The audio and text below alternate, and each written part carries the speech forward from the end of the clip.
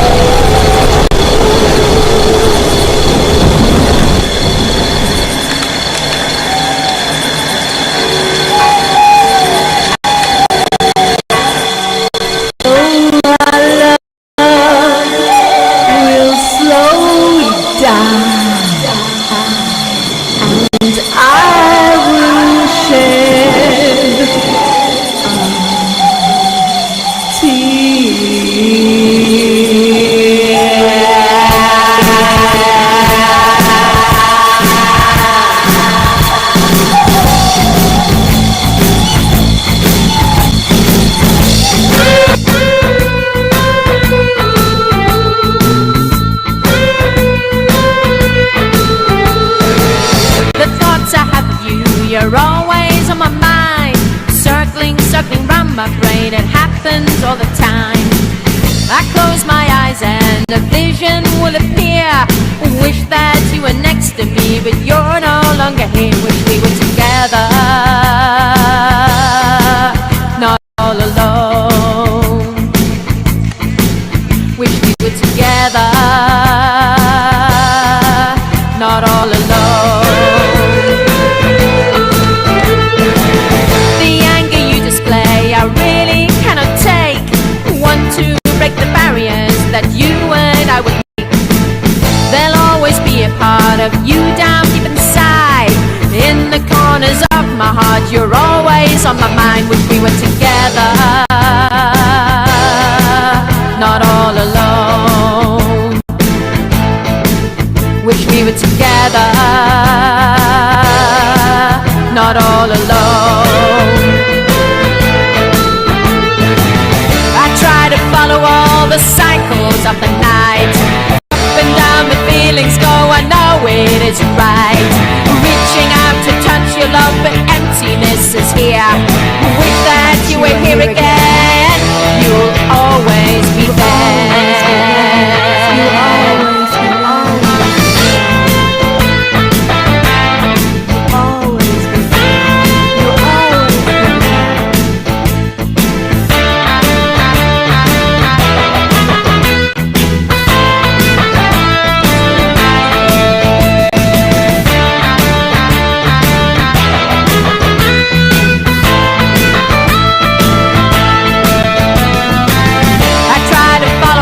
The cycles of the night, up and down the feelings go, I know it is right. Reaching out to touch your love, but emptiness is here. Wish that you were here again. You'll always be there. I feel the cold dark night go trembling through my skin. Bar the doors and windows tight so I won't let it in. All alone. The trees have finally shed their leaves and winter is here. So our love will slowly die and I will shed a tear. Wish we were together, not all alone. Wish we were together, not all alone.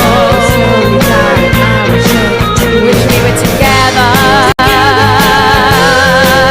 not all alone. Slowly dying, I will shed a tear. Not all alone. So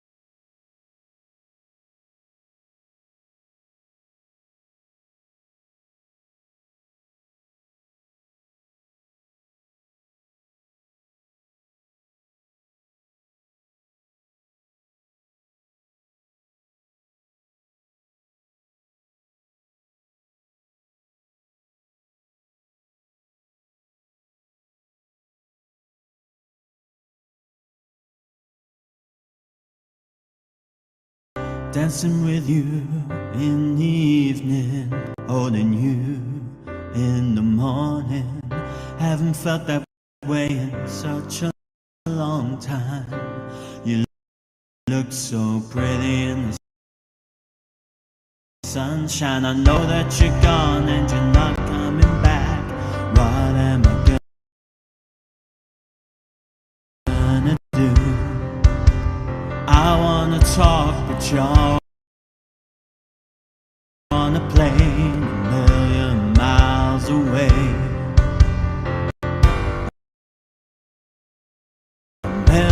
Millions. I know it's a small world, but where am I gonna find another like you? I know it was just one night, but I'm never gonna find another like you. Drinking with you in the moonlight, lying with you by the poolside. I wish we could have stayed forever in that Italian paradise. I know that you're gone and you're not coming back. What am I gonna do?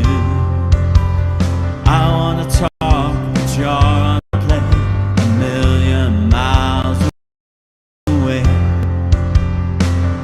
A million miles. I know it's a small world, but where am I gonna find another like you? I know it was just one night, but I'm never gonna find another like you.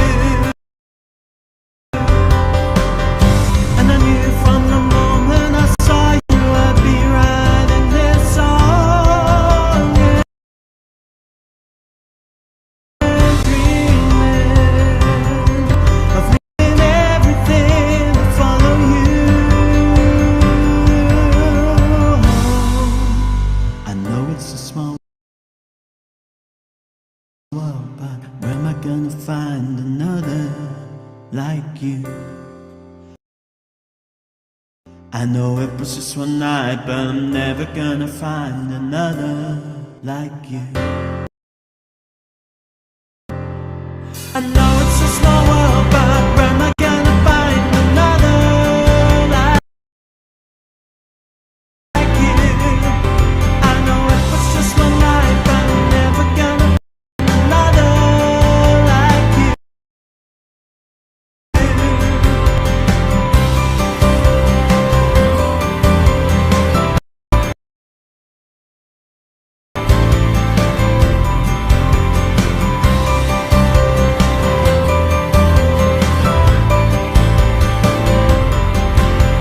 I know it's a small world, but where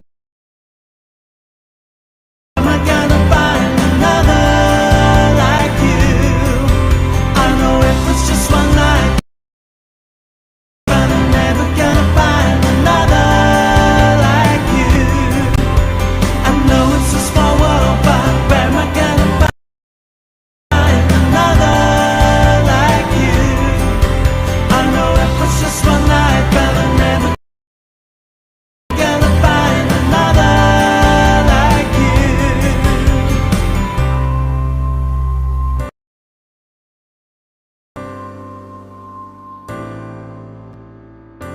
Another like you.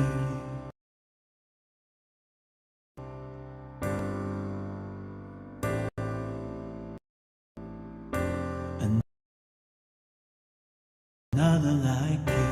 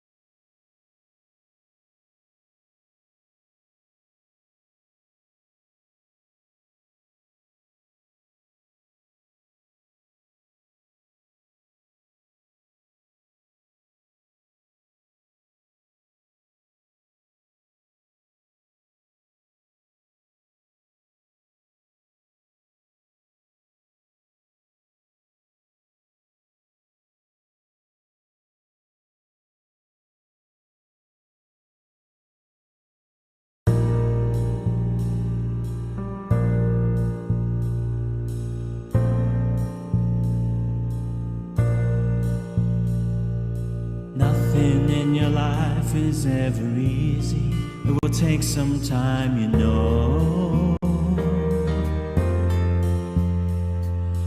Even when the moments seem to drag along, you gotta let them go.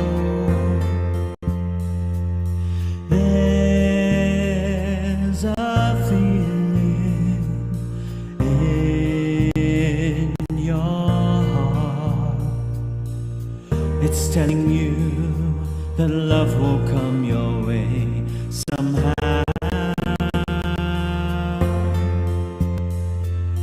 When it finally catches you, you're unaware of how you ought to be. Stealing moments everywhere. I'm wondering in your heart if it is real. Cancel the dreaming.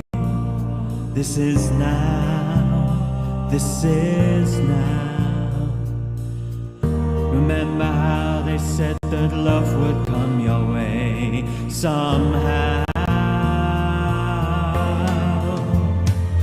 And I can see the praises of the moment when you're here with me. And I can feel an everlasting love is happening to me.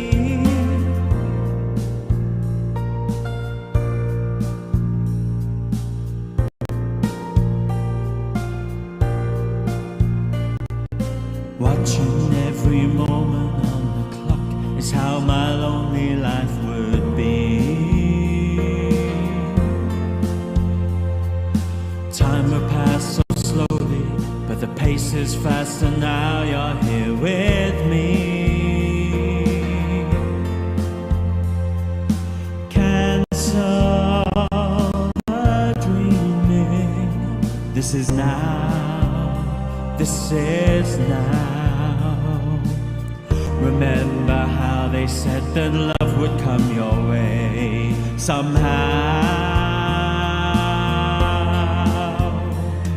And I can see the praises of the moment when you're here with me.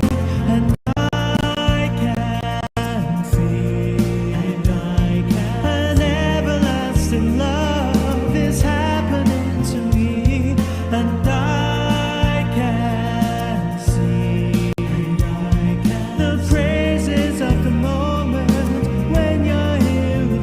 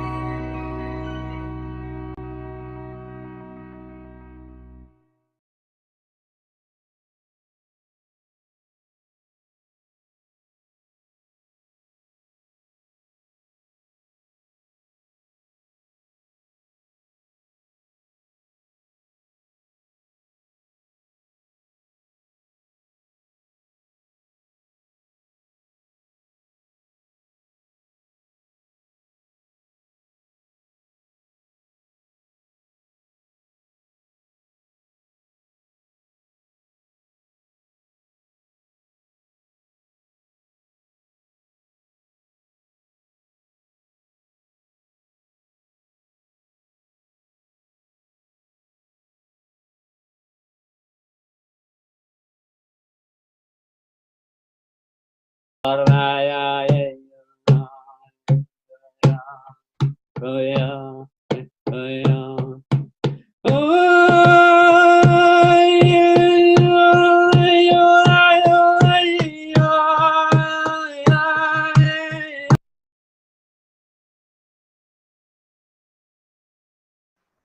everyone, welcome to Messengers of Light. And today I'm going to be inviting on Kay Ashley to talk about her work. She calls herself the healer of healers, and from that, I presume what she means is that she heals us, the healers.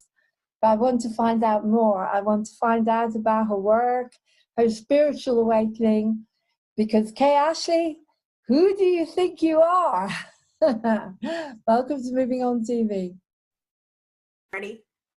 Hi, Kai. How are you today? I'm good, thanks. How are you? I'm brilliant. I'm brilliant. So I wasn't sure how to pronounce your name. As I say, I thought it was maybe Kay, and then I thought maybe it's Kai, but you just confirmed it. Now, you were saying to me, you know, as we don't know each other very well, but you were saying that you actually were born in Australia or New Zealand? Yeah, I was born in Australia. In Australia, what part of Australia? Well, I was born in Sydney, lived in Newcastle, and also up at the Gold Coast. But I haven't lived in Australia since 2008. I've been living abroad in different countries around the world. Okay, because I did go to Australia quite a while ago. I did the whole of Queensland and all that. Ooh. It's absolutely beautiful. And I was in Sydney for about 5 months, I think. Oh, yeah. Oh, I loved it. It was gorgeous, gorgeous. So now you're in the UK, and where do you live? What part of the UK? Essex by the beach at the moment. Yeah. Oh, by the beach, wow. Mind you, today has been, I think today the weather is really going with the way we are. And down and up and down and up and down. Anyway, it's lovely to have you on Messengers of Light. Thank you. As I say, I always like to find out how people woke up, how the spiritual awakening happened, because the reason I created this program is because a lot of people are going through so much, and a lot of them are waking up, the heart chakra is opening, Yeah. and they don't know how to navigate it. They don't know what's happening to them. And so this program is very useful because people like ourselves that woke up quite a while ago are able to pass on how it was for us. And so it's not so scary or so difficult for them. Okay, Exactly. so back to the beginning. So where were you born? And just tell us a little bit about your childhood. Okay, well, my childhood definitely prepared me to be a healer because it was not a happy one. I was a very unhappy child. I came from a home where my parents were teenage drug addicts and criminals, and I spent my first 2 or 3 years in a drug house, which obviously was not safe for a child. I've done a lot, many hours of healing work on like the rejection and the abandonment issue. But then fortunately I was taken away to live with my grandparents and my teenage aunties.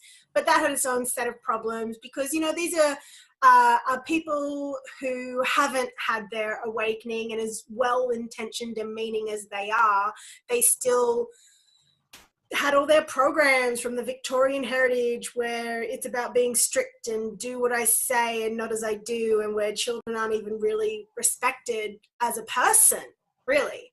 So, so I got to learn a lot through that, and I was bullied a lot growing up. So I had a lot of trauma, and it sent me very bitter and cynical. I actually used to be very cynical, and when I was a teenager and I was living at a home with my much older boyfriend, I ended up becoming very mean-spirited, very awful, and I was lying a lot. And that was actually really relevant because that was a big part of my first spiritual awakening, where I started noticing how everything that I was doing because I was so angry at the world actually just ended up harming me. the lies ended up psychologically damaging me and the people around me. So I had a very rude awakening, a very shocking wake-up call, and around 22 is when that 21, 22 is when that really, my first awakening happened. And yeah, so that from there I started practicing morality, and the first type of personal development I ever got into was Buddhism, where I started practicing loving kindness meditation and Okay. learned how to actually have morals for the first time. Thank you. Wow. Hang on, where have you got? That is so honest. Yeah, I get told that. This is what I love about spiritual, you know, light workers, indigos, crystals, star seeds. We haven't got that, what am I trying to think, that barrier.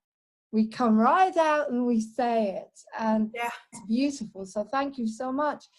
Just going back a little bit, it's very interesting what you just said. Sometimes there is actually a person or a mentor, I know there was in my life, that actually showed me something where I was not going on the right path. Did you have anyone like that at all in your childhood? Someone that, I don't know, I'm kind of picking something up here, that maybe there was someone like a teacher or a mentor of some kind that gave you a little bit of direction maybe? I think maybe there are a couple of teachers along the way that were like standout, lovely teachers. I can think of maybe two. But really, when I just think of my childhood, it was very lonely, and I always felt misunderstood and very out of place. So it was a lot of figuring it out on my own in the early days, really, well, for a lot of it. Right, yeah. Well, this is it. So we seem to go through so much in order to find out what we're here to do, and it can take a little while. So going back again to what you were saying, what interested you in life? I mean, well, you obviously didn't come straight into the spirit world and the work you're doing. Did you do any other kind of work at all that you felt you wanted to let go of it? Or did you feel that something wasn't right? Or did it actually lead you into what you're doing now, do you think? Yeah, well, everything led me into what I'm doing now. I think that's why as light workers, we're so open to talking about it, because we see how everything is connected. Growing up, I did a lot of sort of odd jobs like waitressing, which I was so good at and I loved, but, you know, I didn't like the hours of pay. I've done a lot of jobs that were very soul sucking. The time when I was really mean, when I was around 19 and 20, I was working for a very dishonest company as a salesperson.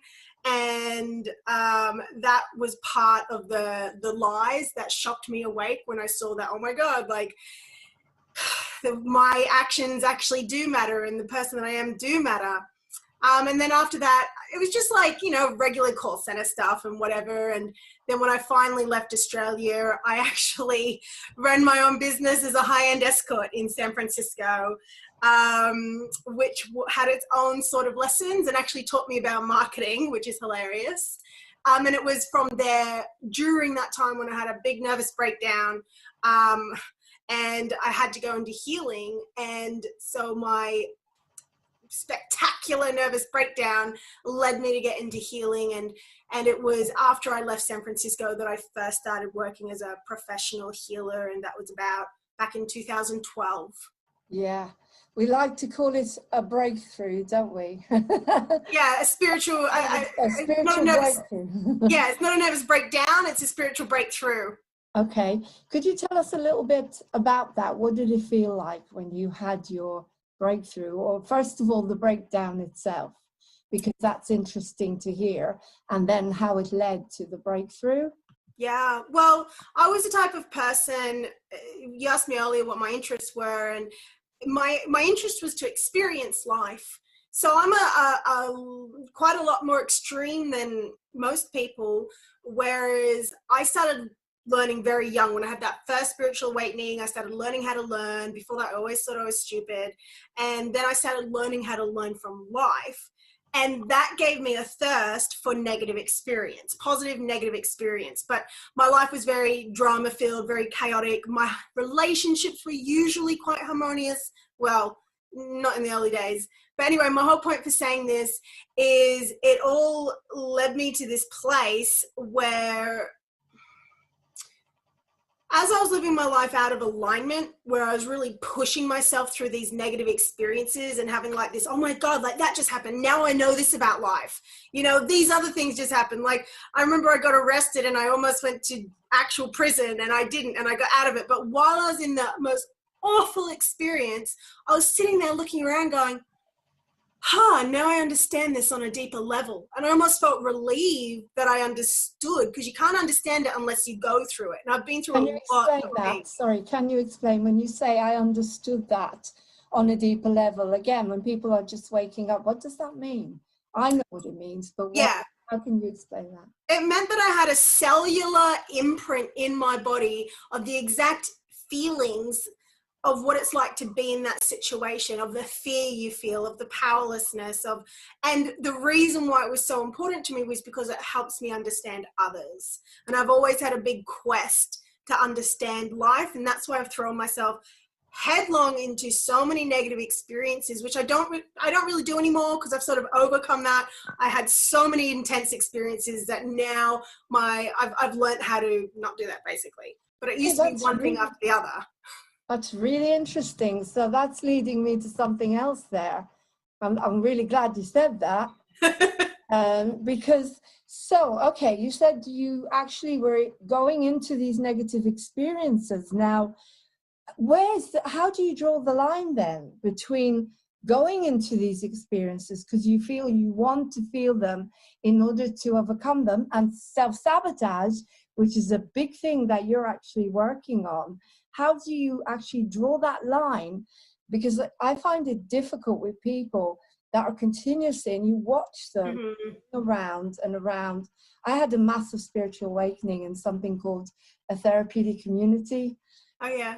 I healed without medication, and I used to, people would say to them, if you gave up that trap of going round and round and round in circles, how would you feel?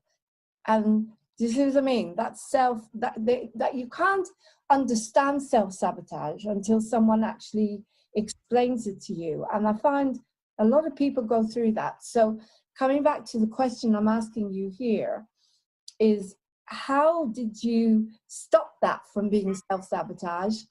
Because you, some level of awareness, you knew that this was moving you forward. So can you explain the difference maybe? Yeah.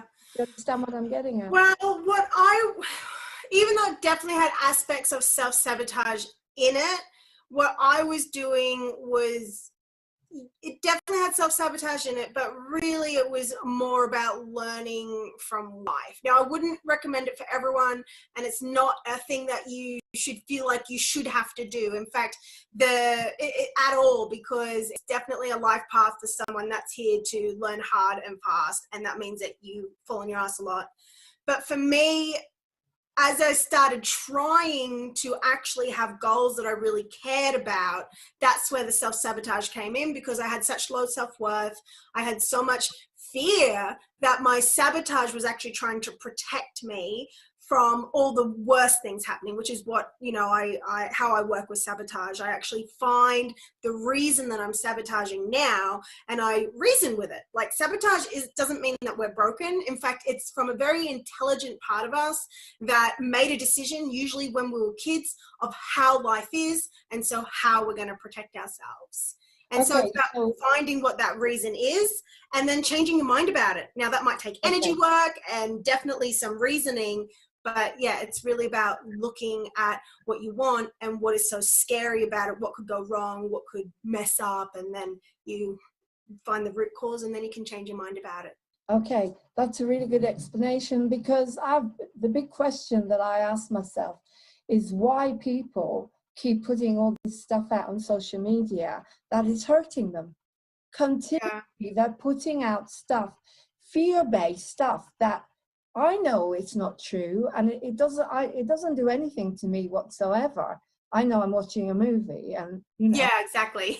lots of movies, one after the other, one ends and another begins. But these are people that are very awake and very wise in so many ways.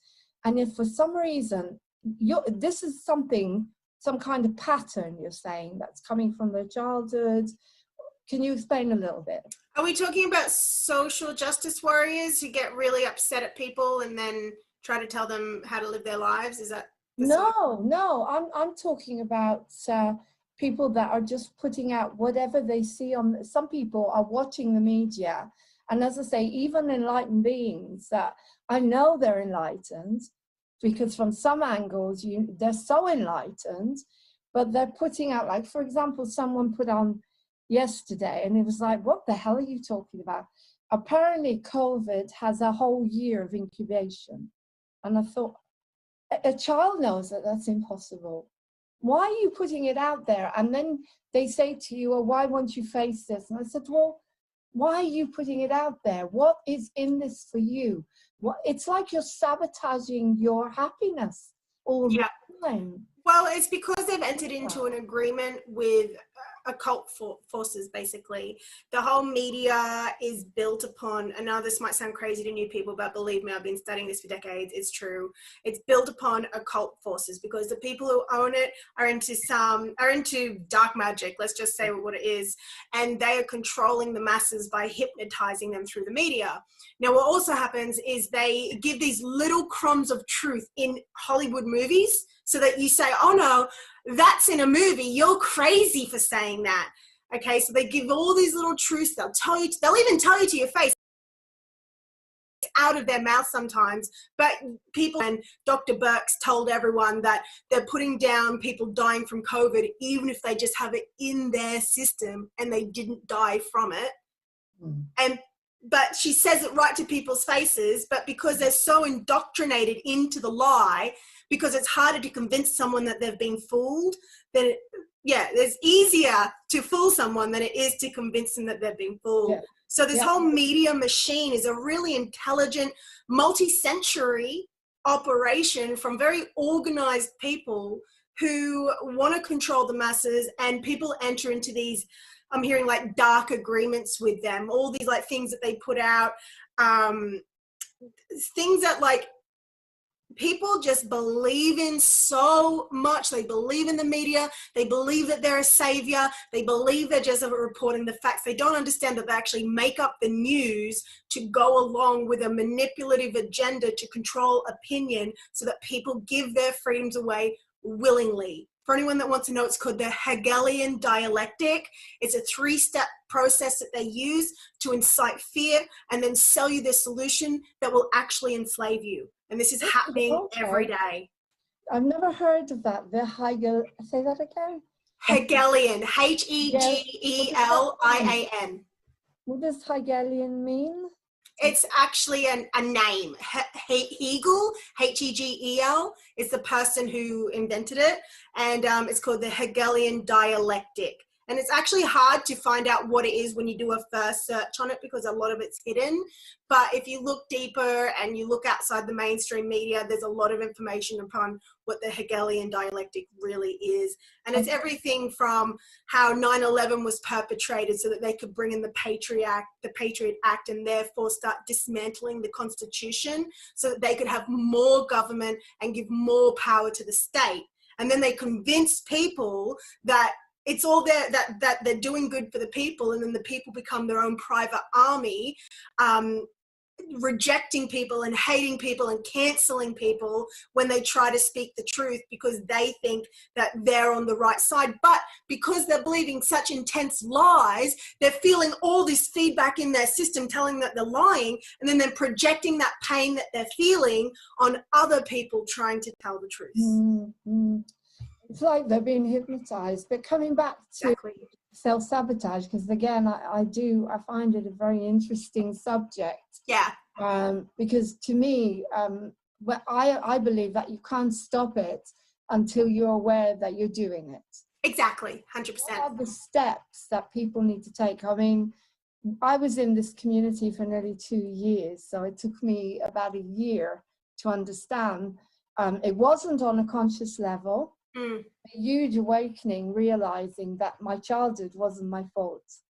And Yeah. it's massive, and it happened overnight after a huge amount of work. It suddenly, a light bulb went off. But that is unusual. That's unusual. It doesn't always happen. So what are the steps that people can use? Because as I say, to me, it amazes me when a friend contacts me and this friend has been enlightened and suddenly they're like going through this pattern again. And I try to say something to them like, I can help you, you know, set your goals or do this, because, you know, I do a lot of this stuff. And and then the phone goes and they say, I'll go now.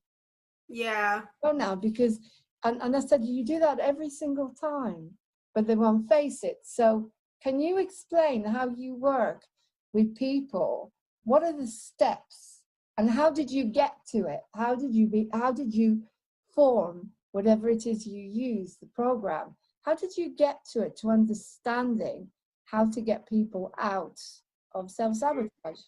Well, a lot of life experience, a lot of self-sabotage from me. I used to have PTSD. I would get very reactive and angry. I had social anxiety, and I would like take things so personally, and I'd cry if someone said they were going to call me and they didn't, and I'd go into like fits, and I was like really had mental health issues because I'm such a sensitive system and a strong empath, and I was also had a victim mindset. So the first thing is to realize that everything that happens in this reality is to realize that you are the master of your own reality and that nobody can actually be blamed for what's happening to you. Okay, so that's a really bitter pill for some people to swallow. It doesn't mean that you were aware of it. In fact, a lot of the time it's not. You're not aware of it. But you always have the power to be able to see it and see how, oh, if I hadn't have even turned up that day, then that fight wouldn't have happened. Okay, we'll see how even though you weren't able to control it then, you can look at your past mistakes and say, oh, well, even though that clearly wasn't my fault, oh, but then again, if I hadn't have snapped, then maybe that person wouldn't have punched me in the face, you know? So it's not about, it's the opposite to victim blaming. You're literally just taking responsibility for how your energy really can incite other people and how it controls everything. You can always change your energy and shift your energy. But when it comes to finding self-sabotage, you can go into a few ways, but the main way I like to do it is by looking at a person's desires, because your desires actually light the way. I always say your desires light the way to your bigger desires. So the way to know what to do is by following your actual desires. But then we have all this self-sabotage, all the fear and the cravings and the neediness and the need to prove ourselves, and that will all get in the way. So our true desires can be buried underneath the fear. So one of the simplest things that any viewer can do right now is to get really honest with yourself about your desire, and then let yourself do a negative visualization. See, one thing that some spiritual people... there's a real big reason. See, one thing that spiritual people do I'm just going to say it wrong, is that they spiritual bypass and they're scared of their negative emotions. So let me explain it. You do a negative visualization where you see your desires and then you imagine, okay, well, let's say that happens. Okay, I've got the keys to the house now. I'm living there. It's really amazing, but something goes wrong. What is it? And then you imagine the negative thing and you go, oh, I'm secretly scared that I won't be able to keep up with the payments and I'll lose the house and I'll be on the street and my husband will divorce me and I'll be all alone and I'll be a homeless bag lady. You would be surprised like how often things like that come out. It's almost every time. And so I recognize it. yeah, right? So you don't want to be scared of the negative. You want to bring it up because it's happening anyway, right? It's banging around in there, creating in the background. Every time you think of, let's say in this example, getting the house, you think consciously you're working towards it, but then all of a sudden you have an energy dropping like, I just don't feel like it for some reason. Well, go in and investigate that feeling. Like, what is this feeling really thinking? The feeling has an opinion. If you take one thing away from this, It's really to understand that every single feeling you have, every sickness in your belly, every illness and issue has an emotional, a logical opinion behind it. And if you can find its opinion and give it love and help it reason with it, you can change its mind and you'll be able to let go of any issue. Okay. So you're talking about acceptance here, aren't you? You're talking about accepting the different identities and the different parts of us. Wow. Yeah, that was always me. That was always, because I don't have kids and it's just me and my husband, 2 cats. As you get older, we don't have our own home. It's like, oh my God, I'm going to end up in the streets. I'm going to end up, you know, thrown away, yada, yada. But that actually motivates me. Yeah, that's good. Motivates me. I've used that to motivate me to change my life, to get out there. But also it's interesting because we want everything very quickly. People don't understand that they have to graft, they have to put energy and focus every single day, even if it's a tiny little action. Yep. Again, I was having this conversation with someone. She said, oh, I don't get any likes and I'm really fed up. And then I said, well, I've been doing this now for 40 days. I've been focusing every single day for 40 days. 40 days, that's it. And I'm not getting enough likes and enough subscriptions. But this time, I'm not paying any attention to it. This is how different it is. Because in the past, that would have been it for me. It would have been, oh, I'm not getting anywhere. What's the point? I didn't feel like it today. I do an awakening every single day. I do from dark to light every single day now for nearly 40 days. And I thought, I can't be bothered. Don't want to do it today. And then I thought, I got up and I saw people are going through so much. And I thought, maybe one person will watch this and it will change their day or something. I'm doing it. And I just got out there and I did it. I love that. I try to explain to people and they say to me, why didn't you get upset, Lauren, when they cut you off Facebook? Because they cut me off doing posts because I said something I shouldn't have said and I wasn't allowed to do live. I'm banned from live at this present moment. Pardon? I'm banned from doing live stream at this present moment for 3 months. Yeah, we're waiting for real. Trump to take over to get social media back. And they said, how come you're not upset? You didn't get upset at all. And I thought, well, I did get a bit upset because I have 4,000 friends on there, sort of. I don't know anymore, but, you know, sort of. And it put me back onto moving on TV. I took back my passion. I took back this because I did it. And that was the silver lining for me. And I thought, well, that's why I'm loving every minute of it. I'm developing it. And as I say, I have time, you know, there's lots of time to go out. You know, you can't expect everything to happen overnight. So what you're saying here is fascinating because we all have these identities, or we have family. I'm lucky I have no one in my ear saying, you've only got, you know. Oh yeah, you need to never listen to those people. Oh my God, but it is difficult. And so that's my next question. People do have that. And they are very connected sometimes to their family. They're people pleasers. I'm not saying that in a bad way, but that's one of the personalities. And a lot of the time it will be like, oh, you know, you're not getting anywhere. And they'll drop it and they'll go back to doing what that person, that other person, that voice in the head, it could be anyone, it could be from the past, is telling them, or the fear of the future. So again, you're saying the passion and the desire, Tony Robbins always said that, has got to be so big. What else? What else? Could you give us an example of your own life, of how you use this to overcome? With the people in my ear team. Pardon? Of an example of what specifically?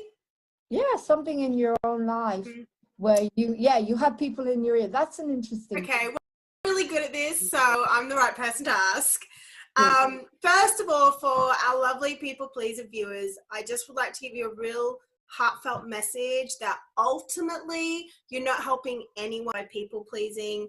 I know that it like feels so strong, but at the same time, when you constantly give in to others, that can lead to resentment, and you're actually training them how to treat, and then you have to, no judgment here, but you have to suck energy from other people to make up from the energy that you allow your loved ones to essentially steal and take from you when you don't actually desire to give it. So when you reinforce Sorry, yourself.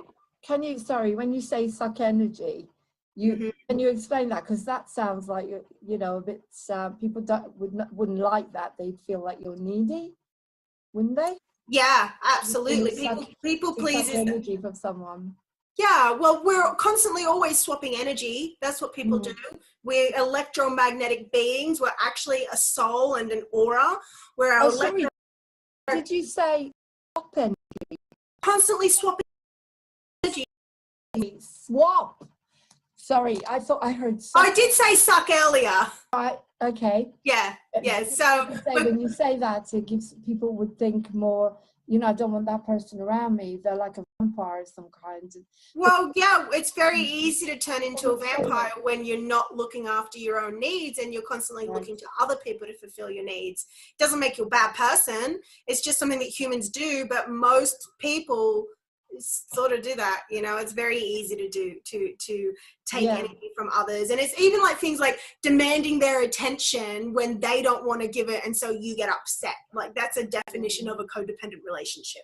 Yeah, and that could be some kind of self-sabotage when you know that person can only take so much. Yeah, exactly. So you're talking more about swapping energy in order to develop your skills. Is that what you're saying?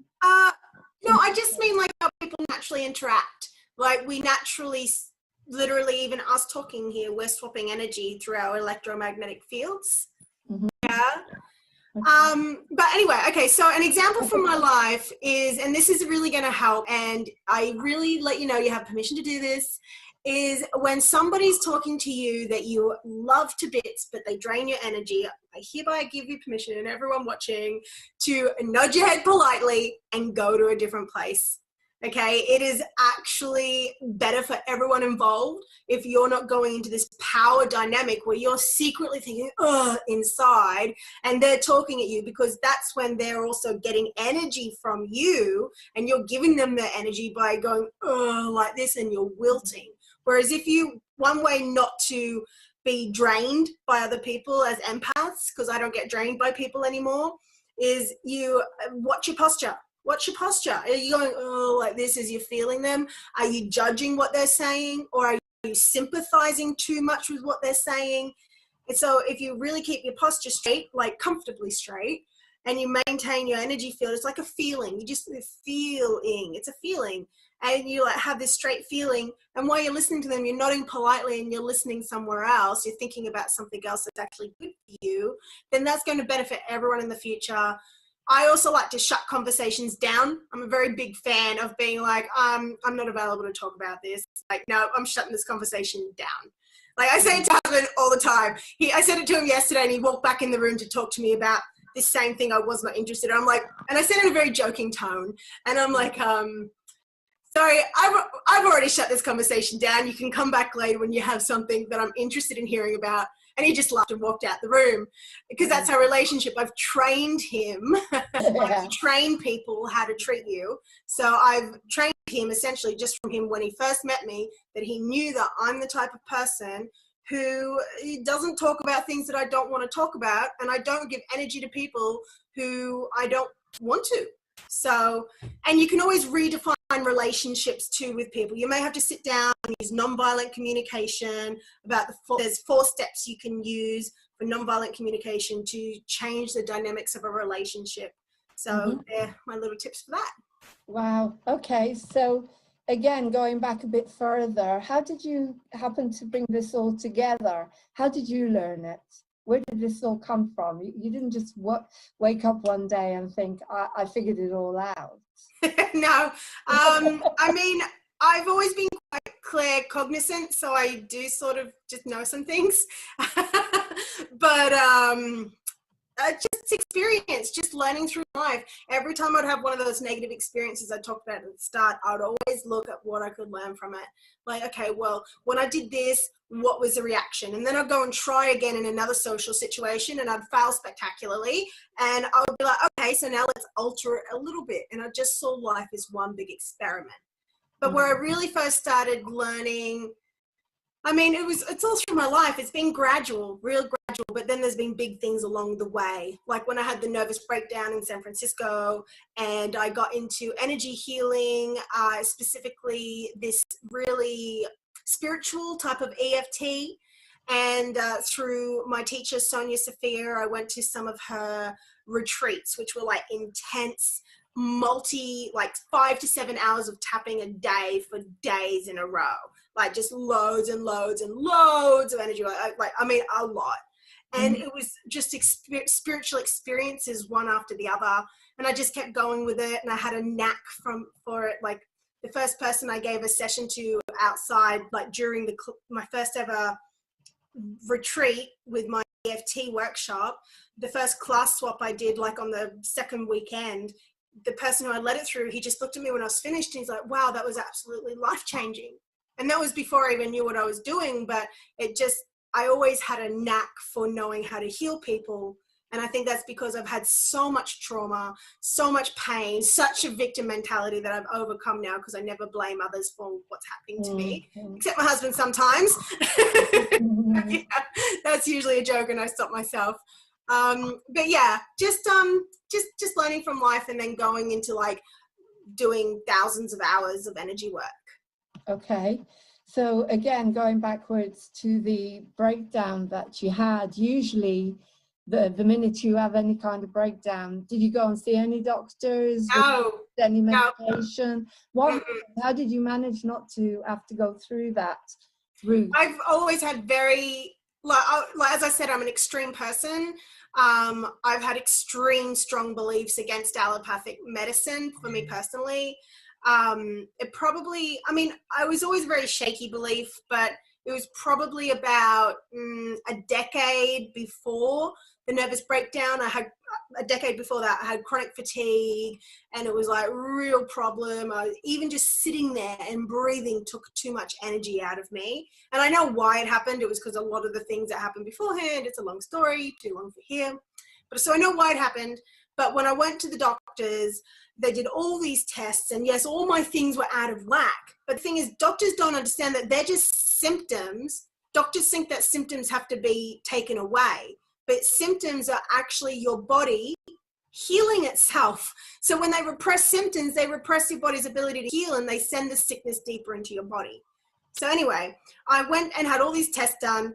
And when they finally realized they had no fucking idea what was wrong with me, they just handed me a prescription. And I swear, this is what happened. She was standing up, the doctor handed me the prescription, and I said to her so innocently, I said, so how long will I have to take these for? She looked me straight in the eye and she went, oh, you'll take these forever. You'll always be sick.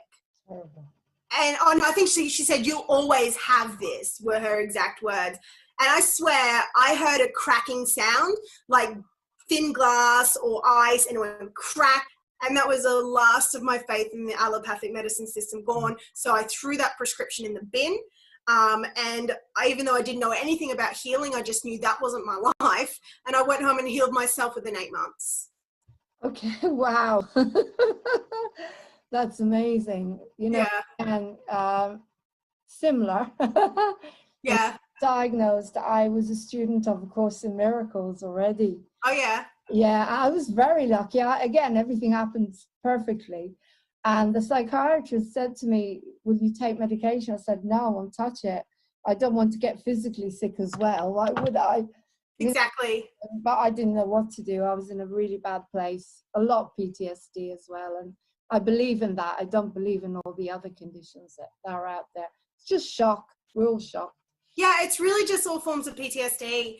And when we get that shock to our system, then it starts compounding into disease, especially when we don't change our life or look at it or forgive, all these sorts of things. But I heal sciatica in people. I've healed fibroids and swelling of the womb and chronic fatigue in my clients, all these sorts of things. And it's the exact same method that I use for healing anxiety. We just do a bit of an extra bit in it. And it's always got this logical component underneath. It's like, so for instance, my client who I healed from sciatica, she had 9 years of excruciating sciatica.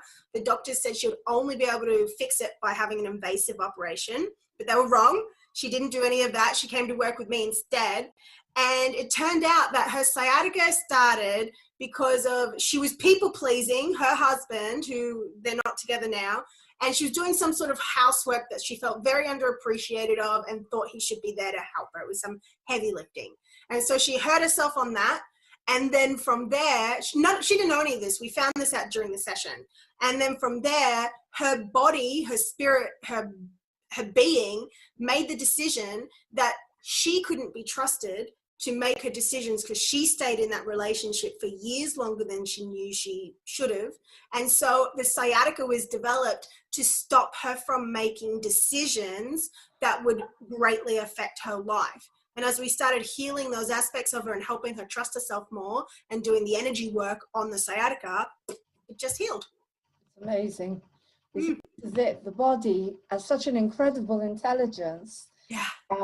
You know, my journey has been through homeopathy and the journey, we say, and all of that stuff. So what do you use? Have you created your own modality, your own type of energy healing, or is it a combination I use a mix of everything plus, you've learned? Yeah, I use a mix plus I use my own. So I use a mix of what my teacher taught me, Sonia Sophia, and she uses a mix of EFT, and she does a lot of breathing and yelling and sighing and visualization. And so I do all of that. Plus I have, I'm a micromanager. So I love to micromanage my healing. So when you're in a healing with me, I will tell you exactly when to breathe, how to move your shoulders, how to relax your face, exactly how to do all these things, because I know how the mind-body connection, and we hold on to stuff.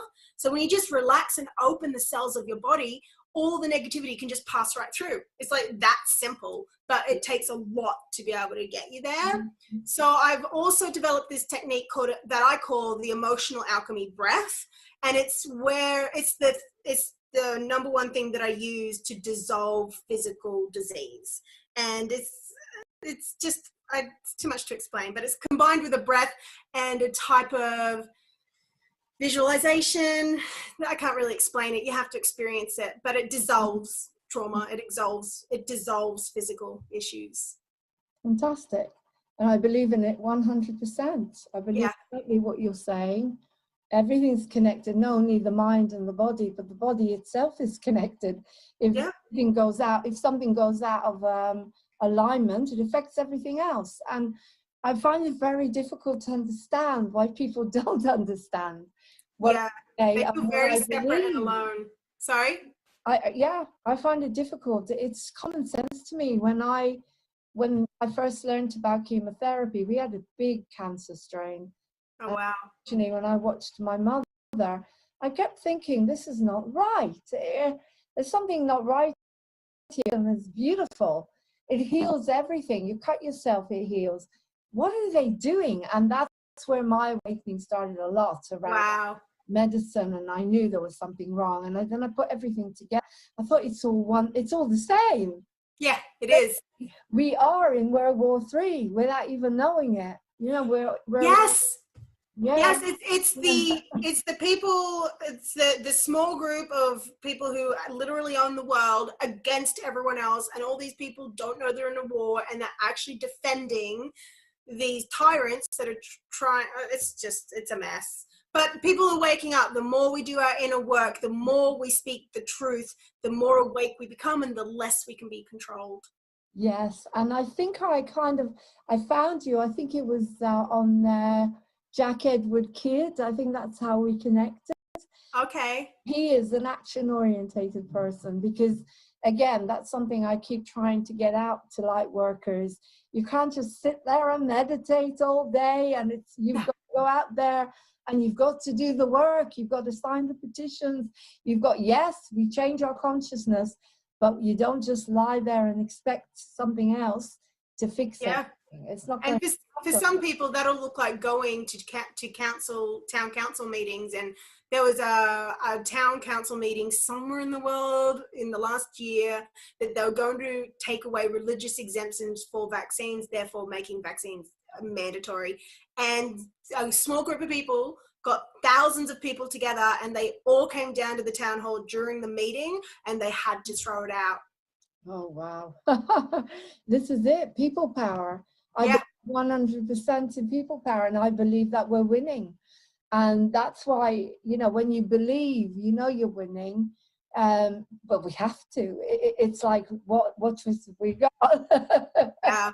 And we want a much better world. We want to see a world. See, I believe that everyone deserves what you've got to offer, what I've got to offer. And I'm a great believer in bartering. I love bartering. I think if people woke up every day and thought, I don't have to worry about bills because everything is bartered, and, you know, you can live in a beautiful house and do the garden and share. And that's very much my consciousness. And Oh, that sounds lovely.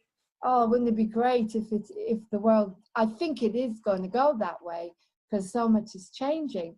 So, okay, tell us a little bit about the healer of healers that you have on your Facebook page. Do you want to talk a little bit? Yeah. Well, I find that I attract healers. Like I mostly, not primarily, but I mostly work with a lot of healers, people who are already very gifted.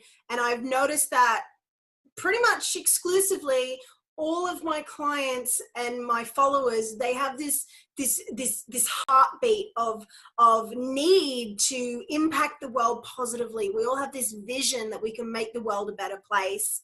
And to me, a healer is just someone that has been through their own stuff, learned how to heal themselves, and then shared it with others.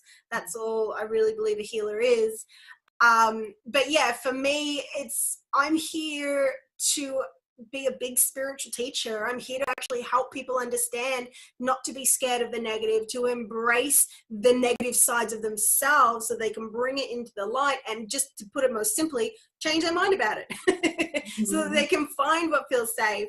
So yeah, I've worked with, I've helped to launch many businesses and helped coaches and healers and other types of entrepreneurs to release their blocks so that they can step into their passions and go to those next levels. And I find it's great working with healers because, you know, you already understand the type of methods, but then my stuff just takes it those next levels deeper, because I actually help you go into the actual cellular structure of your body, and it's like a car wash for the inside of your body. We literally wash out the trauma from your cells, the breath, so the fear is just like being sucked out with a spiritual vacuum cleaner, and then that gives you much more ability to take action.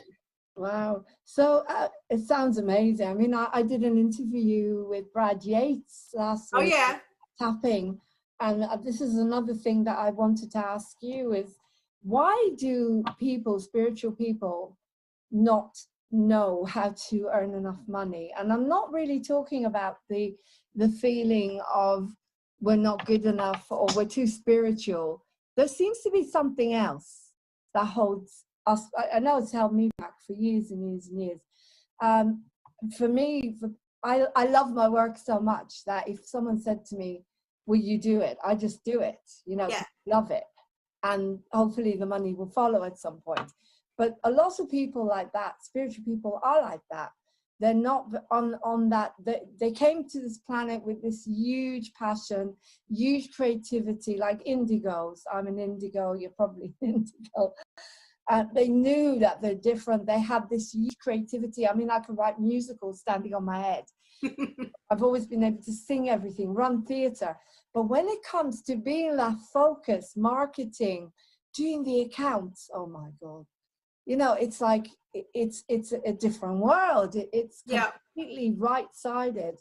So what would you suggest to the people that I know that are going to watch this? And Brad and I, we did do some tapping around it, but I'm interested in also your perception of how can you help those people? It's very easy. Throw out every single thing.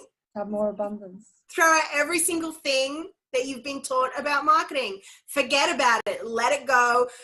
Push it out the door. It's all just something that's worked for somebody else, which sounds good, but the only thing that will work for you is what you desire to do. Okay, so there's that aspect. We've got, really to answer your question about why, it's about people are trying to work off old beliefs of how you have to make money and how money works. Okay, money doesn't work the way that people have been taught it works. It just is. Money is a constant energy that is always available, and it responds to our thoughts. It comes from God, the universe, the divine source of love. Okay, so it literally comes to us through other people, but from God, which is the imagination within us. So I know that's a lot of words at once, but our imagination is what causes us to have money or not. It's what we expect. If we expect it's going to come, but genuinely and actually and really and truly expect. And that's why we can't pretend to be positive. It's killing people to pretend to be positive when secretly they've got this lump in their throat and this sinking feeling in their stomach, which has an opinion saying this isn't going to work. Money can't be easy. You might get hurt. They might reject you. So people have to get very honest with themselves about what that lump in their throat is actually thinking, and understand that money doesn't work how we were told. It doesn't have to.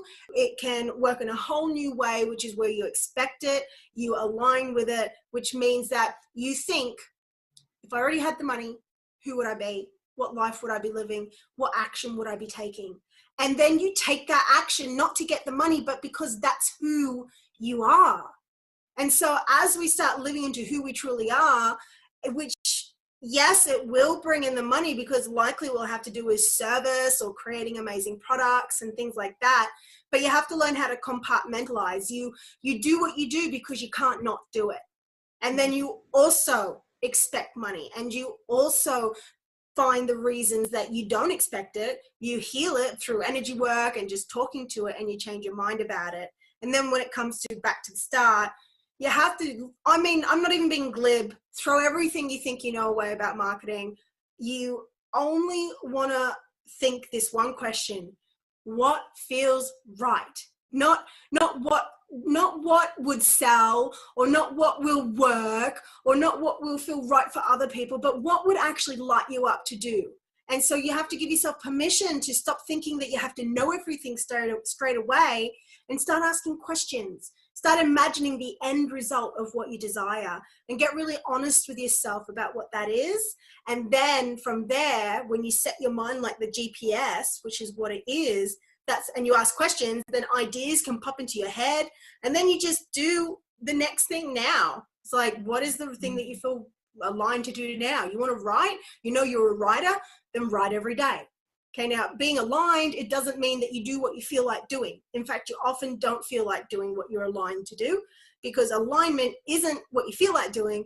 Alignment is being a match to the image of the version of you who is already living the life that you want.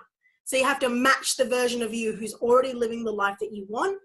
And that means that if you're already living the ideal life, would you be writing every day? Would you be filming frequently? Would you be exercising? Well, if they're all yeses, it won't be for everyone, but if it is for you, then you better make sure that you're matching that vision, and you're not going to feel like it because it's going to feel scary, but you just got to do it anyway. Mm-hmm. It's interesting listening to you. I had about 8 months of life coaching with a really exciting program, and I really felt I was getting nowhere. It was on my beliefs and my values, and then the minute the lockdown happened, that was it. I knew exactly what I needed to do. I felt that's it. I fit exactly where I need to fit. I'm able to use all these things that I've learned, everything that I've learned in all these years, but also the last 8 months. Suddenly it all came together. I love that. So it's really interesting what you're saying. And yesterday I was talking to one of my friends, and he's become very focused as well. And he's on here, Messengers of Light. He did the first program. And I said, moving on TV is like my playground. People say to me, why don't you do just one program? Like, focus on this. No, it's a TV station. You're not getting it. It's like Sky, it's like ITV, it's like BBC, but it's for you. Oh, It's for everyone. It's taking you from the dark into the light. It's free speech for everyone.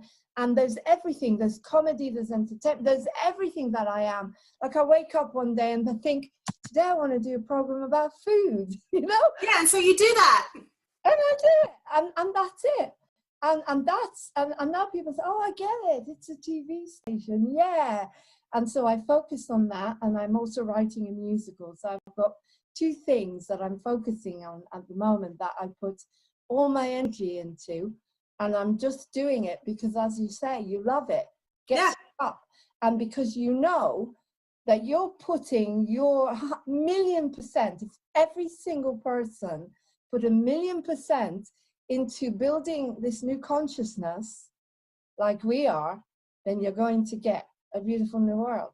And so when I go to bed, or even I leave a program to export, to edit, when I go to bed, whatever time it is, 5 a.m. in the morning probably now, everything's upside down, I know I've done my work and I feel contented.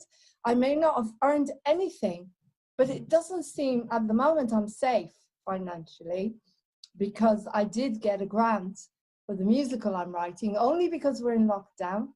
So again, I got some money.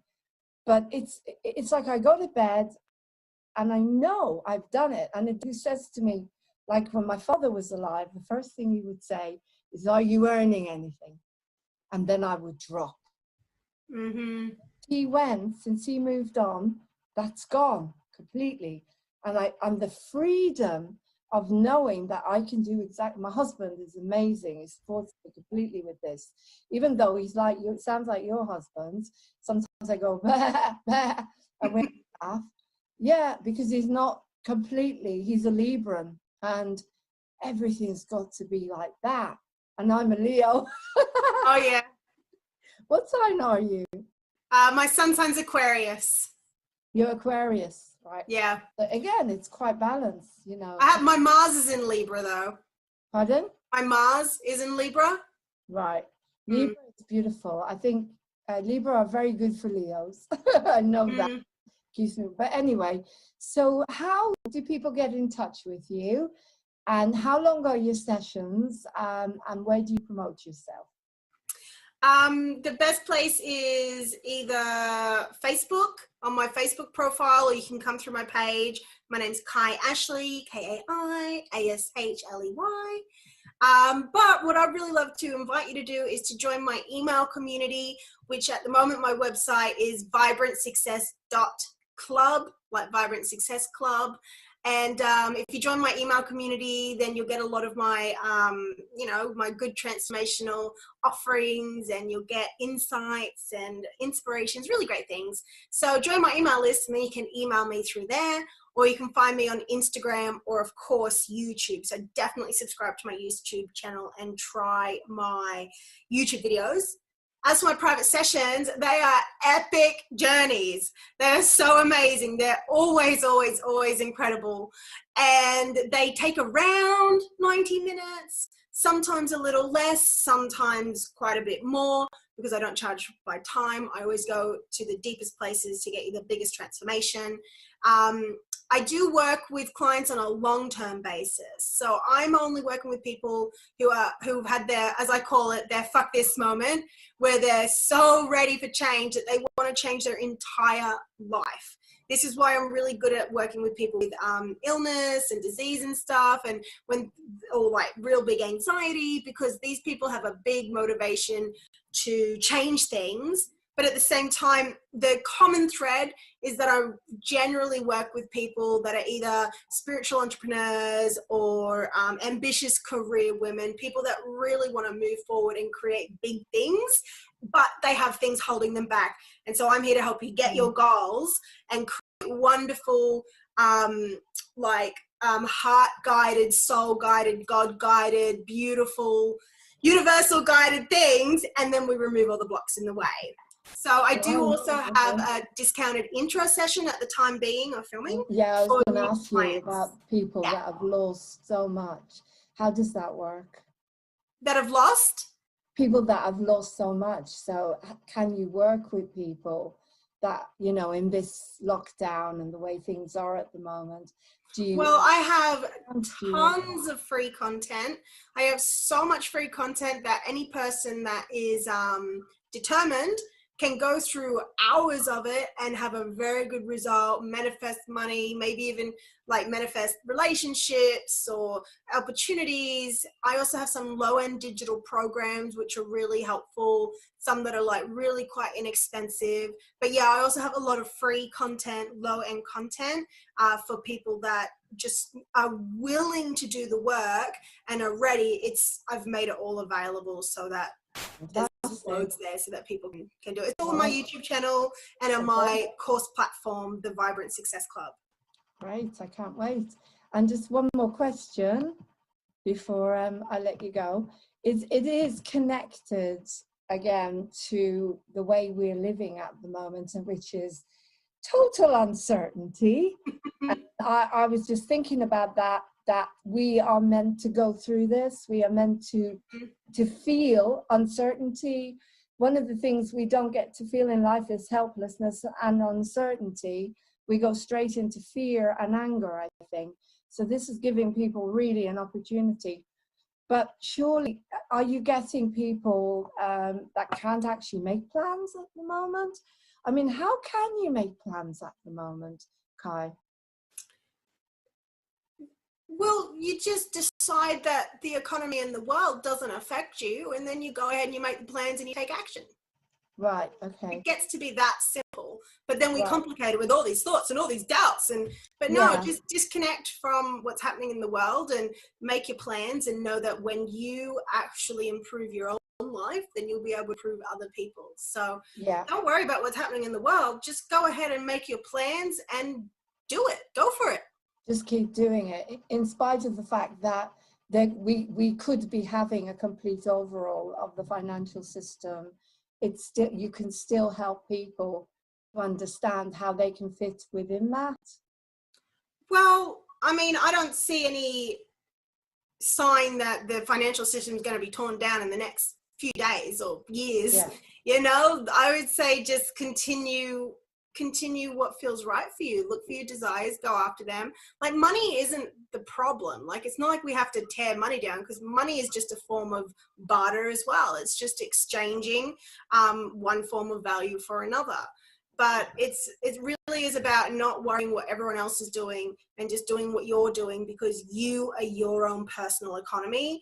So you're the economy. Like everyone watching, you are the economy. Okay, I am the economy. The economy isn't this big bad thing that happens out there in the world, unless you buy into the beliefs. But if you actually stand strong in your desires and have blinkers on, you will attract people into your life that are of the same ilk, that are just the same. And I also believe that those people that have lost their businesses, they will pick themselves up. Because they can. They absolutely can. All you just have to do is... They will be able to do it again. Of course. I mean, people are, of course, like, it doesn't even make sense for them not to. The only reason they wouldn't is if they think that they can't. So, I mean, since the lockdown, I've actually increased my income, you know, so that's because of a pig-headed belief that I have that the economy does not affect my reality. So as soon as the lockdown came into place, I used that belief, which is just a statement I agree with and I say over and over again. I use that belief to say, no, the economy doesn't affect my reality. I'm showing up. I've been training for this my whole life. People need me now. So I showed up even more, got banned from Facebook Live, but still that sent me over to YouTube more. And you just really, really, really, truly have to disconnect from what's happening in the world and just live in your own reality, and then you'll attract people into your own reality and you will create a new world. You don't have to live in all the negative stuff that's going on. It doesn't mean that you're ignorant or disillusioned. It means that you are choosing the best life for you, which means you're choosing the best earth for you. Right. Thank you, Kai. That's beautiful. And it's so wonderful to see how you've come through, you know, all of us that have been through so much, but we have to go through that, as you said. the sun is coming out now in the UK. It's been a crazy day. You know, at some point the sun always comes out. And those of us that have been through, we've been molded, you know, to face this time now. I'm so strong, and I've been the happiest. I've been in so much power since this lockdown, when other people have been just running around like frightened little rabbits. And then I've been just, why are you scared of that? I'm sorry, I don't get it, because you have such a strong conviction, especially you know how to heal yourself, and you've been doing it for years and years and years. And so when that came out, it was, oh, it's another flu. Oh, I'll do what I do, or I'll ask somebody who knows. Yeah, exactly. And so we need to help as many people if they want to. If only if they want it. They want to. You can't, you know, you can only take them to the water. You can't force them to drink. Yeah, I mean, people have every right to stay stuck if that's what they desire. It's that simple. Like, we have lifetimes, we're going around for lifetimes. So it's not anyone's responsibility to force other people to grow. That's just not fair. Why don't you find the people that actually want your help and then go help them? Well, I'll definitely be looking at your YouTube videos, and we're looking forward to it. Thank you so much. Go and enjoy the sun. It's now 6:20 and the sun's come out, a bit like Spain, Mediterranean. We're in Buckinghamshire. Oh, yeah. I have a friend, Kimani. She's doing a lot of, she calls herself Revolution. She's really I love that. to connect to. She's amazing, absolutely amazing. She could do with you, I know at the moment. We all could. Thank you so much, Kai. It's been beautiful, and have a beautiful day, what's left of it. And welcome to Moving On TV. Thank you so much. It's a love. Bye-bye. Thank you. Bye.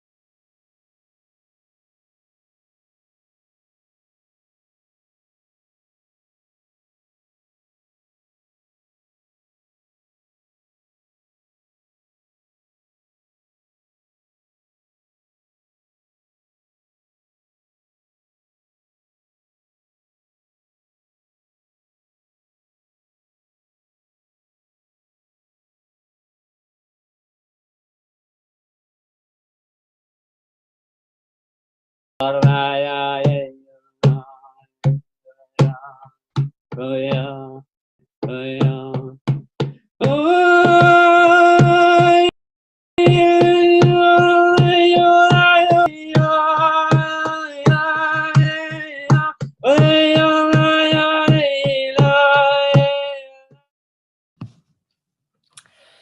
to Moving On TV, guys. And today I've got an amazing messenger of light.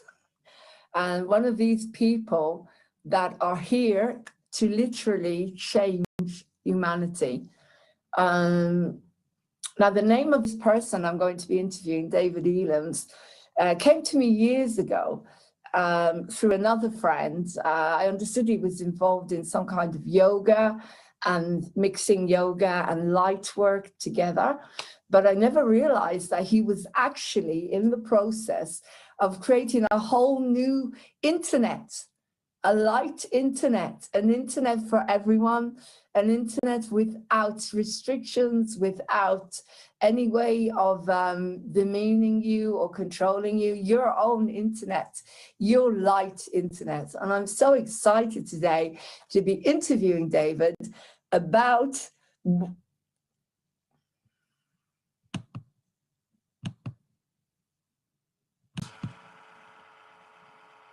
Y4A. And I want to know what it is, and I want to know exactly what he's doing. So welcome, David Elams, to Moving On TV. At long last, we get to do the interview. So hi, David. So how are you today? Yeah, I'm good, thank you. You? How are you? I'm good, I'm good. The sun's shining here in High Wycombe. Where are you at the moment? It's like in Westgate on Sea. It's like just like 10 minutes from Margate. It's like a slightly nice area. I'm in like a little cabin at the end of a garden. So it's quite nice. But, a bit Wow. isolated though, but it's really nice for the nature. So Yeah.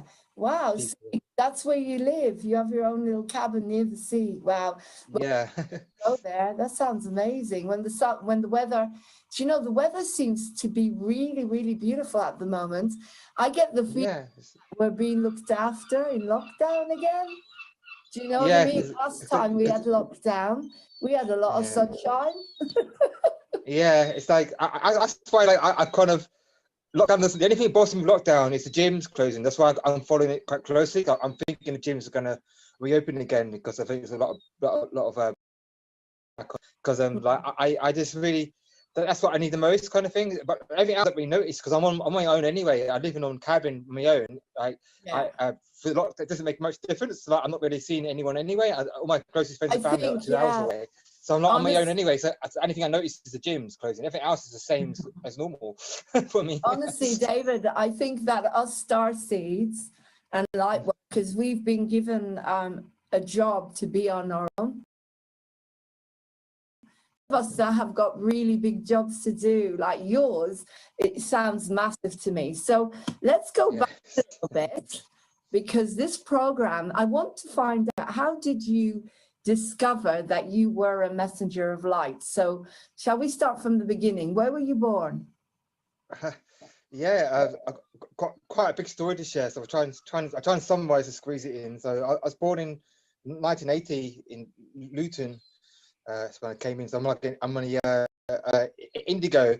People like spiritual. I'm basically a Syrian archangel star seeds. I'm like a Blu-ray master bridge builder. That's a master download, a master seeder. So I'm kind of bringing download seeds and I kind of see into the future. I like a visionary. I see like blueprints and downloads from the future technology to build Fantastic technology and angelic downloads. I get. So, okay, so how did you discover all of this? Because lots of people are starting to realize. It took me a long time to realize what my job was, and that I am who I am, become different.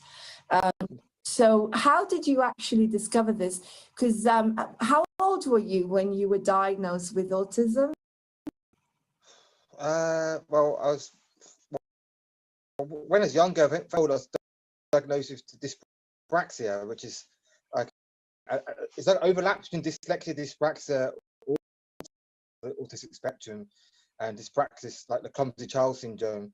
But I had speaking as a child, like I still struggle with communication a little bit now, but not as much. I've had to work hard on it.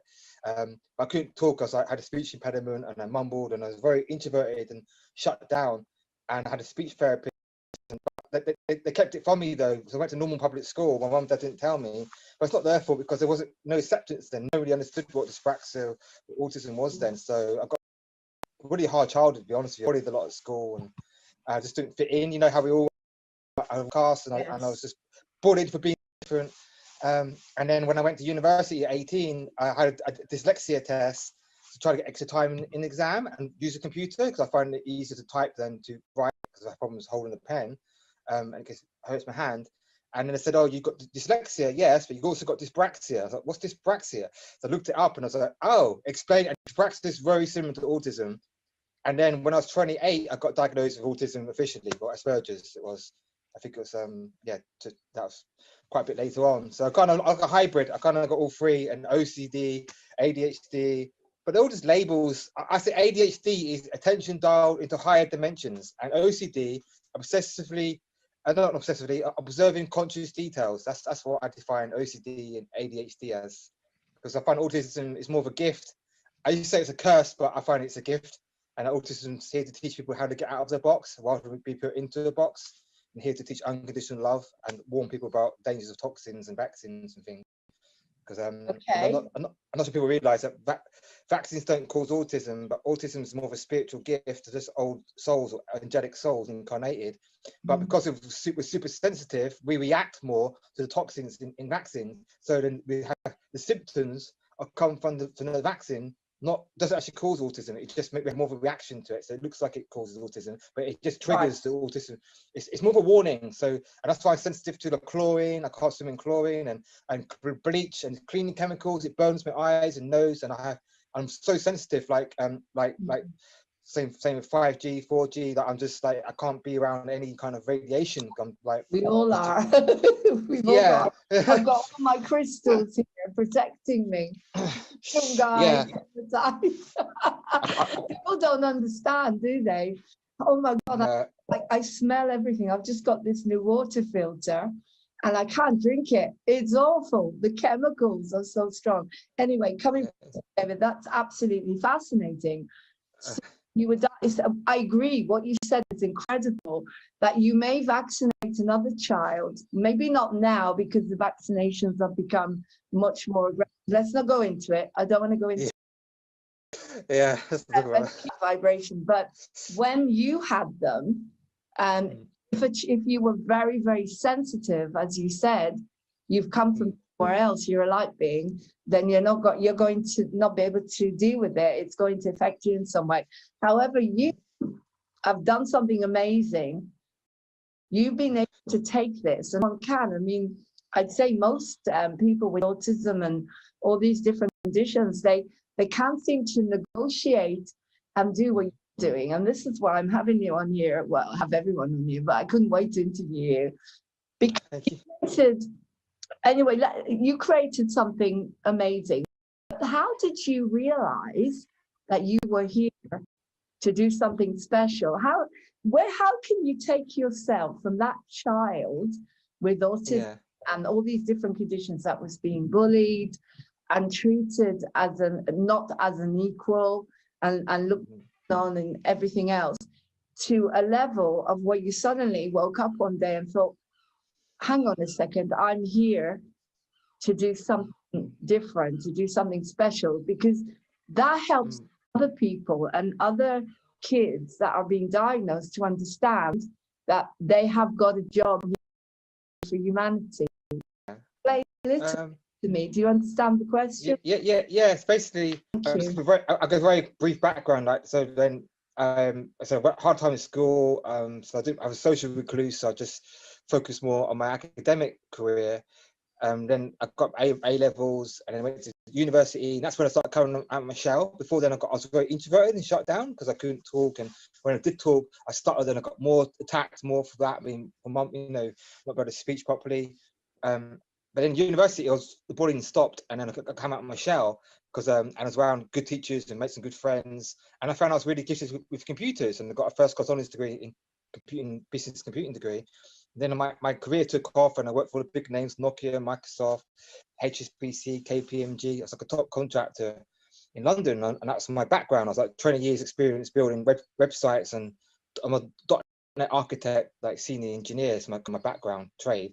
But then what happened is, in parallel of that, so that started helping my low self-esteem and depression and anxiety, which I suffered with because it comes with the autism, plus the home life I had, plus my bullying.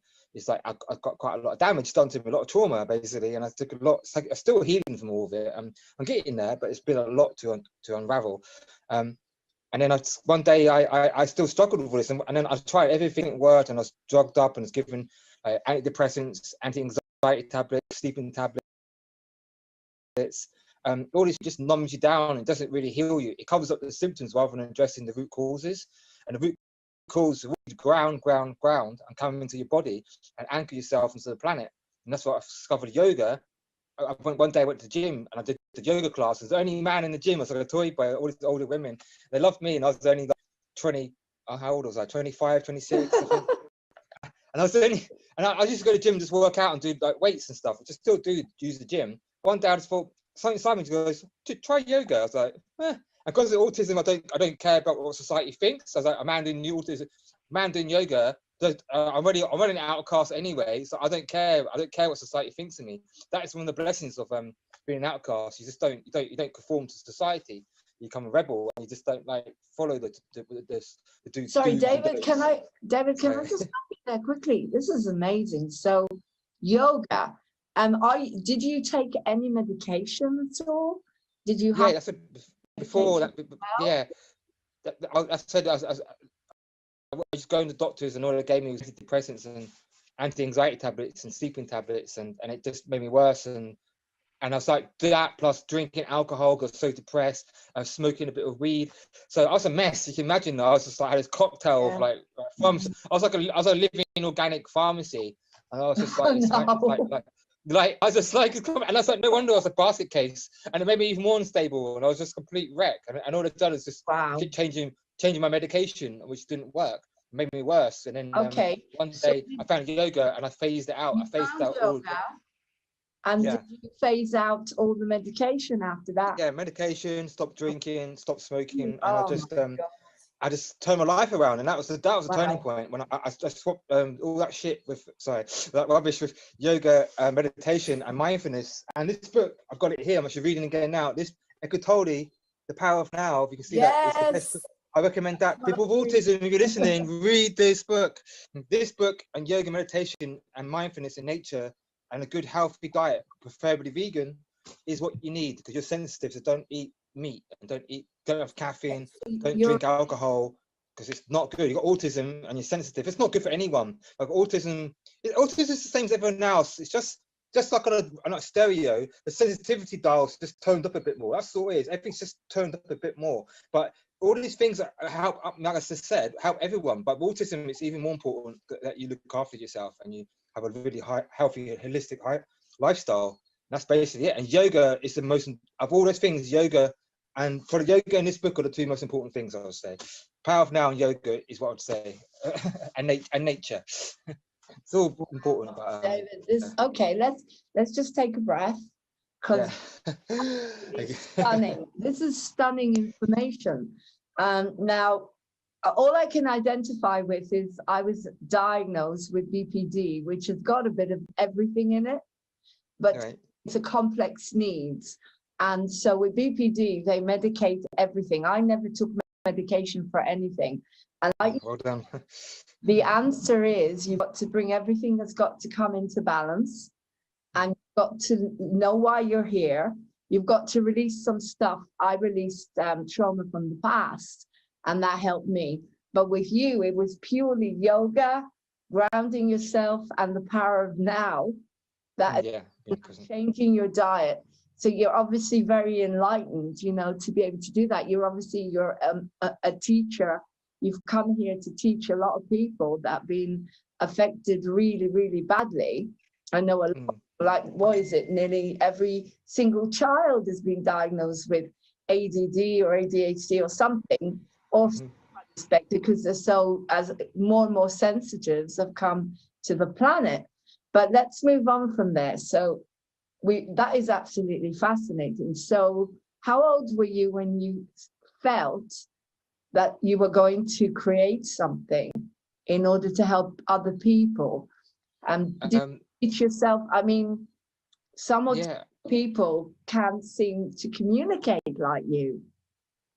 I never used to. I never used to be able to. Like, that's the power of yoga. Like, if people met me 10 years ago, I was way more autistic. You could tell. I couldn't. I'd never be do an interview. I would just shut myself away, and all I did was sit in front of the computer. I couldn't like interact with people, and I couldn't make eye contact, or I couldn't talk properly. I still was very autistic, so that's why my IT career was fine. Because most people in IT are autistic or somebody on the spectrum, all a bit social recluses. Some, not everyone, but generally it's kind of a little. Yeah, but I kind of like say I'm like a hybrid. I'm half hippie, half geek, half hippie, half geek. I'd say like I'm a bit of both. So I'm wearing my tie dye Glastonbury. It's got Glastonbury tour on the back as well. So that's what I wear all the time. My hoodie. Your batik. I love your batik. That's gorgeous. I wear this all the time. But it's my mum tries to wash it when I live to my mum when I come back from buying, and it's part of me. It's like it's grown on me. I never she can never wash it. I never wash it because I do wash it occasionally. I do have hygiene, but it's kind of like it's hard to take it off because it's so comfortable and warm. The hood. It's beautiful. You've got all the chakras, and of course you're protecting yourself. Yeah. So your message is very your message is you're very protected here. I've got the violet flame. All the angels are protecting moving on TV. Only certain people could come on here. Oh, that's good. That's nice to know. Yeah. So your question was like, how did I create yoga for autism? It's kind of like, so basically I kind of discovered that journey. That this is like in my mid 20s, late 20s, started in yoga and started meditating and reading The Power of Now and practicing mindfulness. And like I told her, I just sat in park benches, just meditating in nature and emptying my mind and just focusing on the tree and a flower and just coming one with it and just feeling its inner essence and just connecting with it. And then the sea I love as well, how I just look at the sea and let my thoughts empty across the sea and empty everything out of there. So, and then I thought one day, I never knew anyone else with autism. It was just me. I lived on my own. I'm not on my own, but I kind of didn't really meet anyone like me of IT. And I thought I've got to share this with the world. So then in 12 had my awakening in Glastonbury, because I loved it, in Avalon, the heart chakra of Gaia.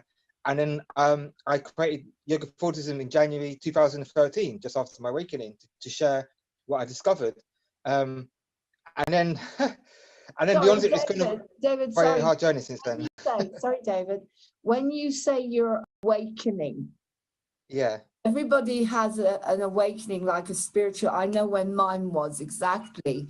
Can you actually say? Because again, if someone is watching this and they think, "Oh, I wonder what my awakening." Oh, they'll realize what's really going on. That's an awakening. So, what would you say was that pivotal moment? Your awakening.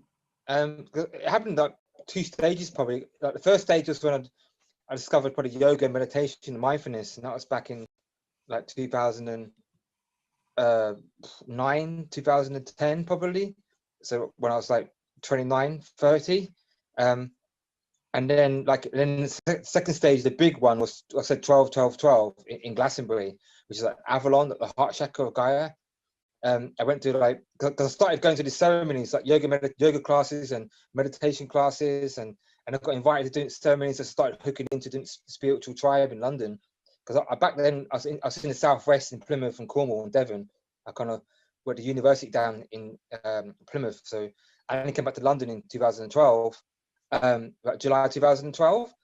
And then I went to this ceremony. I went to the 12 ceremony. I had no idea about the 21-12-12 and awakening and ascension. I knew nothing about that area or what was going on in the world. I just knew about yoga, meditation, and mindfulness practices for about 2 to 3 years. And then I went to this thing, and then we did the ceremonies, and people come up to me and going, you're Palladian, no, you're Syrian, and if the lizards come up to you, send them love and light. And I'm like, what are you talking about? So these guys are crazy. And I was just like, all this stuff, and I started talking to them language. I just sat there listening. My mind is going, oh my God, but my heart and soul was going, but something feels truth. It feels real. So I always had an open mind. So like I went back home and I started researching on YouTube all these different like Palladians and lizards and all this stuff. And I was like, oh my God. And back then I was smoking a lot of weed as well, bear in mind. I don't anymore, but I was kind of like, and I was just like, it's just like something out of Matrix in Neo. I was like sat on a computer till 4 in the morning, I fall asleep on the keyboard, and the sun will come up and the milk floats will come down and the birds stop tweeting. And then I go to bed and I wake up in the morning going, oh, did I just dream that? And I go back to the computer and I was like, oh, shit, no, I didn't. I look at the YouTube history, and you know how YouTube goes to recommended video. I just kept playing video after video after video. I was gripped. I couldn't stop watching. I was like, what? And David Icke and the Earth is hollow and the reptilians and all this other crazy stuff. And I was just like, what the hell? This world is, it's just. And I thought, this is crazy. But somehow my mind is going mental. But for a few days, for a week, you know how it is, and I was just like, this is insane. But I integrated it pretty quickly. I don't know, because my soul, like I said, like my soul was like, yep, okay, mission begins. And it's like, and then I went to 21-12-12, and I was like, and I'm always late for everything. Like, so I was late for this interview, and I'm late for my own funeral. I'm just always late, and I struggle with time because of the autism and organization. We're not used to time in the higher dimensions, so I struggle with 3D life, and I thought I was late for the Ascension. No, Ascension was 21-12-12. I thought everyone was preparing for this big end of the Mayan calendar, and I went to this big ceremony in Avebury. So the first one was in Glastonbury. The next one was in Avebury with the stones in Avebury, a bit like Stonehenge. And I went there, and I thought, oh great. So everyone else has been like had all this time to prepare, like preparing for this for like 10 like the whole life, and I had like 1 week to prepare for this. And then I got there, and then I got there, and then I found out it was all okay, like, you know, it's all divine timing, like that was all meant to be. But I thought I missed it. I thought like I was meant to wake up a lot earlier, but it wasn't. I was meant to wake up at last minute. So I had like 1 week. That was a crazy week, from 12-12 to 21-12-12, and I was smoking a lot of weed as well. That was some crazy week for me. I was like, I don't know if I'm dreaming. Am I smoking too much? Am I hallucinating? No, that's when I started cutting back on the smoking. I was like, oh, this is mental. That was the dates that I decided. Everybody was talking about the end of the world. They said it's going to end in 2012. So I made a decision to do my biggest project ever, to open 2013. At the end of 2012, I released a children's peace film with 1,000 kids singing for peace, because I was determined then, even though I knew nothing about what's ruling the world and what's trying to destroy us, I knew that I was going to put out a really positive message. I was going to put out opposite of what they were pushing us to believe, that we were all going to die the end. 31st of December 2012, boom. And I thought, well, I'm releasing the biggest song for peace ever, and I did. And you had your massive awakening. Okay, so that shows to people, when you suddenly, it's like you're on a different vibration. It's like, you know, for years and years and years, David, I used to sit there listening to Jill Edwards and Wayne Dyer and closing my eyes and myself all over the place visualizing. And I just loved it so much. I loved it. Tony Robbins, because you and I were very similar. We're very creative, and we love all of that floating around. But when it comes to the down-to-earth grounding, money, grants, everything, that we struggle a little bit more. I'm going to give you some more information after this, because they're starting to help people like us now. You know, there's a lot of help out there. There's money and there's help. But anyway, coming back to what so you had your massive awakening. Now, where did Y4A come from? Can you tell us, first of all, what does it mean? Oh, yeah. it's just a yoga for autism. So it's a website. It's yogaforautism.com. So I just thought it does what it says on a tin, kind of thing. Well, it's quite self-explanatory. I have Yoga two for projects. autism. Yeah, Thank you for it's like, explaining that. yeah, I had two projects, and people like I won't go. We'll talk about the technology a bit later on, but I had that other project, Our World, and other things. And when I try to explain the two different projects, people get lost with the technology side of stuff. But Yoga for Autism, people, I don't know how to explain it. I go, what's your other company? Yoga for Autism. I go, oh, right. I said, what's that do? I help autism with yoga. Funny enough. so it's like, that's a lot easier to explain to people. So I started with that project, and I focused on that for the first few years. And then, Okay. yeah. And then I moved on to technology after. So, but yeah. Funny enough, our paths didn't actually cross, but I had a very strong connection to someone who knew you very well, Helen Greenway, and it's funny because she knew you, and that's how we came our paths ago without realizing it. And that it's you, the same person. So total synchronicity. Okay, so you've got that yoga for autism, but then you started to talk about this new light internet. Oh right, yeah.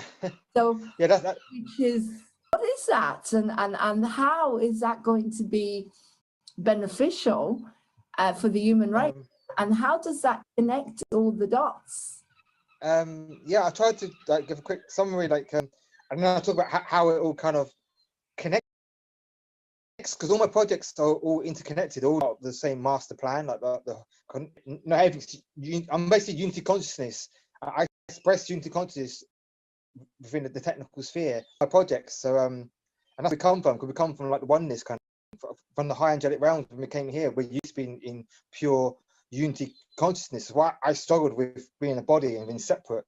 But basically, this Our World, yeah. So it's called ourworldthegame.com, but it's more than a game. It's like a platform and like a training. Basically, it's an ascension training platform to teach people how to look after themselves and come together as a humanity and look after the planet and animals, and to teach the kids and people the right life lessons to create a better world rather than everyone being separate. It's about coming together and working together, and you basically gain karma for doing good deeds like picking up litter, helping people, and you lose karma for dropping litter and being selfish. You can play it however you want. Wow, sorry, it's a game. It's more than that. It's hard to explain. It's because it's like different parts of it. It's the internet. It's the operating system. It's a game. It's a platform. It's a social network. It's something you've never seen before because it's everything integrated. Imagine everything in the world all integrated through one unified interface. Have you watched a film called Ready Player One? That's the closest thing to explain to it. It's a film called Ready Player One by Steven Spielberg. It's a really good film. You watch Ready Player One. There's a thing called the Oasis in there, and the Oasis is the closest thing to what I'm building. That is my vision, and that film was downloaded. Like I downloaded that film. Isn't sci-fi. It's a prophecy of what I'm building. I'm not joking. This guy wrote a book called Ready Player One, and it's a top sci-fi novel. And when I used to explain my project, half people would lose, but the people that didn't lose, they always said, "Oh, was you inspired by Ready Player One?" I was like, "No, what's that? I never read it." And I read it years later, and it's like my book. I mean, it was what I was downloading. My visions was in. He saw the same thing, and then and I talked about someone with autism who grew up in the 80s, who loved playing retro 80s games, loved 80s music, got bullied a lot at school, a social recluse, loved Dungeons and Dragons, and had guitar lessons as a kid, loved like retro gaming, and described my life like it was like me. And then one day he become a programmer, and he created a revolutionary VR game platform that basically took the world by storm. And then everything else become obsolete, and it's one central platform, and that's what I'm building. And like it was mental. Like universe is divinely orchestrated. Like sometimes people write sci-fi books, and it's really not sci-fi. It's science preview, because sci-fi is actually what's to come. But sometimes they're more generic, the sci-fi stuff. But this book, it was very, very specific, and it was about a guy called James Halliday, I would say he's like my digital twin, my parallel David Ellums in another parallel universe. I would call James Halliday, and he created this thing called Oasis, but it was dystopia future when the world has gone to like now. But imagine now in 10 years' time, if light didn't win, when the whole world is just completely like dark and overcrowded, and everyone escapes into VR, get away from the shitty lives. They go and want to live in VR land. That's what the Ready Player One storyline is. But what I'm creating is like the utopia version of it. Rather than using VR and games to escape reality, it's about using it to uplift humanity and heal the planet and learn how to live together, and then eventually ascend and train you how to look after ourselves. And so it's like the flip side. So I'm not the parallel. I also on a parallel universe version. If that makes sense. Wow. Let me stop you there, because when you say you're building it now, this head is not technological. I mean, yes, I can edit programs and I can study stuff on YouTube, but when it comes to explaining to me how electricity works, or how do you build this? When you say I'm building it, what do you actually do? What are you? Magic. As I say, my head doesn't get this. Yeah, just like my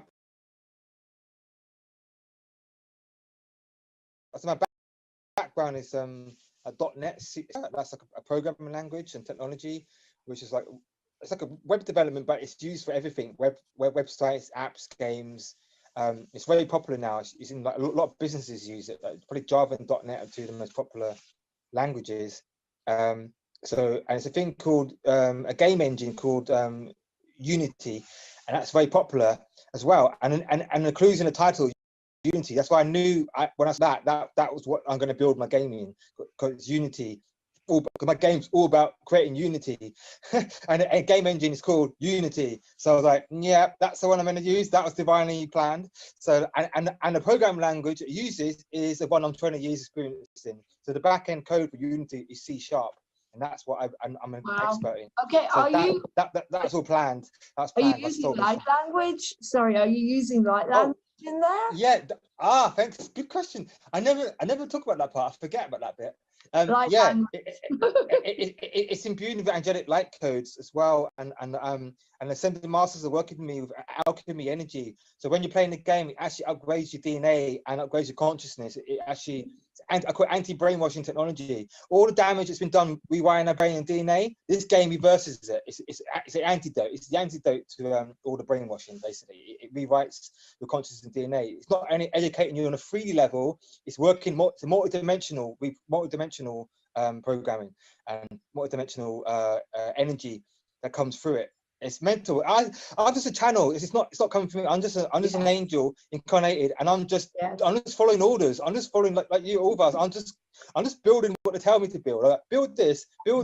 Okay, and then they just do the universe and the angels and the rest do the magic. I'm just like the front man. We're channels, exactly. It was explained to me. Mind blowing. That we are avatars in a game. We're angels or alien avatars, and I come from Aquarius. In the game. and that's what our world is. Our world is fractal. It's holonic fractal because we're creating a game inside a game. We're inside the polarity integration game, and David Ellen's avatar is creating another digital twin avatar system inside it. And that's how the universe works. Everything's fractal. Everything's contained inside itself. Everything's a copy of each other. So it's like God training platform. It's like a God like recreating reality inside the matrix. It's like creating, and this game I'll go a little bit into it, but basically it's got a thing called infinite reality, IR. So it's got VR, virtual reality, you've got augmented reality, AR, and what comes off of that is a thing called IR, which I invented, infinite reality, and that's about merging virtual and reality so become one. So for example, few examples is say like in the game, in real life, you go out and you buy a Pret salad, say, and a green juice, for lunch, and then you scan that into the game, and your avatar in the game drinks the green juice. It's plus 10 health, plus 100 speed, and a salad. Or if you go to McDonald's and your avatar will eat a burger and you get fat, and then you can't run as long in the game and you get unhealthy. So it's realistic. It's a simulation. It's a simulation It's as about well. the mind as well. If your Yeah, avatar is drinking green juices and having vitamins and minerals and exercising, then you will feel better. yeah. It's It's mind, two way. isn't it? It's two Oh, ways. it's So so it clever. mirrors each other. Yeah. So whatever happens in the game happens in real life, and what happens in real life happens in the game. It's a two-way mirror. So it's not just a game. It's a real-time simulation platform. It's hard to explain it. Nothing's like it. It doesn't exist. This is like 20, 30 years advanced technology. This is galactic, angelic technology. This is from millions of years in the future. I'm downloading this from. So you can imagine how advanced this technology is. It's nothing. Google and Facebook and Apple, they're nothing. They can't even Nothing on. imagine this. They can't even think about this, let alone build it. Trust me. So And that's why it's going to make them obsolete. in a nice way, you're Bill Gates of the star seeds, and you're the Bill Gates of the awakening and the ascension. Yeah. In a nice way. I don't want not the good other way. Not the other stuff we won't talk If about. he was The a V good word. person. So Yeah. you've got, and so you're very, so, okay, so here's a good question, David. You're a genius. You, obviously. Well, you're- universe. I always say the universe is a genius. I'm just a channel. But, So how have you managed to, have you been targeted? Because a lot of people, a lot of brains like creative brains are very easy to target, if you know what I mean. yeah, I had a lot. I've had a lot of me and my friends. I'm like Superman.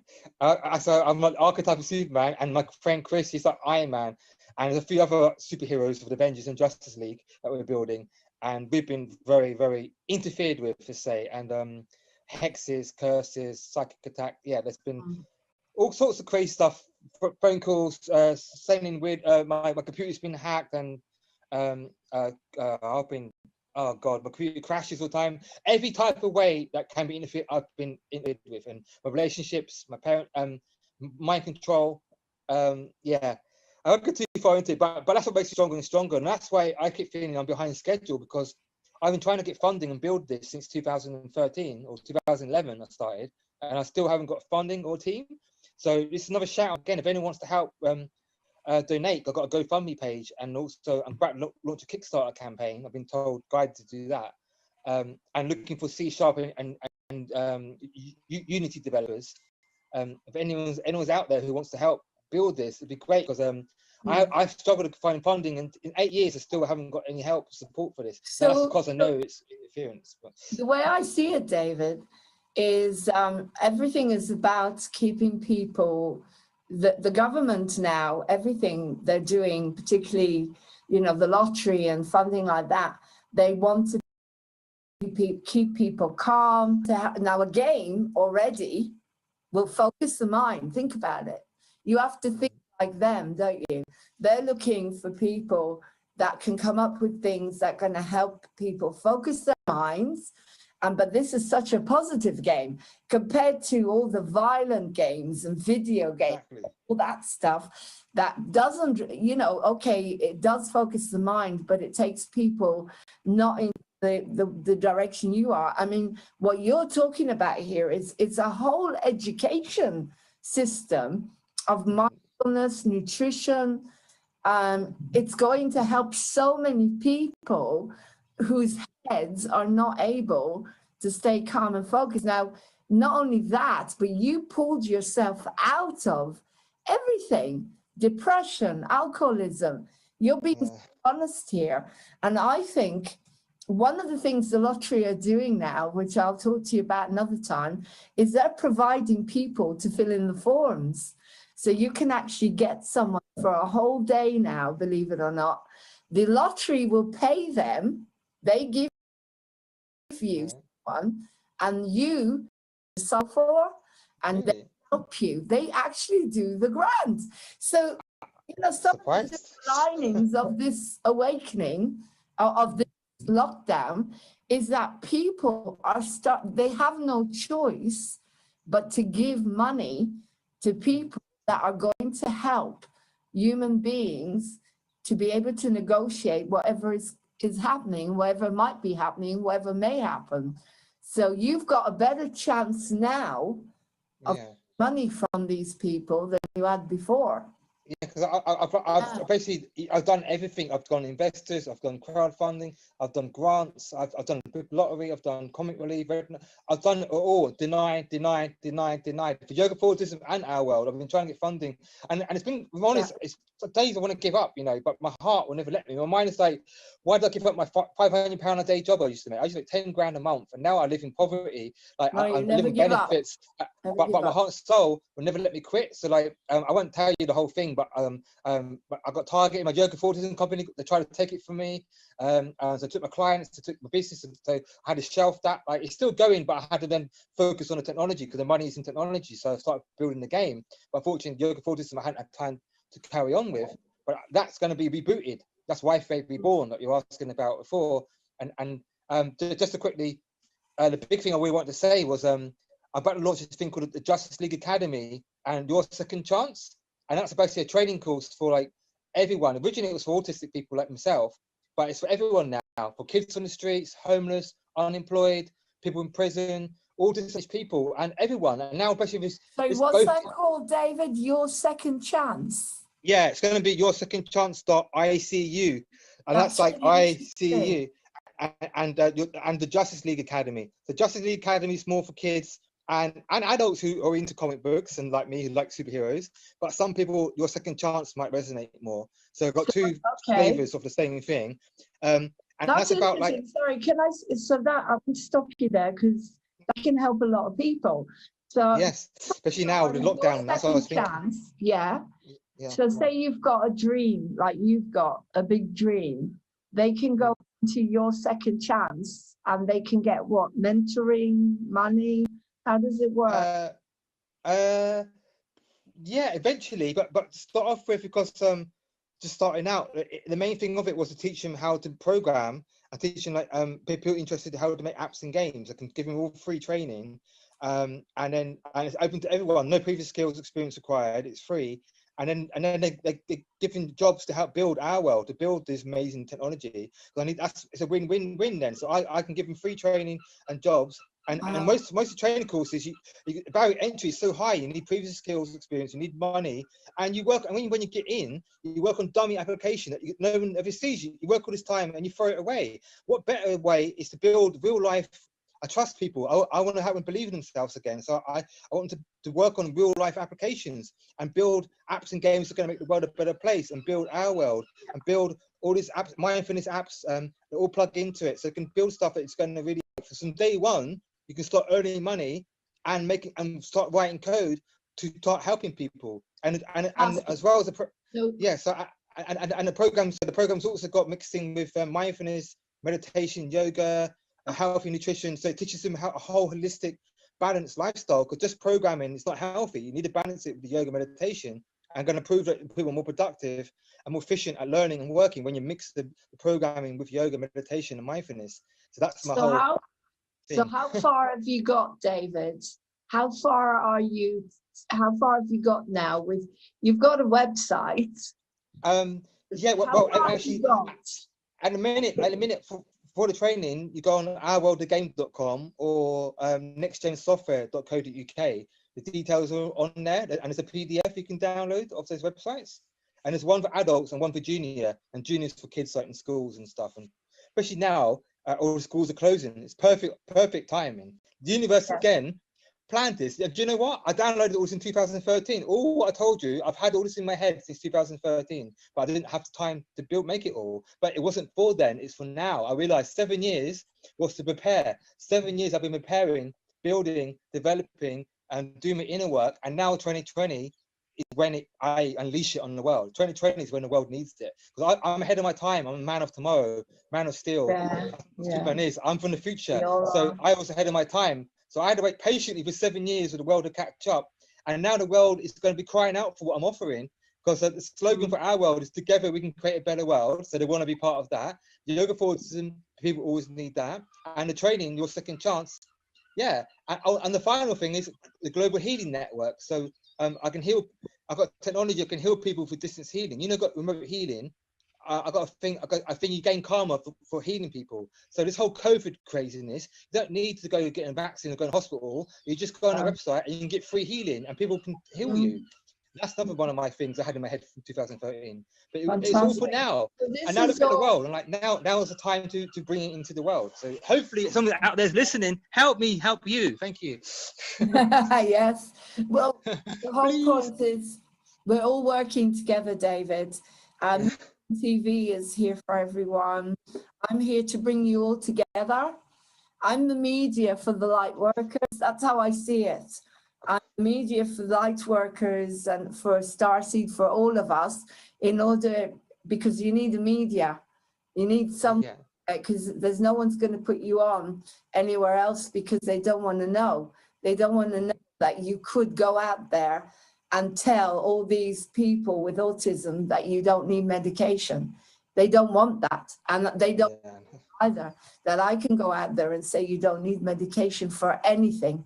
It's all inside. Yeah, as you say, we're miles in front of everyone. We come from the future. And people Yeah. laughed at us and made fun of us. But we are learning now how to use our talents. And as I say, I'm the media. I'm the media and entertainment, and that's my job. Your job is more technological, and we come together and we work together. There's loads of people out there. This is why I'm asking you. Starseeds, people like us, have struggled so much. No one wanted us, and no one gave us opportunities. There's people Yes. creating bionic beds in order to counteract 5G. There's people that are creating their own electricity system. When I call them people, you know, people is just 3D thing that we are. So basically, everything that you're bringing here onto Moving On TV is going to benefit a lot of people. So we all work together. So how do people do that? Say, okay, you've got someone similar to yourself who's got a dream, but they, like you, they don't have the money. Like me, they don't. So we're figuring out now how to get what we need or how to get sponsorship. So there is another thing which you can now go on. I don't know if you're on Universal Credit or anything, but they are providing they're providing me with a whole year of mentorship in order to move on with my company, my production company that runs all of this. So as you said, what you need, what we need, all of us, is some kind of database. Do you have a database where it specifies where you can go, where people like yourself can go that are more technological? Or you got, I'm kind of drawing on the creative. I'm looking at the creative from my experience. If you're a creative, but you're on the technological side, and there is a huge specter of star seeds like that are out there that can't do what you're doing. They have the same talents and the same creativity, but it's always what's been holding them back is the money again. So what I'm asking here is, how can you all do it together? Is why Yoga for Autism and the website able to connect you all together in some way?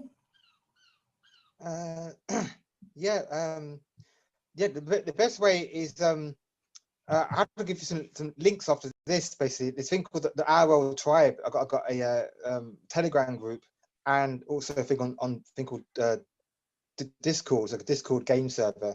I've got two groups like on those platforms. Right. I got Facebook and Twitter and LinkedIn as well, but I don't. They're dying. They're part of the problem. So I don't talk about it. So Telegram and Discord are the best ways to reach out. It's a thing called Our World of Game. So if you go on ourworldofgame.com website and then you go to the bottom, there's some links, and you see that there's a Telegram link at the bottom, and then if you go on there. What's the website? On the bottom of the website, ourworldofgame.com, you scroll down to the bottom. Sorry, can it's just Our World, the game.com.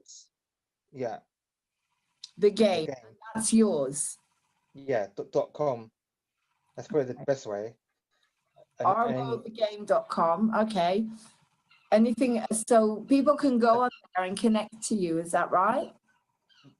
Yeah, but then if you scroll down to the bottom, there's a thing called Telegram, a Telegram link, and if you click on that, then you can join the Telegram group, and then you can talk to me. Also, you can email me as well.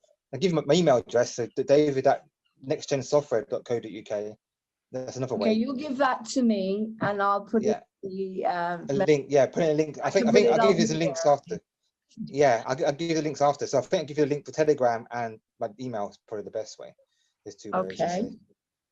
Okay. And then and that's where Wi-Fi Reborn is, because I'm going to reboot Wi-Fi with this training course, because originally it was created for autistic people such as myself.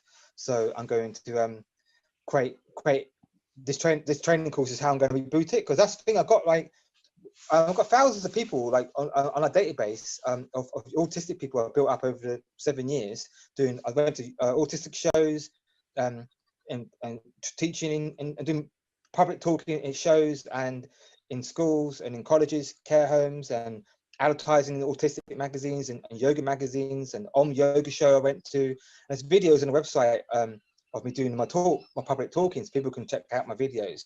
I talk about a bit like I talked about today, but more detail about the autistic side of things.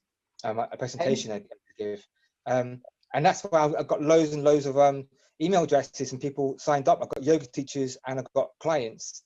And one big thing, that's where it came from, because one big thing was helping yoga was just stage one. Stage two was that everyone had a negative vibe all the time, talking about the negative side of autism. And all I heard was, oh, he had to be medicated, we're going to get a job. Oh, negative. And I was like, no. And I was like, positive. I was like, no, you can get off the drugs, you do yoga, come with me, I'll teach you how to program, I'll give you a job. That's how it started off with. And I thought, wow, this is big, because I saw the light in the eyes of the parents going, oh, my kid isn't going to be like unemployed his whole life. And I was like, no, yes. I want to mentor them. And then I thought, let's make it bigger, and then expand into the unemployed, the homeless, kids in the streets, drug addictions, prison. Can I stop? Sorry, David, this is incredible. So you don't, yes, that's right. You know, again, autism, ADD, ADHD, they're just labels, aren't they? The labels for sensitive people that have been given a diagnosis, that have been affected either by pollution, vaccination, or whatever, or their job was to come here with a different type of mindset because they're starseeds and aliens, as we said.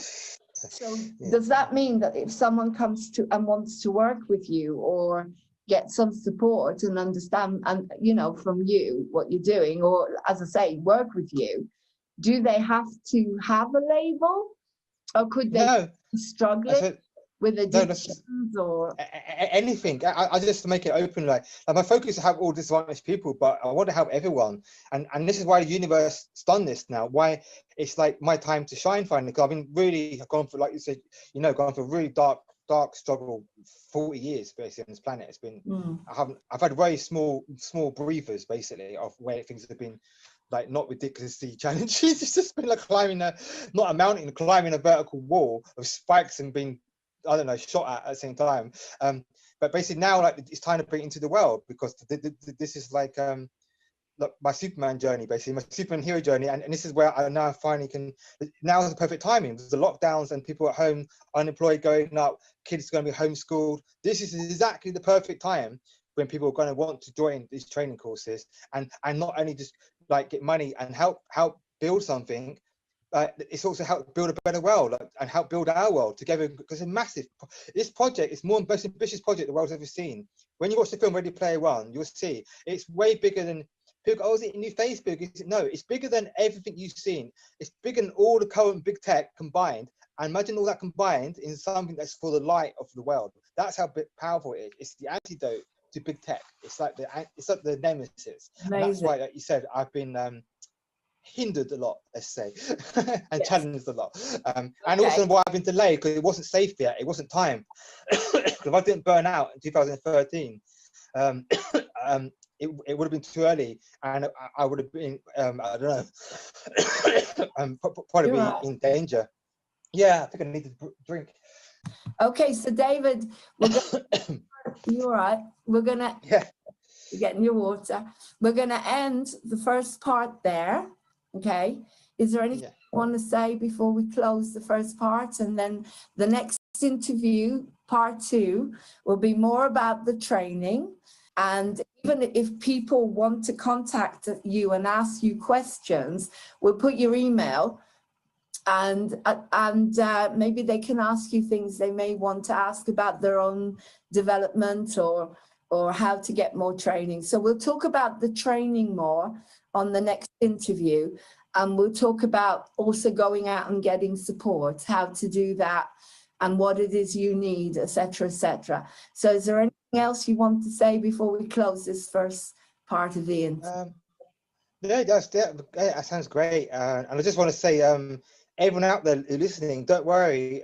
Well, a better world is coming, and everything is proceeding as planned. It might seem crazy in the outside, but really, I think if you believe in God or don't believe in God, but there is a divine hand at hand behind the scenes. You might not see it, and the light is winning. Was really won in high dimensions.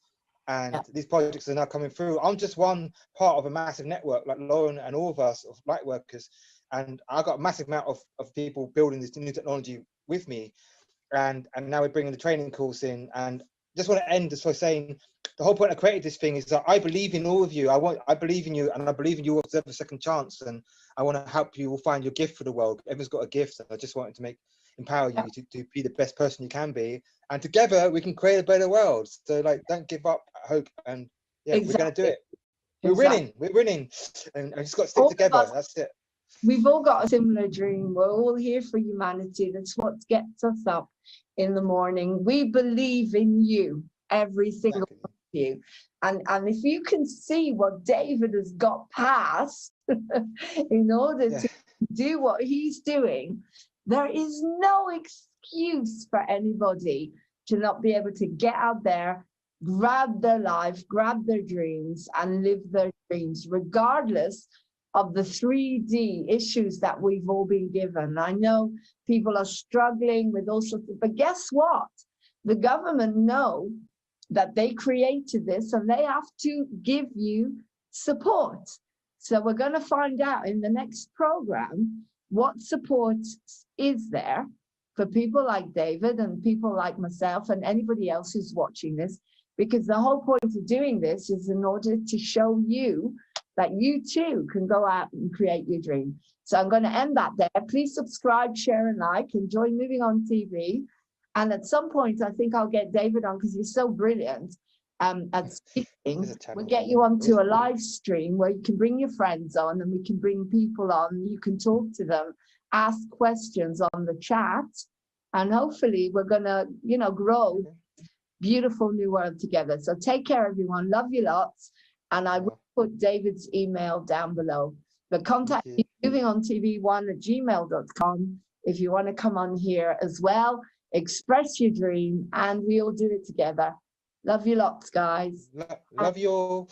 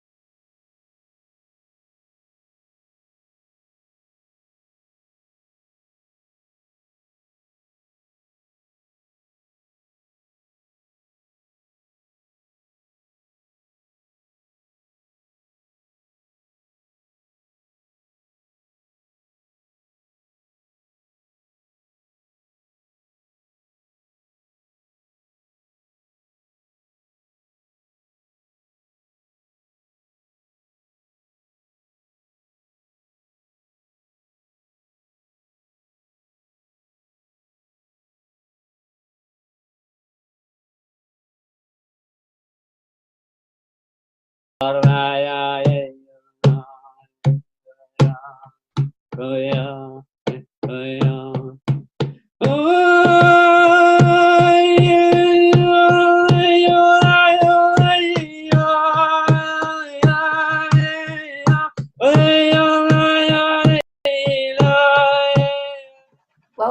to Moving On TV. And today we have an incredible guest coming on, a really good friend of mine, Paul MacDonald, who runs the Positivity Centre in Burnham, Nashton Lane. And I'm just going to show you some of the things I've purchased from there. Look at that crystal. These crystals are stunning. And this one. This I know is amethyst. This one drew me because of the gorgeous colours. I think this was about a £5, and this was about a £5, and this was about £10. So this is what you can get there at the Positivity Centre once it's open again.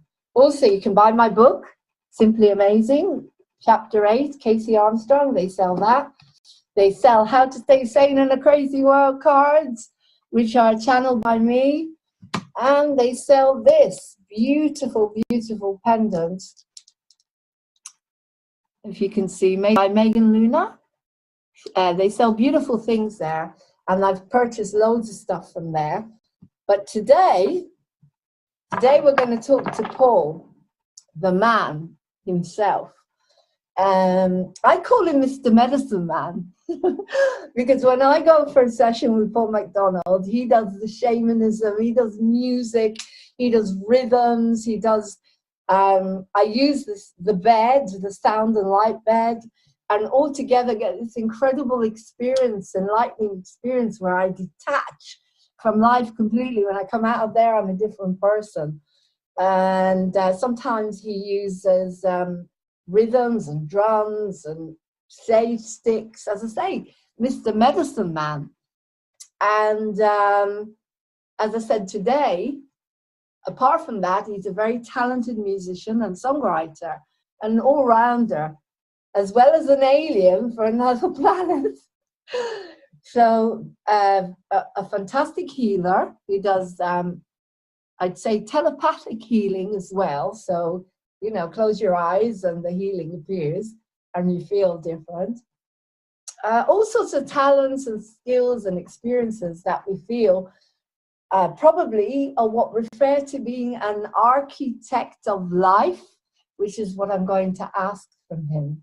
Now, you saw him a couple of years ago. He did a program on Moving On TV. It was the Happy News at a fair, and where he sang happy talk, happy news. But today we're going to focus on, as I say, the depths of how far this goes. Who is Paul MacDonald? How did he get to the level that he is now? Where did it all start? Because as you know, we're Moving On TV. I like to dive deep and find out about the man or woman, the human, what is behind this, what is behind it all, but the real person. Okay, so welcome to Moving On TV. Happy, happy, happy, happy news. Happy, happy, happy news. Oh, Howdy. it's an honor and a pleasure to interview you here on Moving On TV, because as you know, I have a huge amount of respect for your work. I love what you do. I just told the viewers that I go onto the lighted sound bed that you have at the Positivity Centre, and it's an incredible experience. I always come off there feeling happy and detached and a lot better than when I went on it. So tell me a little bit about Paul MacDonald. Where did all this start? I mean, you woke up one day and you suddenly knew everything that you know, or did it start way back a while ago?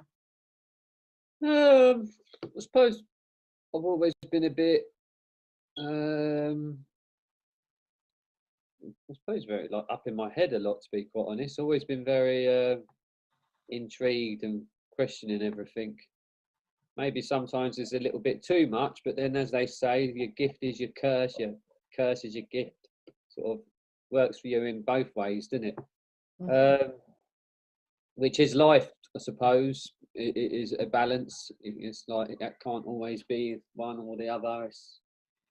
They sort of go like that. Yeah, since I can remember, just really, I suppose, open-minded, really. Open-minded, which caused me a bit of an issue when I was young. Always felt like I wanted to do something, but I never knew what. I wanted to be creative, wanted to be expressive, but I couldn't work out what it was. Because when I was younger, the only things I could work out that was expressive and creative was either music or your general sort of stuff. Not realising that what I wanted to really be expressing was energy. And in the format that I do, which is, well, just expressing energy in ways that people are only just starting to wake up to, I suppose. For years they've been doing it in cultures, but it's even in cultures they've been doing it with like indigenous cultures, they've been doing it with some sort of format or tradition where it's not quite that. It's more of a conscious present flow that wants to express itself through sound, through movement. It's almost as if, and for years I think I was stuck with stuff. I remember I used to have tics a lot.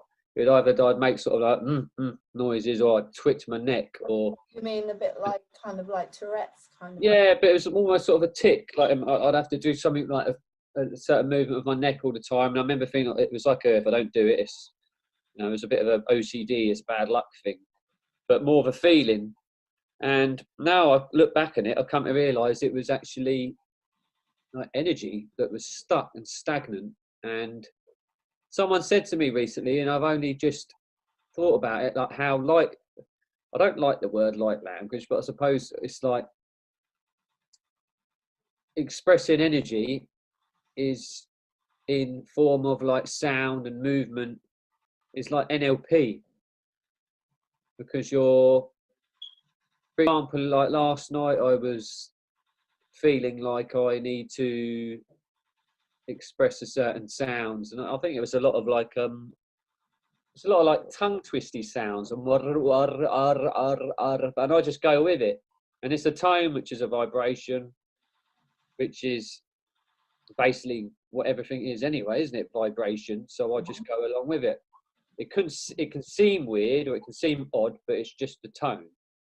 It's a sound, and most things in life are made up from sound and frequency. Hence, like in the Bible, it says that the first was the word was God. In the Hindu scriptures, it started with Om. It's just that primordial vibration, sound and light. And like when you listen to certain music, it makes you feel a certain way. Trance music puts you in a real heady, euphoric space. Soul music, you feel in your heart. Then you got sort of stimulated music like drum and bass or heavy rock that puts you in that real like invigorated. And you even get music that makes you feel like that goth metal, dark metal stuff. Makes you feel really, I don't even know the word I want to give that. Almost aggressive sometimes, but yeah, different types of music, different sounds do different things. And when someone's singing a love song, they're singing that from their heart. So they're literally, the linguistics and the sound which they're producing is coming from a heart space. So, and when someone's dancing, they feel good because they're allowing their body to move with the sound that they're going with. So when you're expressing sound and then you're doing certain movements with it, you're creating an atmosphere around your body. I know I've gone off of what I was talking about a bit here. Yeah. Can I just bring you back a sec, Paul? Yeah. Because again, I like to, as I say, I want to go back to the beginning. Because can I eat chocolate? You can eat your chocolate, yeah. No, it's about freedom. Where did it all start? Because I remember I met you at one of these fairs, these big fairs in Maidenhead, and I sat down beside you. You seemed like really calm and quiet, like a really gentle being, you know, sat down beside you.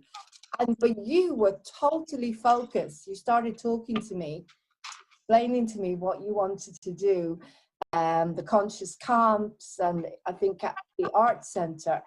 But, you know, what I want to know is, when did all this start? I mean, how was it at school for you, for example, when you went to school?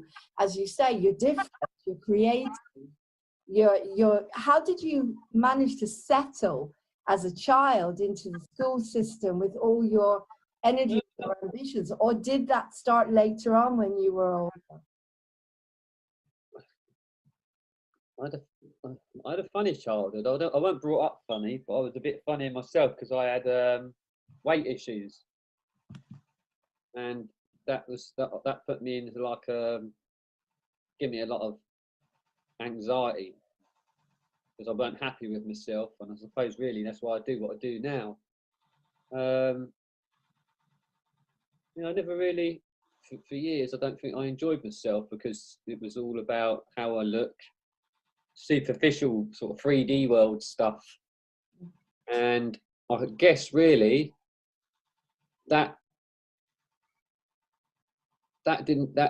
put me on a neural path of thinking, because you're always thinking about yourself. You've got anxiety, you're trying to cover the next move or how you're going to feel about something, so you think a lot, which ends up putting you in the pattern of thinking a lot. So then you end up thinking about everything a lot. Yeah, and I suppose when you're thinking a lot, you're thinking about everything. So you'll be thinking about everything a lot. Like a lot of my friends used to do all sorts of stuff. Where I lived in Slough, there was a lot of like crime, a lot of drugs, a lot of robbery, a lot of all sorts. And Sorry, because you're up in Slough, is that right? yeah, Okay. And you know, like friends of mine would be involved in stuff like that, but I'd always be sitting there thinking like about it all from every angle and having compassion.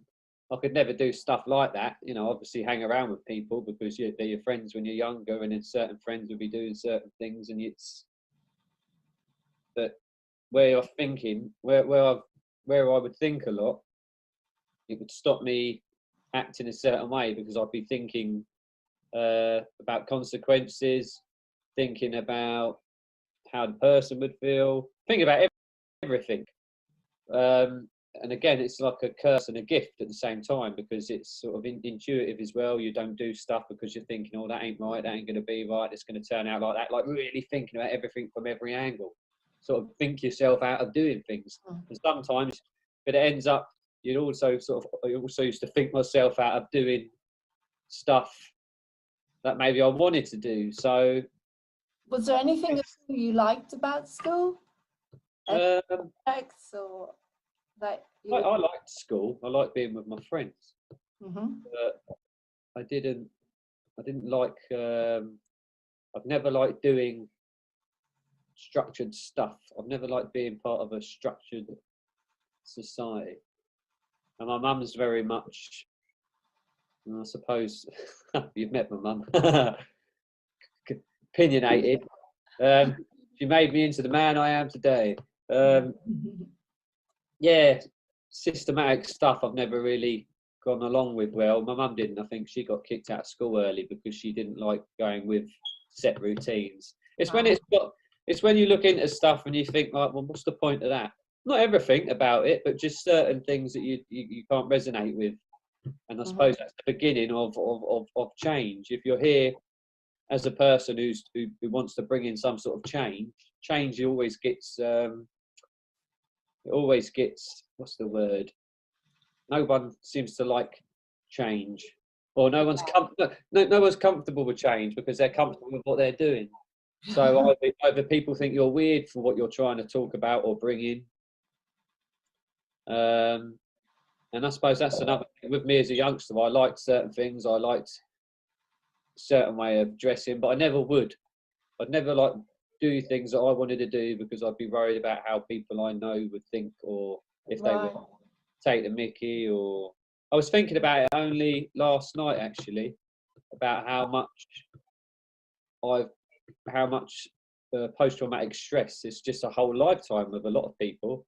Everyone's got post-traumatic stress. From post-traumatic stress is just to me, there's different levels of it. You've obviously got shocking life scenarios, and then you've got it where it's something that's affected you deep rooted in you because you couldn't be yourself. Not being able to be yourself is post-traumatic stress, because it leaves a stressful energy in you which accumulates and builds up and ends up disturbing other aspects of your life. Like you can't be yourself. You can't act a certain way because you're worried about what your parents are going to think. You're worried about what your friends are going to think. Then that ends up repressing you. Then you're not happy. So you felt like this as a young child, did you? Yeah. You feel like that you couldn't be yourself and you couldn't express yourself? Yeah, partly not just because of other people, but because of me as well. Like there were certain things I wanted to do or certain things I wanted to wear, but I wouldn't because I would think that I looked silly in them. Or I would look silly looking like this or dressed like that. So I had a lot of self-judgment, and that put me off. But then where did the self-judgment come from? Something in me, or something must have happened that I maybe can't even remember that created self-judgment in me. So how did you deal with it? Pardon? How did you deal with all of those feelings as a young drugs. I got stoned out my face a lot. Alcohol, drugs. Music was a good one. But I loved music anyway, but I suppose you do use things to escape stuff. Yeah, drugs, I suppose. I got into cannabis, got into ecstasy. Later on, I got into cocaine. Yeah, it was funny. And even again, another thing I was thinking about today, like how we use stuff. You know, everyone's on a little journey. You still all have our little traumas and our things come up. And I remember yesterday, I thought, I can't remember it was that come up, and I thought, I feel like having a drink. And I thought, why would I want a drink? Why would I want alcohol? Well, just to maybe suppress something that's coming up, because everything's coming up. Whether you're a therapist, whether you're whatever, things are coming up for everyone, even more so now. especially now? And the more real deep-rooted stuff is coming up, the really deep-rooted stuff. And then we'll try and find ways to get out of it sometimes, because we don't want to sit in it because it could be painful. And then we may find ourselves wanting to do some things like, I'll have a drink to suppress it. And that's the worst thing you can do, because alcohol already affects your liver. And then if it's a suppressed thing that makes you feel angry, then that's even worse, because you've got the double, that alcohol affects your liver, and also anger from the suppressed emotion affects your liver. And then you use the alcohol that already affects your liver to suppress that energy which affects your liver. That particular trait of anger. So it's just The not liver is the seat of the emotions. Exactly. Yeah. And all addictions are just hiding the void inside, as you said. It could be anything. It could be drinking, eating. With me, it was food. So we all have different types of addictions to hold back rather than facing and confronting. And now we're in a space where we have to deal with everything because of this down and because of the way things are. So you must be very strong then, because how did you come out of this? I mean, how long did you have these addictions, would you say? Actually practice up until leads to another, you know? But no, about, so I'm 37 now. 27 would be 10 years. So it would be about 24, 25. I stopped smoking. I stopped a lot of things at once: alcohol, cannabis, How old were you then? eating meat. How, at the same time? Yeah, and it sent me a bit sort of schizophrenic for a moment. I basically stopped everything that I was using as a crutch or whatever. And the reason I stopped is because obviously I had kids. I didn't want to carry on. I remember when I first had them, I was doing all sorts, and it's like, and I would have bad anger issues, and you can't be doing that around your kids. You can't be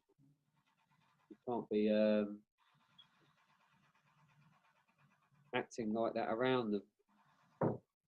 So that was the reason I stopped, and then that opened up a whole another avenue, because you're stopping something which was suppressing things. I remember I'd stop because I'd have like heart palpitations. I'd be doing lots of cocaine, and I'd have like heart palpitations. I'd have panic attacks. Summer. Hang on, I'm pausing.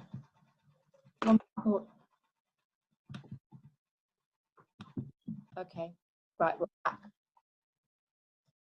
So you were telling me you basically stopped these addictions because you wanted to be a better dad.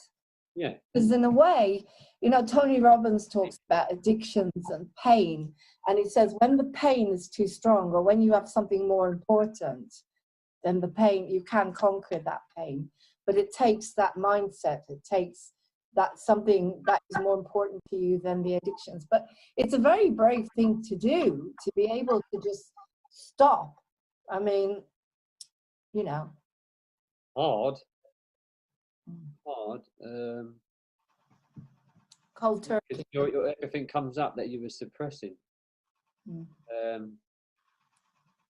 Boredom, frustration, anger, issues of self-worth, issues with like major ones I had around still getting over, really, ones involving like masculinity. Am I good enough? Do I look manly enough? Do I act manly enough? And that's a big one when in connection with like being doing therapy work and doing this sort of stuff, because it's all classed as airy fairy or more feminine and soft. So that really gets you to have to push past caring about what people think about you, whether they think you're all of what you feel like you're not enough of, basically. That's a really interesting point, Paul, because there are a lot of men that are waking up at the moment, and I've had chats to a few of them. They don't understand. The heart chakra is opening, and cry, and they're starting to feel their feelings. So what advice can you give them as you've been through all of this? What would you suggest they do with all of this? Just be yourself. It's like I mean, even today I'm having a bit of a day today where I suppose I can feel emotion coming up, because as I'm talking to you I can still feel stuff like in my heart of what things I'm going through at the moment, because it's always coming up, and I don't like the idea of pretending that we're beyond everything. We need to put across this approach that we're beyond everything, that we're here just as a teacher or just someone helping. Like even Tony, a life coach has a life coach. Everyone's me. It's all about just being honest and being truthful and stop hiding. Like you know, I could sit there now and think I could see like some of my body language is a bit like that. Well, that's how I feel today. So what?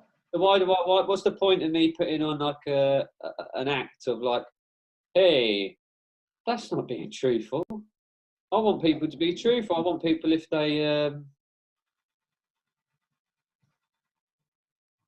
if they feel, whatever they feel, just express it. And it doesn't, but don't always, you know, how people are going to respond to you. They might get annoyed, but that doesn't matter. You've got to express how you've got to express. You're expressing yourself, or letting out your stuff may bring a reflection of a load of attacks at you, or may bring whatever, but that's the echo. That's the bit that you've got to try and get through. They're there to help you feel even more, you know, like we've had ourselves, and we've had it with each other, like when we've we've reflected that feeling of self-worth in each other, and you need to go into it sometimes. And the reason someone's doing it to you, because a part of you is on a subconscious level is obviously wanting it from them, for you to dip that low. It's like sometimes you need to go really low to come out of it, and everyone around you will do that for you. As much as at the time you think, how can you do that? How can you make me feel like that? Well, they can only reflect what a part of you is feeling like and wanting, and it's almost like it gets louder and louder and louder until you completely let go. Which I know, for example, yourself, I know you went through that big time earlier in the end of last year and the beginning of this year, and but the shift is massively obvious to people who know you. Thank you. Basically, because we're all mirrors and teachers. Yeah. We're all reflecting. But isn't it the synchronicity beautiful today? Yeah. That I wanted to see you. I wanted to see the real Paul McDonald, the real person without any masks. And that's what's coming through. And that's beautiful to say, because it's so important. But where do you think you picked it all up? I mean, you weren't born to think, oh, I'm not good enough, I'm not manly enough, I'm not whatever. And it's like people from the outside, they see you as this gorgeous being, this really talented, amazing man. From the out, we can see you like that. We see you as this really positive, this really intelligent being that is put together with Cecile, this beautiful positive space that we can come into, as you say, how grateful I am, a place to express all my grief, and where I was just picked up the floor. Why can't we see ourselves as that person? Who told us that we're not amazing? What do you think? Where do you think that comes from? I don't know. It's just sort of, do you know what? It's what I've been asking myself, to be quite honest. You weren't born like that. So what messages did you pick up? I don't know. Who gives you these? I mean, when you think about it. I've always, from the minute I can remember, from the moment I can remember, I've always been strangely, well, I can only speak for myself because I don't know other people's minds, obsessively thinking. It is like, for me, like I was born like that. For me, I can never remember feeling I can never ever remember feeling content. There was always a wanting to do something. There was always, I don't know, I don't even know how to explain the feeling. It was obviously like a precursor to do what I'm doing now. And not that I advocate what I'm saying right now, but sometimes maybe something is there, a discomfort is in there to create change. I was reading this book called E.T. Explore Race, and it was talking about, in this book, about using discomfort as an impetus for change. And it makes sense. And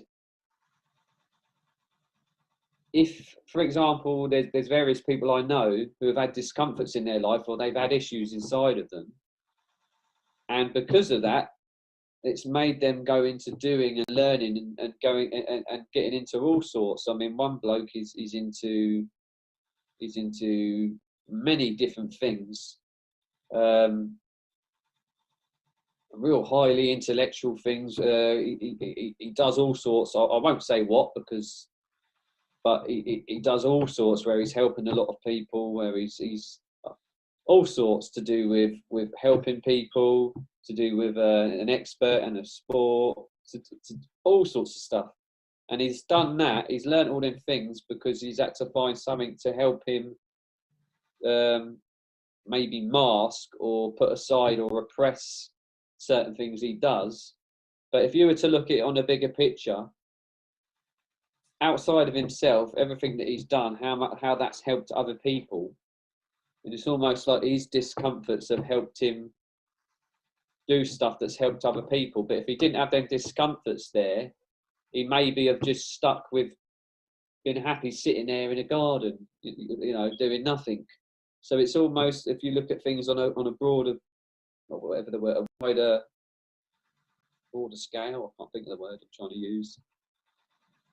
It's almost like how negatives and positives serve each other sometimes. You're saying, in a way, sorry, you're saying that everything we go through molds us.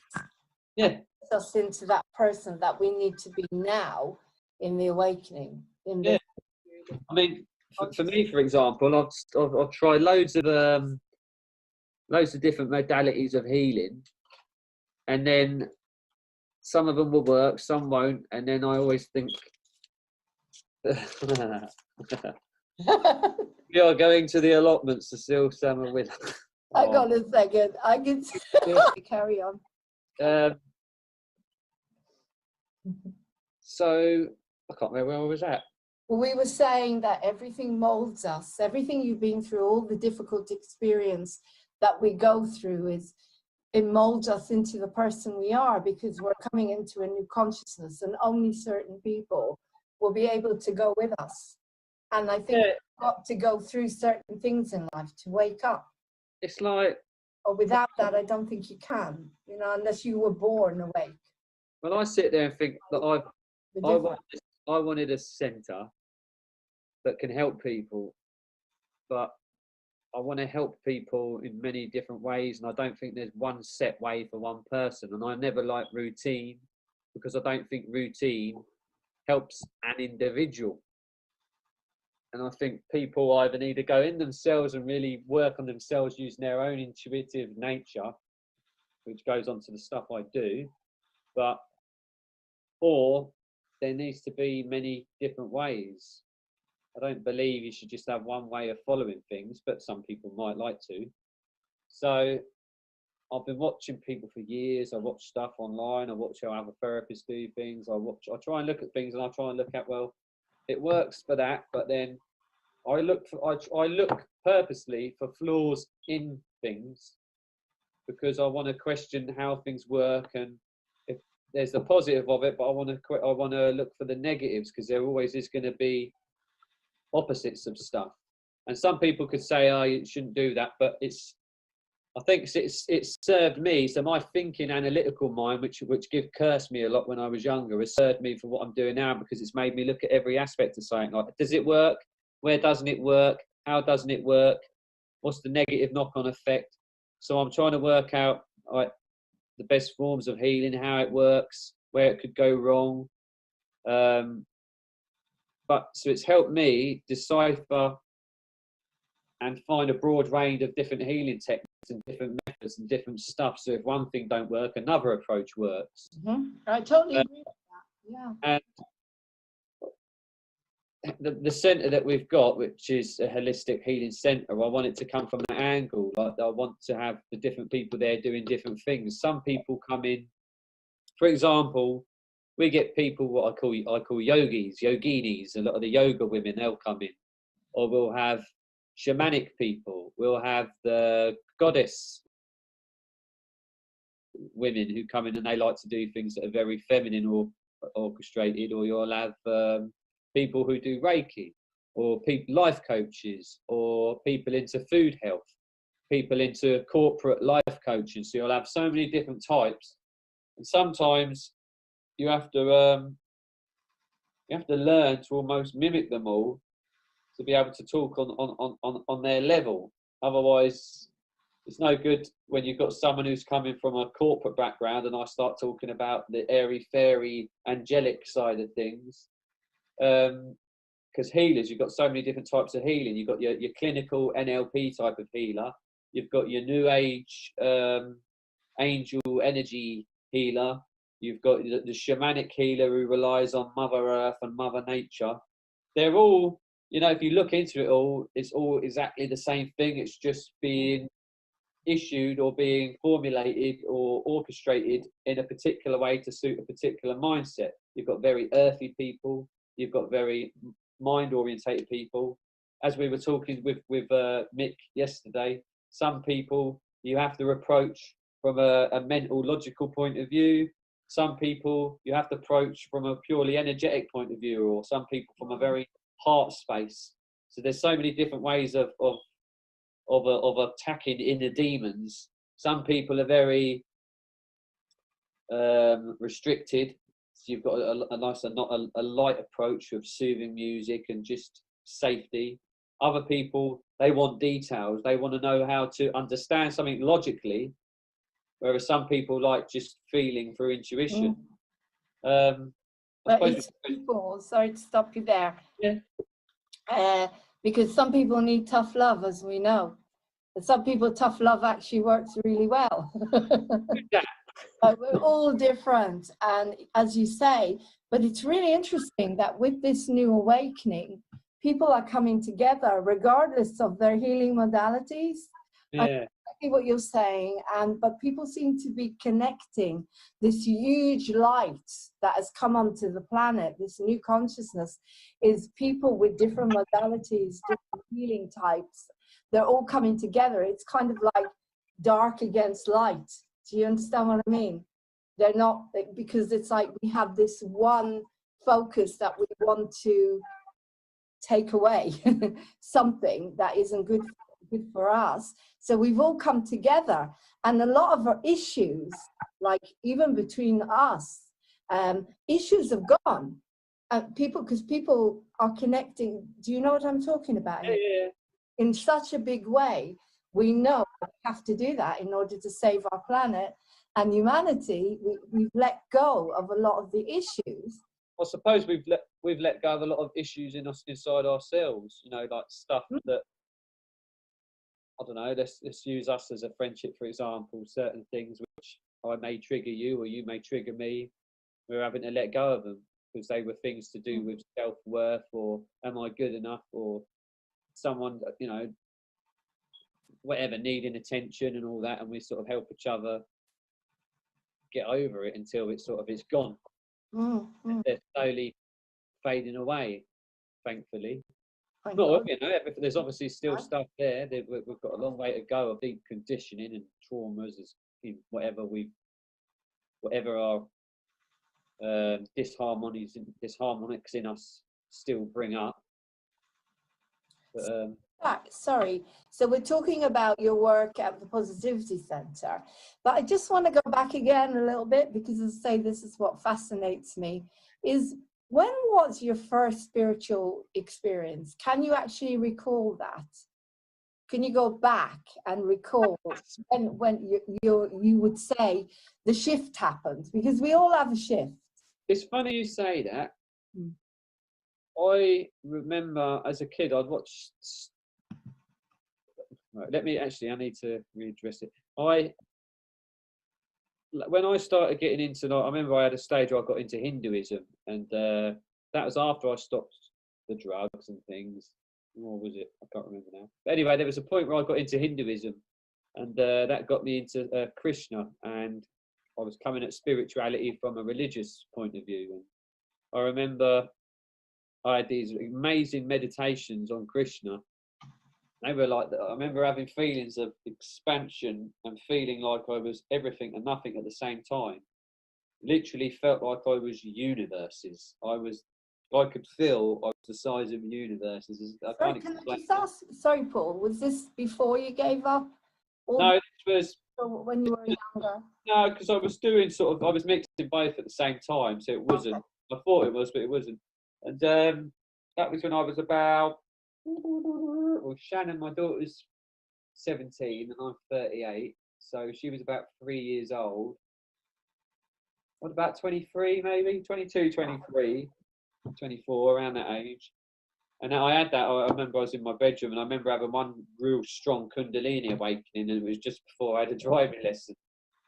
And yeah, that one good. I didn't bring myself back down again. Went out into a driving lesson, span out into the universe. And, yeah, it was cool. But it was more the one where I had this expanse feeling. But that wasn't the first time I had it. It was when I had it afterwards. I sat there and I thought, I knew I've had this feeling before, and I remembered that I used to feel that. But I didn't realise it was a spiritual experience. I remember when I was must have been about 7 or 8, or not, between 7 and 10, maybe 6 and 10. I would watch Star Wars, and then I would go upstairs, and I remember I would like close my eyes, and it was the end of Star Wars, you know, at the end of, or the beginning, the end of Star Wars, where you've got space when you've got the lines going through it, like time, warp speed sort of lines. And at the end, it used to move up like that with the credits, like it was in space. And I remember I wanted to sort of mimic that. And I remember I'd close my eyes and I would see something like that with my eyes. And then I would push lightly on my eyes and I'd start seeing all these, it was like blackness, but then there would be these white little flicks. Yeah, I did that. Shapes and lines. Yeah. And then I don't understand when you close your eyes. How can you actually see it? yeah, it was strange. And I remember I would then go under the cover and I'd put myself in complete blackness and I was meditating. I was just concentrating on the blackness that I could in my eyes, or that I couldn't see nothing. I would concentrate on just that. And I remember having that feeling back when I was about 6 or 7. I was having these expanded states of consciousness at the age of 7 years old without realizing what. And I remember having this sort of like whoop feeling that you get when you're asleep. Sometimes you get that feeling where you feel like you've dropped. I would have that, and it would make me. I remember thinking, "Whoa, I feel a bit weird," or I felt dizzy or disorientated, but not knowing what I was doing. So that was probably That was the first. It's really strange you should say that, because as a child I used to do that a lot, and I kept seeing beautiful colors and shapes and patterns, and I kept thinking, but how can I see them? My eyes are closed. And so but I never, related to it the same way as you did. I just colors and things. just remember thinking there was some connection between wanting this about Star Wars and space. I remember having experiences where I would sit there and think,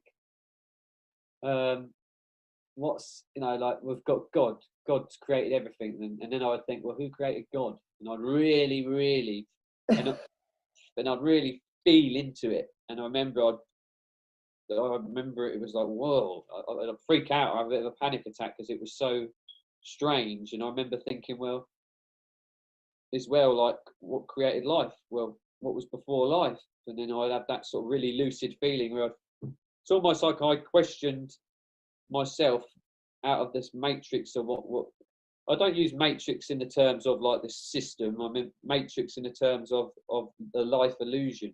It's almost like I jumped outside of that safety net of general life of going along. And I remember I think, whoa, what is life? What's outside the planet? Space. Well, what's space inside of? And it would be like, when you really feel that thought, what's inside, it really opens your mind up. I think that is maybe sort of where a lot of things started. Now I look back, because once you have them sort of realizations or them sort of moments, you can't go back. You open up something. I'm not sure what. You open some sort of thought process up, or subconscious thought process up, or whatever we are. You expand some sort of state of awareness in you just from that one thought, and then it's always there. And then I suppose it makes you question everything then. So obviously you couldn't talk to your friends about this. It was more I'd have it in like moments where I'd be sat. I always remember I'd be sat in a certain seat. I remember being sat in my, like when you have your designated seat with your mum and dad in your house, that they have. It'd be my mum's seat when she wasn't there, or I remember being sat there, and just remember being sat in my mum's chair and having that experience, thinking, who created God, or what's outside of space? Where does that stop? Freak out. And I don't know why it freaked me out. That's one thing I'm curious, why it freaked me out. Why does that freak us out? When we get to something where we go, why do we freak out? Why do you think so? Don't know. It's almost like because you lose an identity thing. And I think, even as a child, why would it freak you out as a child when you start to get these experiences? because you can't analyze it the same way as you could as an adult. But then you just have to go on Facebook now and you can join a group. What could you do when you were that age? You know, Yeah, exactly. difficult, was it? It was different then, wasn't it?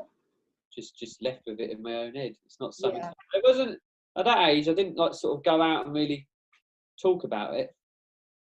But then I remember like stuff like supernatural stuff, like ghost stories and things being really like mysterious. And then now, you know, I got to a stage where I started going into mediumship stuff, and it's almost like I look back now and think, why did I ever find that scary? Or most people believe in stuff like that, but they don't. They believe in it from a very. It's almost like an internal knowing, but then they won't look into it anymore. They won't.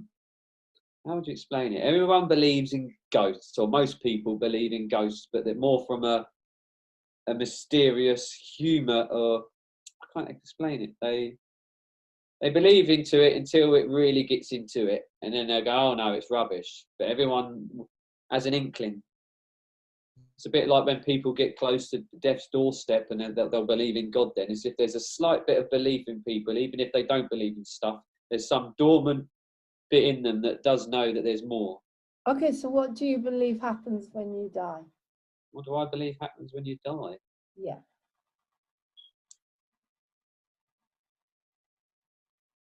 You've got to. You're not just this body, are you? You can't be. Do you believe this inside? Is there anything that you I can can't prove it. that you believe, not that you just think or other people have told you? Because No, it's more of a case of when you have experiences of like, for example, when I got into mediumship stuff, I used to be into a mediumship circle or self-development circle to do with psychic awareness or telepathic stuff, and exercising that's what you do when you're in the circle. You focus on exercising it, getting yourself more receptive, more sensitive to feeling stuff through self-awareness, through meditation, through journeying, through asking each other questions, it's almost like self-awareness exercises stroke what do they do in scientific labs? Evidence tests. So you'll be testing each other through stuff, asking questions. For example, I remember doing an open platform once where you go up and you sort of try mediumship. And I remember saying to a woman, "Oh, you was in London at a birthday and you fell. It was near Trafalgar Square." I said, "And you had an accident. You sort of twisted your ankle because you was wearing these big high heels." And she said, "Yeah." And another time with Cecile's, my partner's friends in France, I'll give him a reading, and I remember telling him stuff about a fight he had with his best friend when he was younger, something to do with his nan, a particular mirror he had in his house, or loads of different stuff. And it was all true. And it was more of a test at the time, just to see how it works. And it wasn't, I've never been so bothered like, look what I can do. It was more to get them to realise that it's possible. And yeah, so you sort of got to ask yourself, well, how do I know that? If I'm part of this physical body, how do I know, or how can I dip into something that happened to this bloke when he was younger? Or for example, my mum, she had an experience, I can't remember what time it was when the Olympics were on a few years ago. tell us about that. She watched something that wasn't on until live 2 days later, 3 hours of TV. She sat up all at night watching it. Told my dad the next day that the blonde woman won on the Olympics. And my dad went on to tell her it couldn't have. It ain't on until live tomorrow. And she says, well, I bloody watched it. And anyway, the next day or 2 days later, they watched it live. And my mum ended up commentating moment by moment the next 3 hours before it happened. So how can I pick up on something? Isn't it? Sorry, So, that's like time travel. Yeah, but it's outside of you. Hmm? It's outside of you. Like you're picking up on stuff outside of you. that's not you, that's not in your physical body. You know, you're witnessing and picking up. Or, for example, you would talk to someone about someone who's passed away, and you talk about certain ailments or certain feelings or things that the person had wrong with them. Okay, and you know it because you get given the feeling to feel yourself very slightly, or you'll get a slightly heady feeling. You'll think, oh, the person had they suffered with headaches, for example, or extreme headaches. You could be willy-nilly and say, well, everyone does, but it would be stuff that was very prominent, like someone who would suffer with a particular thing often. So you'd put that across to them, and then they'd end up saying, yeah. Well, how do you know that? Basically, your clairsentience, because you feel. But the thing is, you're an empath and your clairsentience. How does it make you feel when you know all this incredible stuff and people can't take it on board? Does it really? It must really frustrate you.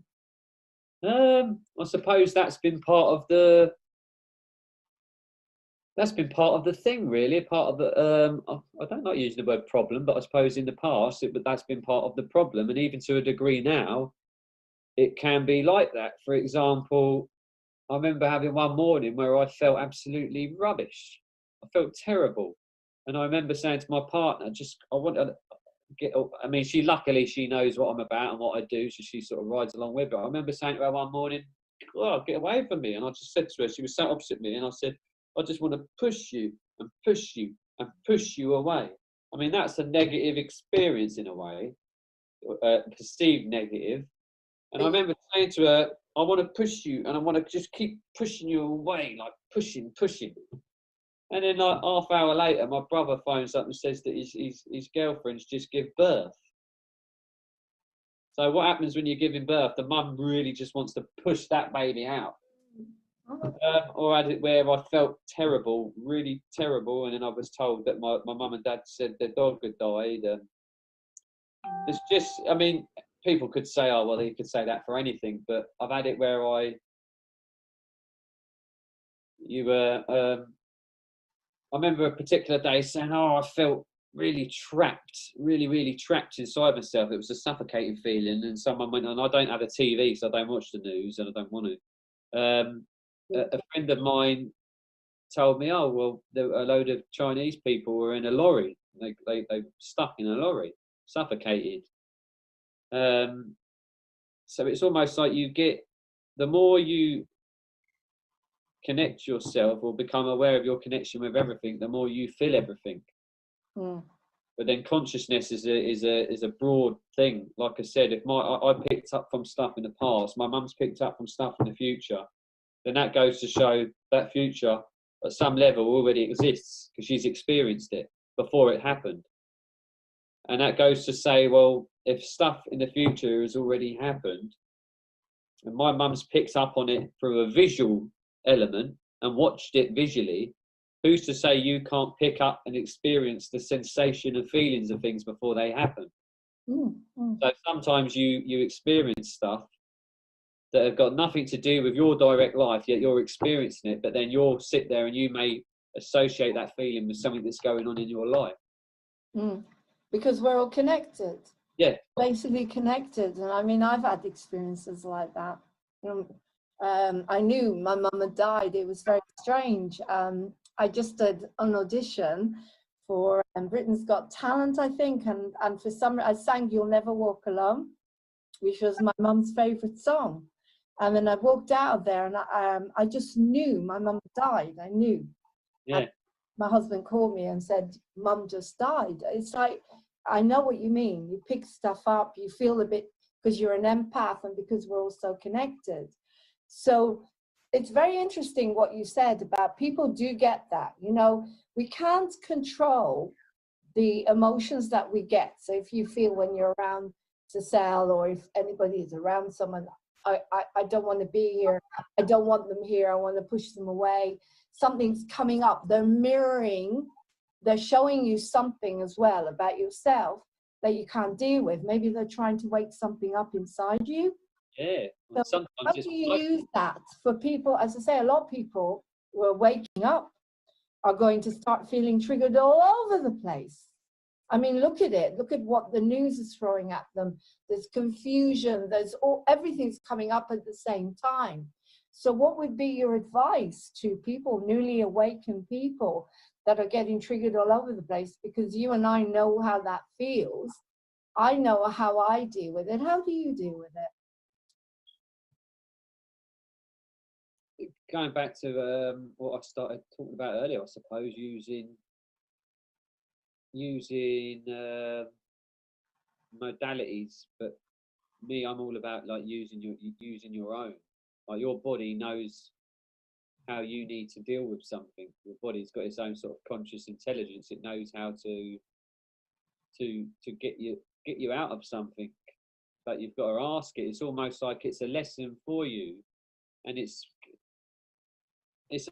a lesson for you to go through to experience how you're going to deal with something, and it won't help you until you've decided you want that help, because it's a lesson. And it is a lesson about how you're going to react to something. It must be, because I can't see evolution quite being the case, because if the future's already happened, there's nothing to evolve to. So it's almost like you're not going to really change anything, but you can change. With the future's already happened, how can you change it? But you can change your perception of things. It's such a vast thing. Once you start getting into consciousness, it's deep land. But just from that one aspect, I mean, this isn't the absolute truth what I'm saying, because there's a whole other different areas or ways of looking at it. But for example, if something's already happened and you can't, it's going to happen the way it's going to happen. You can't change how it's going to happen, but you can change how you perceive it, and by changing it and how you feel and experience it. So for example, I'm having a certain thing happen. I call it like an echo in time, basically, that's always going to happen, but each time you sort of deal with it in a different way. So for example, something comes up which triggers a certain feeling in me, and which my neurology knows that particular feeling and links that with other past stuff, then I'll start going into a whole extreme of all different experiences, and it will all get out of hand. Oh, feelings of self, everything, any memory or anything related to that particular negative feeling will start shooting off in my head. And then it becomes a whole load of different stuff. And then I start attaching that to do with all stories in my head.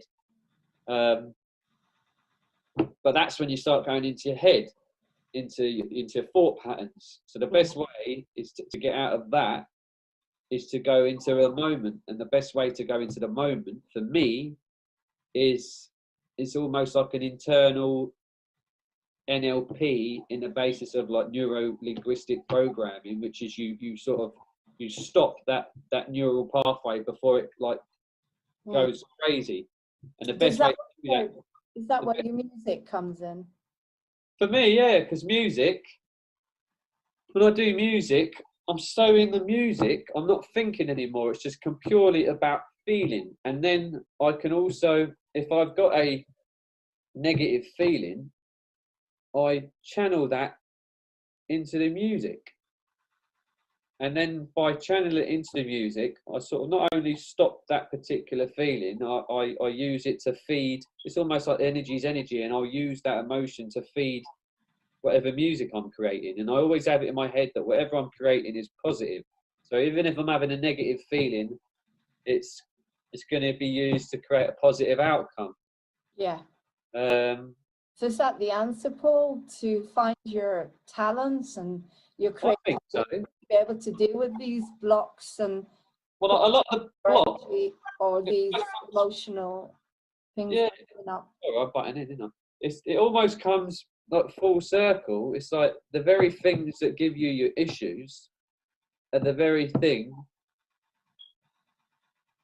that you use to get out the issues, which is all about self-expression. It's basically we're learning to completely express and embody our absolute pure being, which is when in present moment being is being yourself and expressing yourself exactly how you need to in the most productive, positive way possible. And if you don't do that, you feel stagnant. And then because you feel stagnant, you feel resentful. Then you get annoyed at people. Then you project it because maybe people who do that. And you'll feel jealous then you'll feel upset because like, and then it goes down, it just goes in a vicious circle. So be yourself as much as possible, and which then goes on to what it is I do with being yourself. The whole idea of what I do is sort of getting people to go into their intuition, to learn about themselves, to feel what they feel inside, to let up all of the rubbish that isn't them, which has created blocks in them. And once they let that out, then it almost, as they let the stuff out that's blocking them, it's almost like their real self is tethered behind it, and that comes through afterwards. So they've unblocked all of that stuff, all that stagnancy, all that conditioning, all of that repression. Then the real them can come through. But then you've got to work on. Then they may have like embarrassments, they may have fears. So it's about getting them back into their body, out of their head, which is saying and thinking fear, thinking embarrassment, thinking about, oh, what about this, what about that? Stay in your body, stay in your breath, get out of your mind and just express and feel and be and do. And then the more they nourish that, the more they tend to that, the more they strengthen and empower that until it becomes a natural thing to be themselves. Yeah, and I mean, what I love about your work is it's very similar to the way I work, as you say, because people are different and everyone needs something different. So you have the music, which is part of an aspect that you work with, and then you work with light and sound and vibrations. But I love when you combine everything together and you do your medicine man thing that I call, your shaman thing, where you literally heal using the light, the sound, the vibrations, the singing. You go up and down the chakras, and it's just an incredible experience. But so how do you feel about using that with people, different types of people? How can you use all those incredible skills and talents? Because as we say, different people are different and unique. And so how can you, the word I'm looking for is, how can you create something that is going to be effective for everyone, but maybe in a different way? Do you know what I mean? Like, when I'm tailor it. How can you tailor it? Well, this is That's what I'm trying to ask. This is exactly what my whole emphasis of tailoring and intuition. With people, when you're, I don't want to teach, I want to hold space for allowing people to find their own technique. So it's about, and I call it biodynamics. I've sort of labelled it and called it. It's like the word Biodynamics, did you say? Biodynamics. It's a bit of a word What play. does that mean? It's a bit of a word play of bio, which you've got. Bio means life. You know when you've got about biology, biochemical, biophysical, like everything comes under that term bio. And bio means life, basically. And to me, life stands for, the LIFE. For me, is logical, intuitive information for everyone. Logical and intuitive, because they've both got the yin yang thing. They've both got their for everyone, and everyone's got it within them. So my whole emphasis is to get people into exploring and becoming aware of their own self modalities, which is the whole process of it. Everyone's got it in them. Everyone's connected to the same source. Everyone's got that intelligence, that consciousness in them. So everyone's got their own way of doing things. And that was for years. I wasn't happy with anything, because I thought, I don't like that. I don't want to do that because I don't just like doing that. I'll read a book and think, loads of people I know, they'll read a book and then they can't match everything in that book, and they'll get frustrated and think there's something wrong with them. And then they'll get onto another book and do the same thing and think, well, maybe you're supposed to just take a little bit from that book, a little bit from that, a little bit from that person, because that's what you need. Because you're not just that, you're not their story. When someone shares, if I was to share a book called Biodynamics by Paul McDonald, that's not going to resonate with everyone. Because that's as a whole thing, that's my thing. but I'm going to share that to inspire other people. But then they may take 2 pages out of it, which they need. They may take 2 pages out of a Tony Robbins book, 2 pages out of an inspiration from your material. And that, what's the book you're in? To stay sane. Oh, sorry, Simply Amazing. Simply Amazing. That's the one. Let's plug it. Good. They sell it at the shop. Don't worry, I already told people. I'll tell them again. So people like. Chapter 8. But that way you're formulating. That's what we all do. We take little bits of information, take stuff, and we accumulate our own belief system. And it is our belief system. You could say it could be others, but you're taking a reflection of what you believe. But you don't have to be everything. You don't have to resonate completely everything with like Muji or with Dr. Wayne Dyer or this and that. You get inspired to what you get inspired with, and anything outside of that isn't meant for you. And there's nothing wrong with that. You need to find you're okay with what you want, and don't think you've got to be this person or be that structure. It's basically about helping people find their own sort of self-tailoring. So you basically see people holistically. You're looking at their mind, their body, their spirit, their stress levels, their past. When they can see you, because your intuition is so strong, you probably already see them and you think, oh, I know what that person needs. I know, because you've got such a strong intuition already. This is the thing with like there's stuff I want to do on group level, which is the biodynamic stuff, which are group classes, but that's different. That's a group thing. We can do one-to-one. But when it comes to like a hands-on therapy or session, it's always completely different. And I always like the idea. I don't like going with a set modality because that isn't always good. I want to be completely present with what consciousness needs at that time and moment. And you can't get any more focused and stronger than the conscious flow and needs of what the person needs at that particular time. And if you stay open, I've practiced and got certifications in Reiki and other things, but they may need more than that. So I just allow myself over the years to grow open to as many different healing modalities, which my body naturally is capable of doing. And so I allow myself just to be an open reflection of what they need, an open channel of completely what they need. And I won't distinguish, or I won't, what's the word I'm using? I won't put anything aside. For example, someone may come in and they're different to the person who came in half an hour ago, and the format would be slightly different. There may be someone who comes in for some healing, and I always ask people, what number do you want? What light do you want? And I ask them to go with their intuition, because their intuition knows what they need.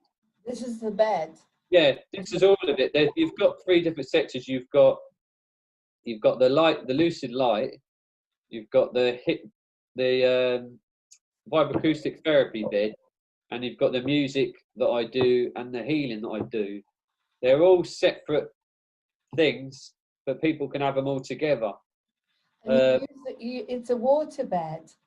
It's a waterbed. It's conducive. You've got the vibroacoustic therapy is basically, like you said, it's a waterbed, but it's a heated waterbed. So you really penetrate you. I mean, like you said, it's lovely and warm. It's lovely, and you've got that floaty feeling. It's almost like a dry flotation tank. It's a dry flotation tank, but it's even more different because you've got the wobble in it. When you're in a tank, you're in the water, but this thing you're on top of the water, so you've got that. Yeah. Because when you go into flotation tank, you could be, if you're claustrophobic. I can't go in one of those because if you're claustrophobic, it's a bit scary. But when you lie on that bed, you're just in a room. And it's wide open, so there's nothing to be worried about. So. Exactly, and you don't get wet. You don't have to be in the dark, and it's a slightly different feeling as well. And the fact you can't. Well, I suppose you can have vibration in the tank, but it's vibration. The vibration that's the most important thing. You're getting it's basic, so it's a vibroacoustic table. So you've got a vibroacoustic table, where you've got the sound coming through vibration. And the bed is made out of a very acoustic wood that really carries the vibration. Then on top of the bed, you've got a liquid water bed, or liquid water bed. It is liquid. You've got the heated water bed, which they call the liquid sound bed. And that, so you think you're on that bed, it's warm, it's already penetrating the body anyway. It sort of wraps itself around you because you're sinking into it a bit. And then the vibration comes through and it carries that vibration throughout. Your skin is your biggest organ. It's one big organism all over your body, and it is an organ. So you think every part of your skin is taken in and being penetrated by that particular vibration. And that could be any vibration. That could be for anxiety, that could be for invigoration, because it's the vibration that in particular what you need is the main thing. So not only do you feel relaxed through the general vibratory experience, you also get that particular vibration which you've chose. And there's different vibrations. There's some, or different frequencies. Some of them are for confidence, some are for focus, some for empowerment. So your body's being penetrated and with that particular frequency of vibration, which is a particular brainwave state. So, you know, you're in very good company, because President Trump is talking a lot, particularly about light and how healing light can be. So can you explain to us, how does the light and sound work? I mean, why does it work? What's the principle behind it? It basically works on changing or creating a particular brainwave pattern, a particular brainwave. Like you've got a brainwave state, like you've got Schumann frequency, which is what the Earth resonates at, what they call the Schumann frequency. I can't remember quite what it is, 500 and something, 70. Yeah, Jordan Safer talks a lot about and maybe I'm wrong about the particular resonance, but it's easy enough to look it up if you Google it, the Schumann frequency. And the Earth vibrates at that particular frequency, and our hearts should match that particular frequency. But there's so many electrical appliances and things and electromagnetic things going on with phones and with a lot of stuff that we do need to a degree. But as is everything, you've got the negative and positive. And what it's done is it's took us out of our natural vibrational state. Even women who wear high heel shoes, you're not connecting so much with the vibration of the earth. If you're walking barefoot, you feel more connection with the earth because you've got the electromagnetism. You're closer. Your skin has got that. You know, you've got the electronics in your skin. You connect with the earth. And when you look at like deer and animal when they're out in the field, they're so content. We always look at deers and animals and you think, how can they be happy just sat there in the field? Well, because they're not in their head. They're just cats. You just have to look at them. Yeah. Sleep all the time. Because they're connected. They're out barefoot. More so wild animals because they're connected barefoot with nature, with the earth. Okay. And then you've got the core of the earth, which is a magnetic part of nature that basically draws them down into the hertz, the heartbeat. So it grounds. So basically, you're saying that the light and the sound keeps you more grounded, more connected to the earth. It can do whatever you feel better in the body. Well, it can do whatever you need, really, because it creates particular frequencies. So you can have ones for either focusing, because they've obviously, the person who's created these particular technologies, they've worked out through testing and through experience, I suppose. They've worked out what particular, for example, when someone's focused, that may be a particular frequency. Or when someone's more receptive, that's a hypnagogic state. And a hypnagogic state, I think, don't hold me on this, is it may be the theta state. You've got alpha, theta. All right. So you go into trance in some way, and then the body can relax a lot more. So what conditions can you heal? I'm not saying healing. What conditions can you support with the light and sounds bed? Anxiety. Would you say? You can help anxiety because you can relax people. The breathing gets more relaxed. The mind slows down. They're in a more relaxed, meditative state where they can just go into their body and get out of their mind, which is a massive thing for some people. Some people who may have insomnia. Insomnia is generally just where the body's holding on to so much stress. They can't sleep because their subconscious is screwing around with them. So again, that's linked with anxiety. I suppose you have anxiety, and then after so much anxiety and stress and depression, you then get insomnia because it affects your subconscious in your sleep. So you can help with that as well because you allow the mind to stop, which takes them into a hypnagogic, relaxed state. I mean, many people, including yourself, fall asleep on the bed because they're that relaxed. Sometimes it's awkward because you have to, obviously, if you've got various people coming after or you've got a time limit, you've got to wake them up. But generally, I'll try and give them like 5 minutes after, as if they do fall asleep. I think I'll let their body really take the nourishment. But then they find that they get better sleep that evening because their body's still in that relaxed state. I think you yourself said the same thing. You've got someone who wanted more focus. This person was a man I know who helps people with logistics, helps people, coaches them on business, and he had a go on it, and he went on a particular setting which was for focus, and he was feeling a bit tired, a bit foggy-headed before he went on it, and it was someone who was actually helping us on a business program, and he went and had a go, and then he come out, and then afterwards he said he felt a lot more sharp, a lot more focused. There's a particular brainwave state for that, which is a very, I don't know if it's stimulating, but it was just a focused one.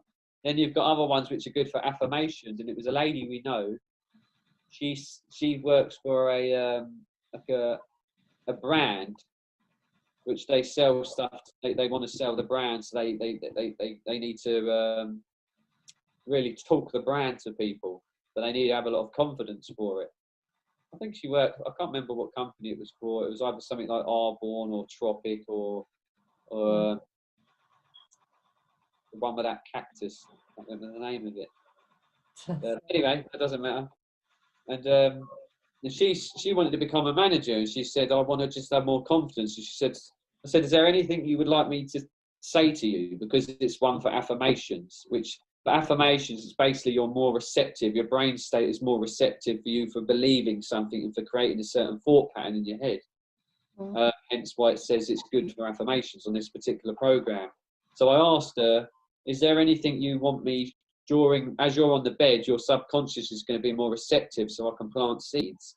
So is there any particular sentence or word you want me to keep suggesting to you? And she said, I want you to keep calling me a diamond manager.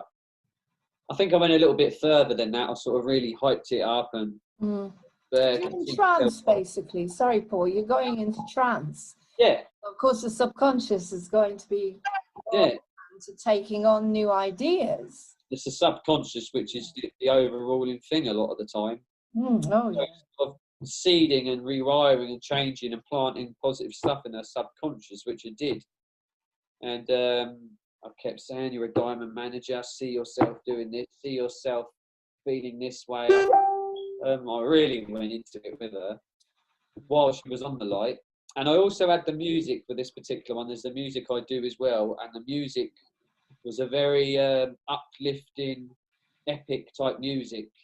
You know, the sort of music you get on one of these life coaching videos where it's like just uplifting. And you compose all of this yourself? Yeah, I create the music as well, which was sequences. And you sing? Yeah. Sometimes. The different things, again, a bit like the light, I'll do it for different things. I've got stuff that's for bringing up emotion, stuff that's good for invigoration, stuff that's good for putting you in a real spaced out. Some people just want a spacey experience, something out of this world. So stuff for that. There's some more dense, tense music, which is good for putting people into their fear zone so they can really go into their fear and get past it. And but they'll only get what they need. I'll only give what they need. And the second will bring about exactly what people need individually. That was kind of leading to the next question, which we kind of talked about the other day, is because I feel that when I've gone on there in distress last year, when I had a lot of grief and stuff, after the session, I was completely detached. I felt amazing. But then even if I came off the bed and I didn't feel like that, then I know I can deal with it because I know it's healing. So what would you say to someone who is going through mental health issues? Is there a way to prepare them that they may have what you call, like, the Hexmeister thing, where you get side effect, you can get a healing crisis. I'm probably saying it completely wrong. A healing crisis, like when you go, you can have reflexology or acupuncture, and then for a few days later, you may not feel that good because your body's adjusting and everything's coming up. So if you got, like, as I'm saying, new people who have anxiety or mental health issues, is it possible that they may get a healing crisis after using the bed? And if so, what would be your suggestion? How do they do it? Completely possible, because with any healing modality, sometimes you can have something that can be great at the time, but it brings stuff up which needs to come up, that repressed stuff which subconsciously sabotages things. So it's like, you could say, oh, I don't want to go on it then, I'm a bit fearful of that, but do you want subconscious stuff ruling your life, or do you want it up and out the way? It can hurt, but it's a worthy, it's worth going through. And this is where the biodynamic stuff comes into. The biodynamic stuff, for example, it cuts into that, so that would bring stuff up. You'll have hurt. For example, it's not saying it always does, but for example, one case, if it brings something up, you're feeling disharmonious, you're not feeling great, you're feeling painful. Well, then you want to channel that negative energy that you may be feeling and transmute it into something positive, and at the same time you want to change the neurology that's attached to that particular emotion that is brought up. So you're not suppressing it, you're actually using it to feed something creative and expressive. And what I do is with the biodynamic stuff is basically sound and movement, and just really allowing you to go in the moment.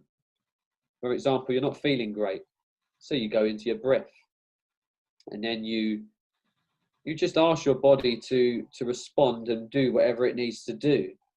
And it may be particular movements, it may be this, but don't question it, you just go with it. And we've got an electromagnetic field around the body which they call a biofield, and that's connected. It's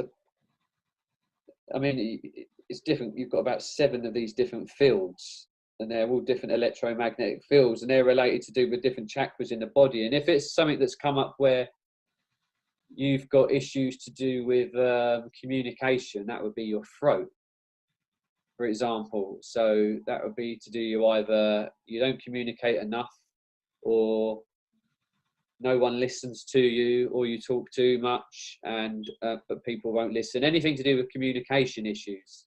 That could be stemming from stuff from when you were younger, where someone didn't listen to you when you were 4 years old, and that stuck with you, and then that ends up carrying on a pattern. And then that may be build up and build up and build up, and then when you go on the light or go have a particular healing modality, that brings that up because it needs to come up to be cleared. So you're feeling that particular communication issue. So it may be you need to, for example, to clear that through sound. And you just allow yourself to do it. So the whole idea is you just coach people into allowing their body to move in a way that it just needs to move. You may feel like you need to just go, oh, or do that particular tone. Go with it. It may change. You may feel like doing any type of movement. It may not even be a movement. You may suddenly, as long as you're asking your intuition may say, well, start to,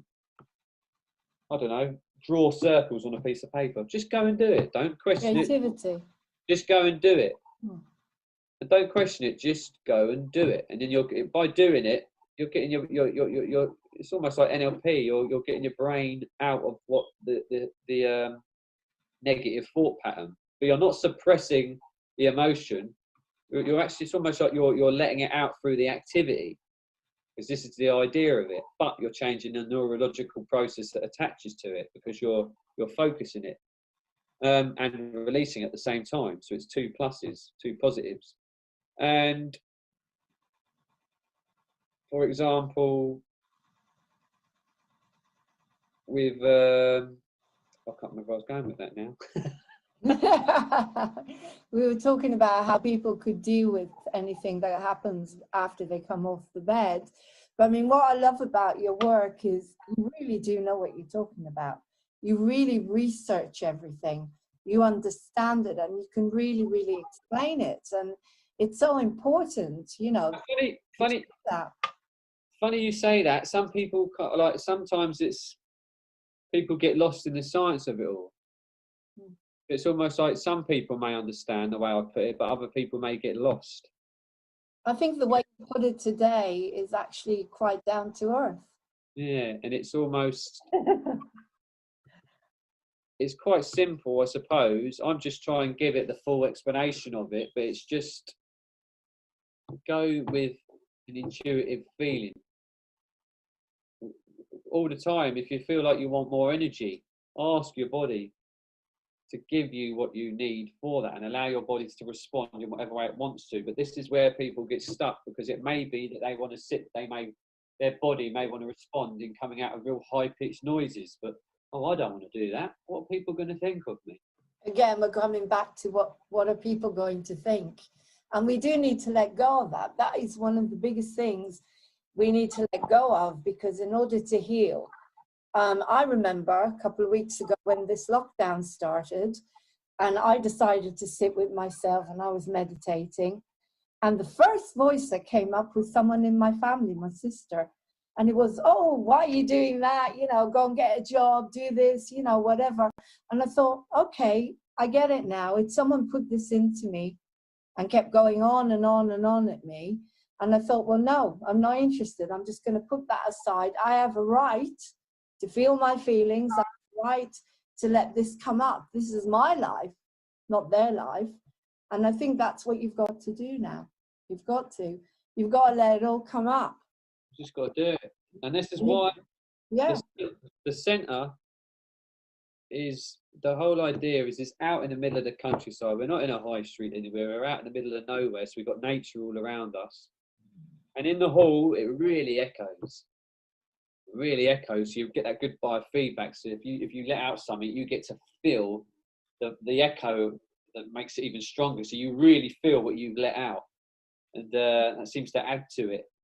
And it's a place you can do that. If you've got nowhere where you can't go out in the middle of the field, because that everyone walks their dogs, and because at the moment it seems odd, doesn't it, in general society, for someone to be out screaming in the field. You can't do it at home because you don't want to scare your kid or your toddler, because you can't explain it to them, because you just can't, because they associate screaming with pain or with being attacked or whatever. So you need somewhere where you can feel safe enough to completely let go. That's what the Positivity Centre was primarily for, is for you to be able to have somewhere where you can release. I don't care what comes out. I want people to release what they need to release. And if that's a scream at the top of their head, do it. It's amazing what you're doing. It's a freedom to be able to do that. And yeah. to stop you there, but I was also thinking about, if we go back to childhood, when I watch you with Willow, and you let her be herself, you know, as a parent, it's just amazing to be able to let a child be themselves, feel their feelings, because that's your way of you and Cecile of parenting, I presume. Well, she certainly does. It was a bit, again, like we were talking about the other day. She in the middle of the night, she'll scream, she'll wake up and she will release. And a bit like, again, what Mick was suggesting, because she does it, kids do it more in the middle of the night. They call it night terrors, but it's more they're in a more of a,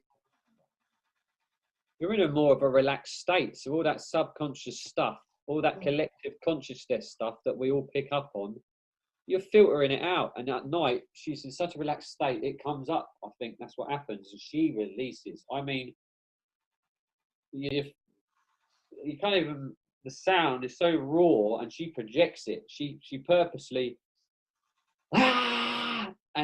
she's doing it to release. Does she feel better in the morning, do you think, after that? She feels better straight after she's done it. She feels better straight after she's done it. If it'd be like 2 o'clock in the morning, she'll do it.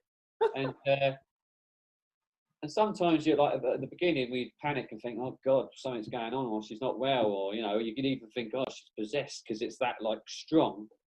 But it is just they've got their bodies in such a deep sleep, relaxed state. Whatever needs to surface, their body, it needs to come up and come out from the subconscious. That when they're asleep, the subconscious wakes up, and it allows them to click into that place which lets out that repressed subconscious stuff, and the collective consciousness stuff as well, which what we're dipping into more and more now.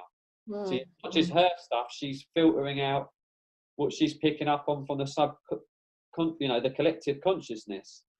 And if you don't have that releasement, you go mad. I mean, that's what dreams are for.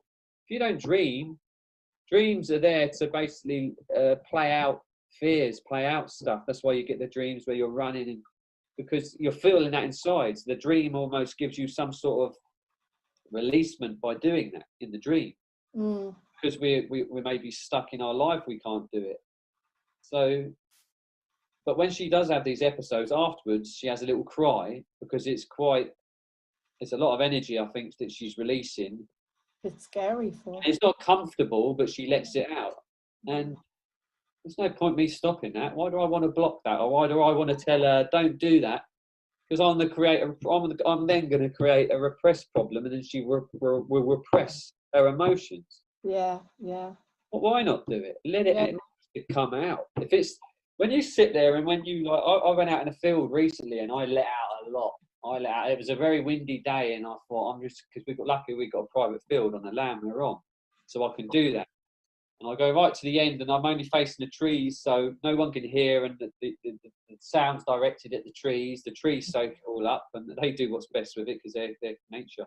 But I really let out every gut raw emotion I can let out. Sometimes it sounds like a war cry, or it sounds like I'm being murdered, and I can really feel into everything and let it out. And sometimes it just won't stop, and I sit there and think, there's so much there that I'm hearing when I let it out. Where am I holding that in my body before I let it out? And if you don't let that out, that's a lot. Because afterwards you feel exhausted, so you've expelled so much energy. If I'm not expelling that, where the hell is that going in my body?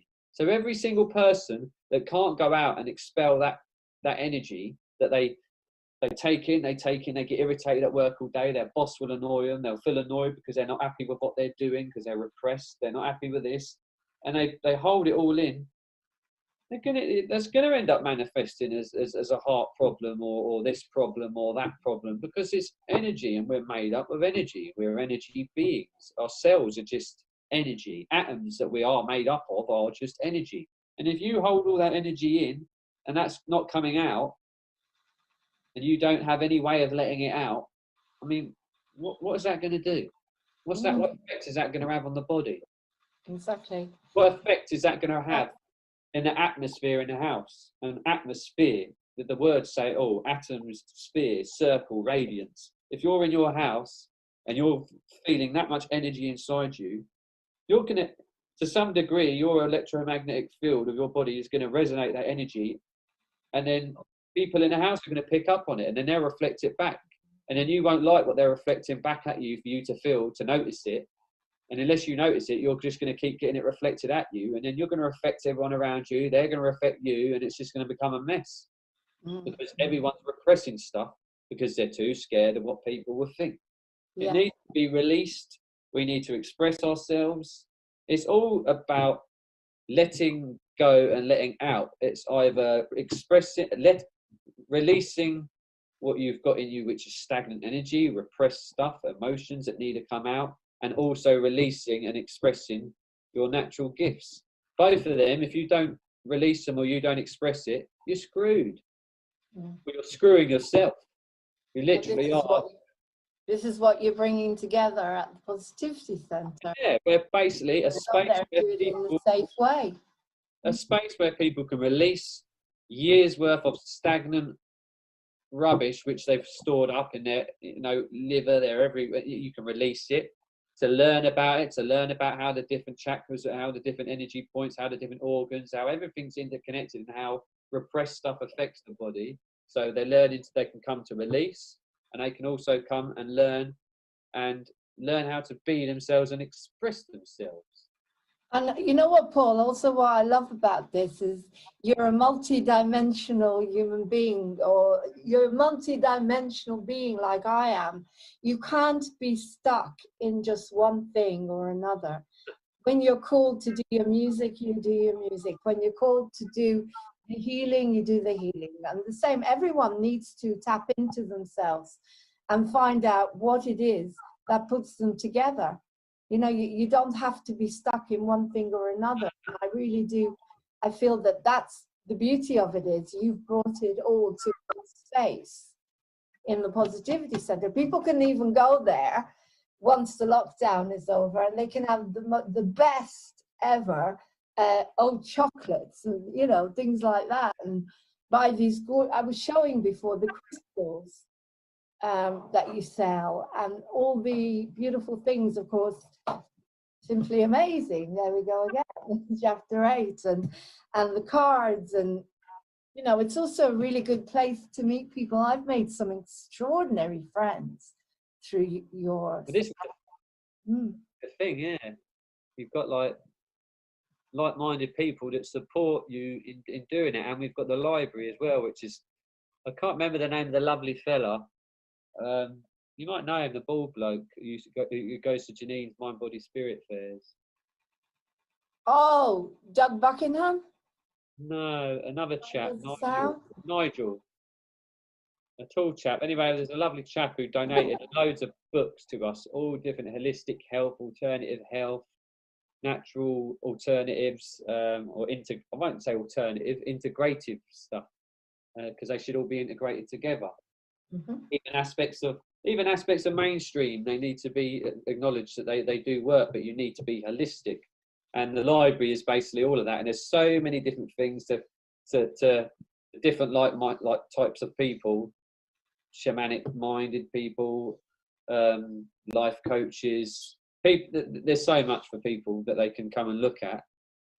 Come and sit in the cafe once this is all over. Come and have a drink, meet like-minded people. If there's nothing going on in the hall, go in there, dance if you need to dance, shout if you need to shout, let it out, do whatever you need to do. Yeah, or booking a therapy on the bed, hypnagogic light. It's all there basically. We've got everything there to help people be themselves, to let go. I sort of break it down. You've got we offer pre-medicinal services, which is like the biodynamic sort of stuff, where you're helping people be themselves so they don't get in a disharmonious state. But then we've also got the stuff there, which is the therapies and the treatments to help people who are already past that, people who need to release stuff. So you've got pre-medicinal activities and post-medicinal treatments to help people get into a place where they can then start to incorporate the pre-medicinal activities to stop them getting disharmonious again, to allow them to keep their body free-flowing, their expression free-flowing on a holistic scale, emotionally, mentally, physically, which is the yoga, the meditation for the mind and the emotions. But then again, it all dips into every other one, which is holistic. Exactly. This has been an extraordinary interview. So much, such exciting stuff, and I can see you becoming more and more relaxed, which is great.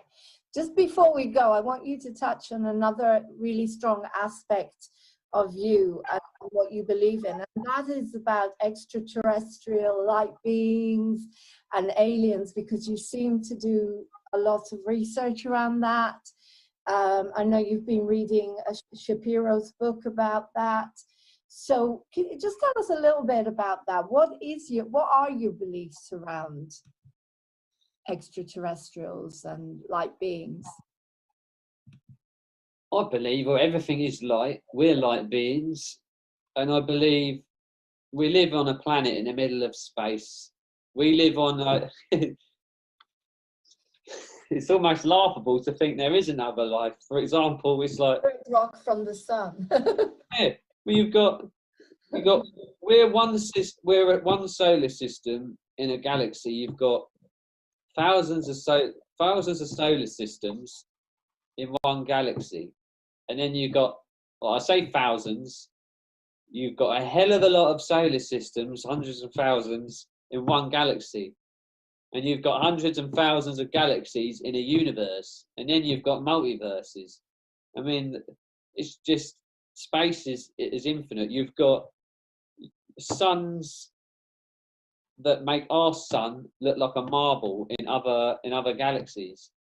That just goes to show you the extremes and size of how big and expansive existence and life is outside of this bloody planet. I mean, it's just mind-blowing. And to say there's not life out there, it would just be silly. And I think this planet come about through explosions, come about through flying things out in space that formed what we are. So we are going to have our DNA, the very makeup of this planet, is going to have attributes and ingredients from all over the cosmos. And I think even though there's stuff outside, we're a reflection of that as well. And I think in our DNA, we hold so many different aspects of other beings and other intelligences. We hold that within us. And I think the more you become aware of your consciousness, the more you're becoming aware of your connection with the consciousness throughout time and space and the cosmos, and you're dipping into into that within your DNA. And so some people say that they're channeling extraterrestrial life. I think you are, but it's in you as well, because you've got aspects of what was out of space in you. We are space dust. Yeah. Planet space dust. Space dust, I love it. So what happens here? I mean, just to finish the interview, it sounds like you basically do everything. You do loads of things, you know, and it sounds so exciting. You've got a wide experience of different types of healing, music, all sorts of stuff that you're bringing together into the Positivity Center. Is there anything yet that you haven't done that you still want to do?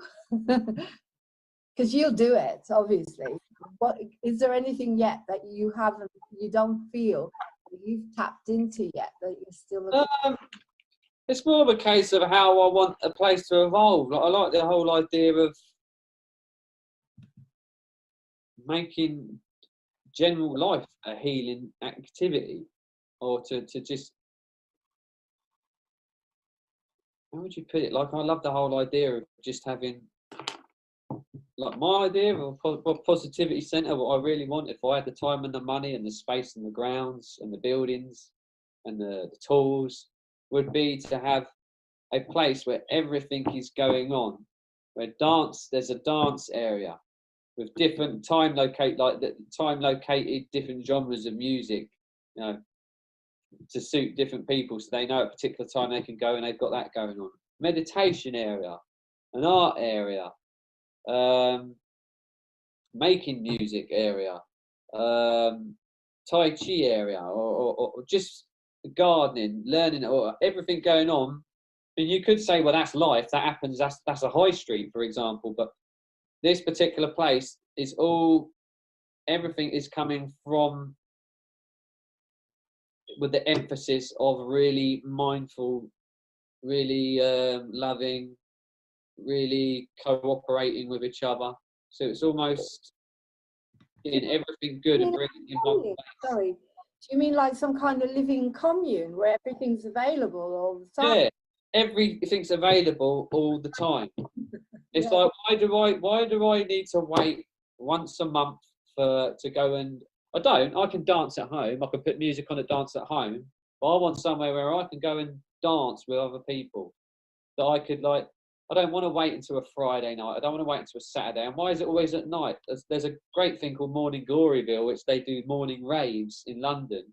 But even that, they're like once a month, for example. I'm not quite sure how often. It needs to be able to somewhere where you can go all the time. It'd be nice to have somewhere where you could say, I want to go and do that today. And I know there's going to be like-minded people that are there completely moving and express themselves how they want. Or I want to go to a cacao ceremony that's constantly going on. I want a place where I can go where there's constantly going on, it's constantly available. Or the art, somewhere where I can go and do art and the equipment's all there, where I can just do it whenever I want. Shouldn't have to have time zones for it. There should be somewhere where you can do it all the time. Exactly. You And should have that free, sorry, go on. it should have that availability and freedom. Yes. But what about, do you ever offer like, you know, because sometimes, I mean, I personally feel that it's nice to be able to offer all the services to everyone. And I'm hoping that once the awakening means that people will be able to do whatever they want with their lives, and that to a certain extent, yes, money is a good thing, but that there would be more equality in that way. So how would you feel about that? Do you offer anything on donate? I know you do offer on donations, and you do marketing like that occasionally. But if I used to, and no one really. We used to have a healing, but no one used to come. It was almost like people, unless it was paid for, they didn't see there was any worth in it. And I see that as a thing in the future more, but I think there's a long time until we're going to get to that, because we're having to move from one system to another. And what's happening at the moment maybe is a precursor to that. With this lockdown, things are going to change drastically. People's lifestyles have changed drastically. Everything's changed drastically. The economy and money, everything's changed. But I still think it's not quite there at the moment. I don't know how it's going to get there. I think for me, my personal focus for me right now is I'm sort of sticking to just change in ways I can change at the moment. I love the whole non-monetary system, but at the moment I have to having to work in the current system to do all we can do, and it just so happens we have rent to pay, we need to make a living. yes, And hopefully things do change. Like, for example, I have an allotment where we grow our own vegetables, and if everyone starts doing that more and it gets advocated doing that more, and if everyone was to eat, just not everyone can, because you've got different diets, but most people can live off a vegetarian diet or a vegan diet. Most people, not everyone, for different reasons. I can't do pure vegan. Not pure vegan. I can't do pure vegan. No, but this is what I'm saying. But for example, you eat vegetables, or the vegetables that people eat. Some people are allergic to certain stuff, but predominantly most people can eat vegetables. And on a shopping list, that's a big portion of money. And we shouldn't really be eating processed food. So we really want homegrown, holistic stuff. So even if you do eat meat or you do eat dairy, you're going to have your vegetables with it, but you don't want to have stuff that's processed, because that's not good for you. You want grown stuff, you want real food, and a big portion of that you can grow yourself. So that already would dramatically reduce the amount of expenditure you have to spend out every week, and that would dramatically reduce the amount of plastic and waste that comes with shops and supermarkets. So you're already getting towards not needing so much money. So if everyone was to grow their food more, and if we imagine if they were like massive communal, this is my idea. This would be a great space to have a great big allotment where you've got people there that are growing the food. You've got people there that are cooking with the food from last year, feeding those who are growing the food. for them for the next year. And you've got people there who are good at music, entertaining the people that are cooking and the people that are gardening. That's wonderful. You've got like, that'd be brilliant. And then you could have it where you have a little dance area, so you have a time allotted spaces where you go and do your bit, then you go and you have a little dance, eat, listen to the music. Then it's like sort of a little rotation, but it's done in such a beautiful way. But to me, that's society, how society should be. There's a great film. I can't remember the name of it. It's called In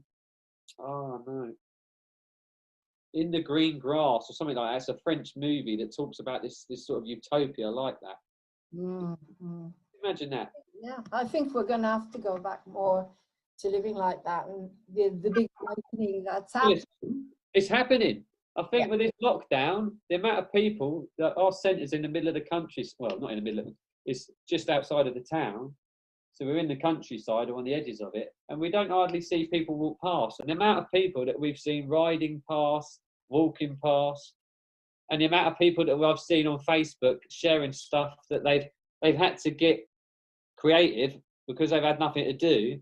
Yeah. They're trying all sorts out there, learning to garden. They're learning to, like, we've started this year eating stuff off of the land more, which is naturally there, like stinging nettles and dandelions. These things are great for us. And apparently, you just pick them. Sorry, you just pick them and cook them, don't you? Yeah. Just pick them. I'm obviously careful where I pick it from. I don't pick the lower stuff where the dogs will be. But the reason it grows so abundant is it's nature's way of saying, here, eat me. I'm good for you. Everyone thinks it's a useless weed. It's not. God, you can do so much with it as well. With the dandelion, you can make honey. You can make creams for the face, and there's certain things in the dandelion which are good for the bones or good for the skin. You've got the leaf, which is great for eating, and you can really taste the iron in it. You can taste all the goodness in it. You can have, with stinging nettles, you have soup, or you fry it with garlic. Wow. It's all there. Nettle is one of the best detoxifiers you can have, nettle.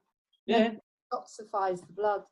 So Paul, we're coming to the end of the interview. It's been incredible. I hope that you feel that you've said everything you feel you wanted to say, or is there anything else you would like to tell the public, apart, particularly with what's going on in the world at the moment? Have you got any positive and any extra positive enlightening messages to put out there that you want to say?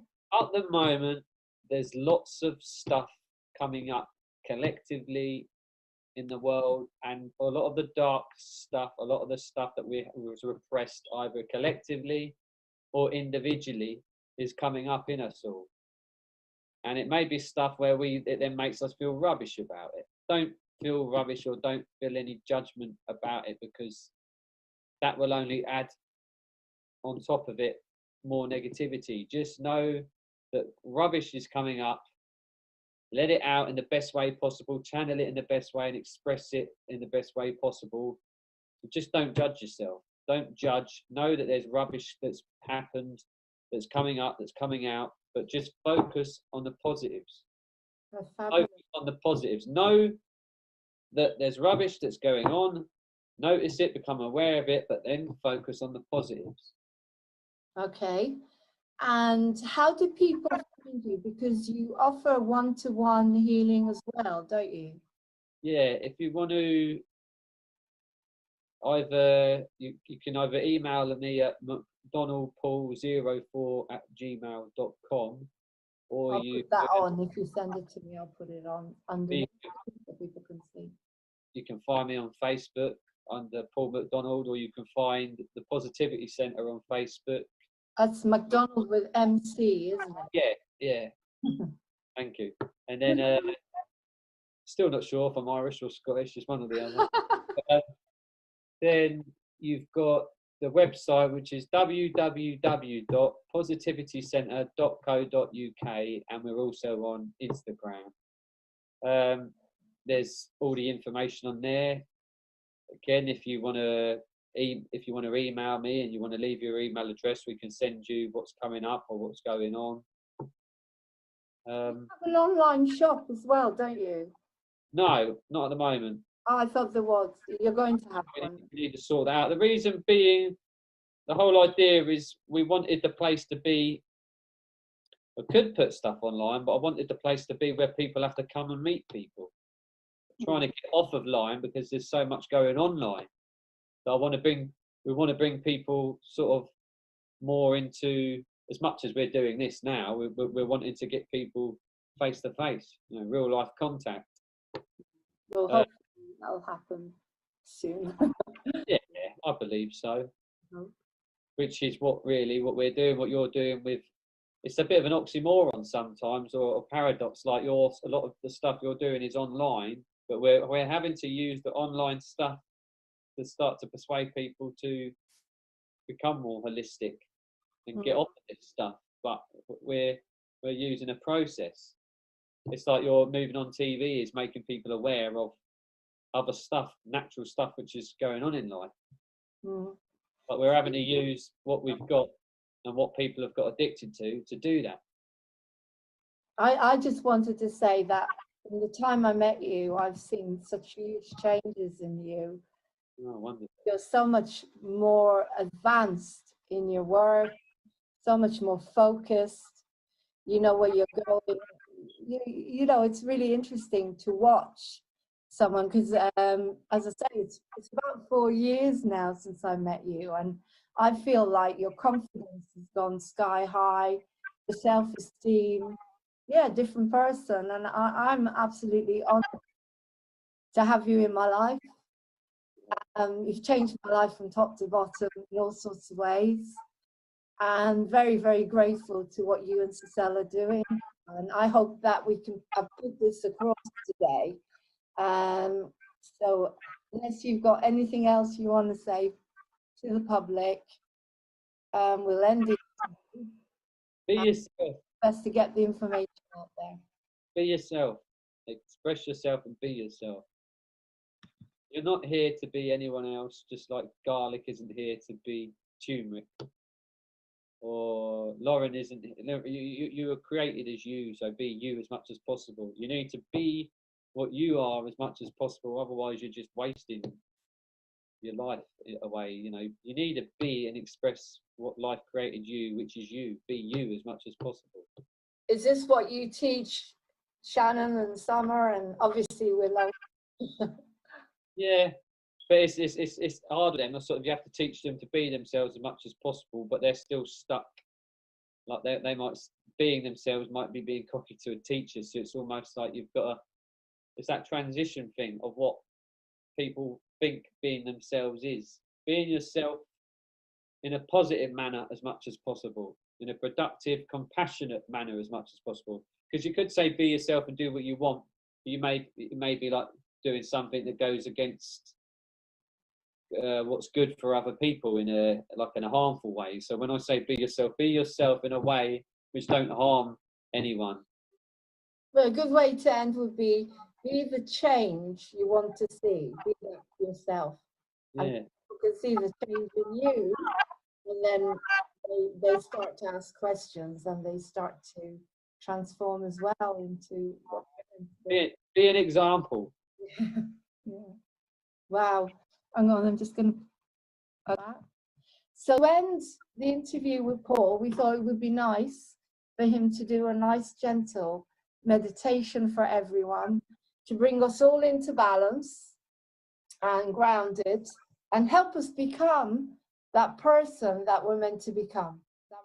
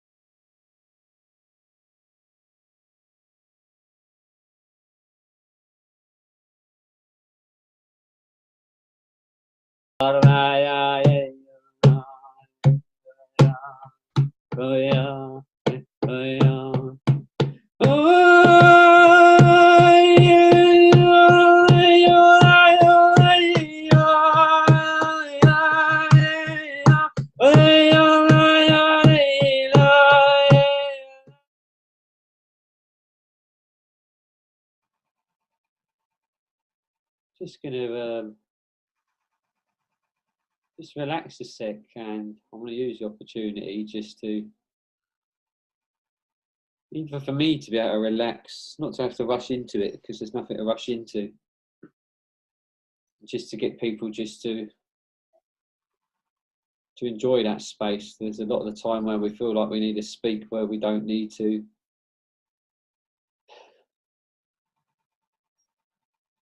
I'm going to even give this opportunity before I even start. I'm just going to let go. I'm not going to try and formulate anything. I'm just going to hold space and go through my breath for the moment, and it allows you an opportunity just to look at me if you have to not want anything. Even now, you're sitting there thinking, waiting to hear something, waiting to get directions, listening to my voice, waiting to see where I'm going with it. But to more just concentrate on the sound of my voice, more concentrate on the feeling, because at the moment I'm not formulating anything in my head, I'm just going with an intuitive feeling. Just keep listening to my voice, the sound of my voice, the tone of my voice, the texture of my voice, the vibration and intention that's being carried through my voice. And just breathe. There's no need to force anything. There's no need to try and rid your head of any thoughts. Just completely allow yourself to feel everything. You may find it hard to relax, you may be feeling invigorated, you may be feeling stimulated. Don't question it, don't worry about it. Just feel it, become aware of it. Feel all the senses and the nerves in your body. Allow yourself to flinch. Allow your breathing to be, you may have real short, rapid breaths. Just allow it to be. There's nothing worse than trying to stop something. Just allow it to be. So we very, very slowly change the vibration gradually from the space that you're already in. It's about you just getting used to and sitting in whatever feelings you're experiencing in your body right now. Your thoughts may be racing. Allow it to be. You may feel like you just want to groan. Allow it to just be. You may be suddenly feeling irritated. Say it if you want to say it. Fuck it. Just allow it to say it. Just be. Happy, happy, happy, happy news. Happy, happy, happy news.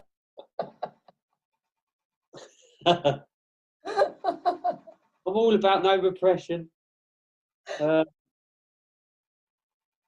Just allow whatever to be. What does my voice sound like to you? I don't want to question and answer back. It's just, what does my voice sound like? You're hearing a collection of words, but they're just sounds. Just keep concentrating on my voice. Right now, there's love in the intentions. There's love behind what it is I'm wanting to do right now, and that's a feeling. That's consciousness. And you're connected to that consciousness. This screen doesn't mean anything. That love, that intention, that calmness, that clarity, that pureness of consciousness of being, You can feel that right now because you're connected to it through consciousness, through time and space. You are that. I'm just a reflection of that in you. Whatever I'm saying or putting across, you are that. So just be. And again, I am just talking. You may think, has he started yet? I started ages ago. It's just my little formula and my way of doing things, my way of getting people into a meditative state. Because it's already working, the conscious flow, the feeling is already penetrating through me. It's not what I'm saying that's important, it's the energy that's being transported and carried through the words I'm saying.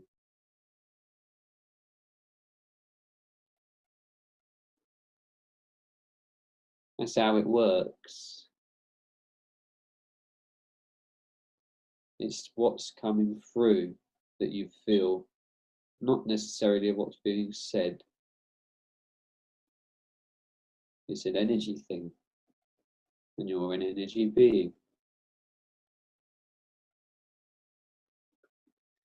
Now, depending on the different people that may be watching, again, I'm going to make it tailored for you all individually, through one person, being myself.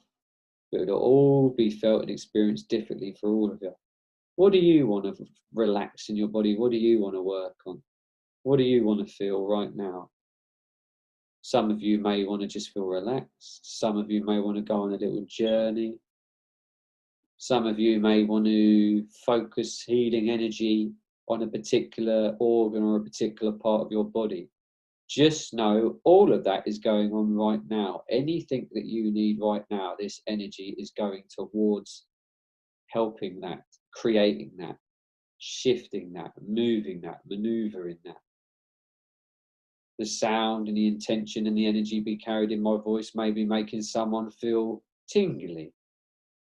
It may be making someone else feel relaxed. It may be making someone's arm feel relaxed. It may be doing all sorts of different things because the energy goes where the energy flows, where it needs to go for every single particular individual person who's listening to this. Let it be for what you want it for. It doesn't even matter because that's already happening anyway. That's how intelligent, infinite, intelligent consciousness is.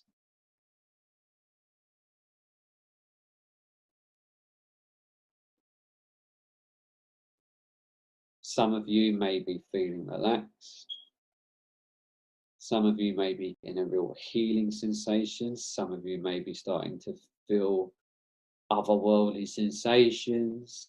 Someone may even be feeling stressed. Whatever you want it for. It's just about focusing energy where the energy needs to go. Where do you want it? What is this for you? Now I'm just going to do some sound.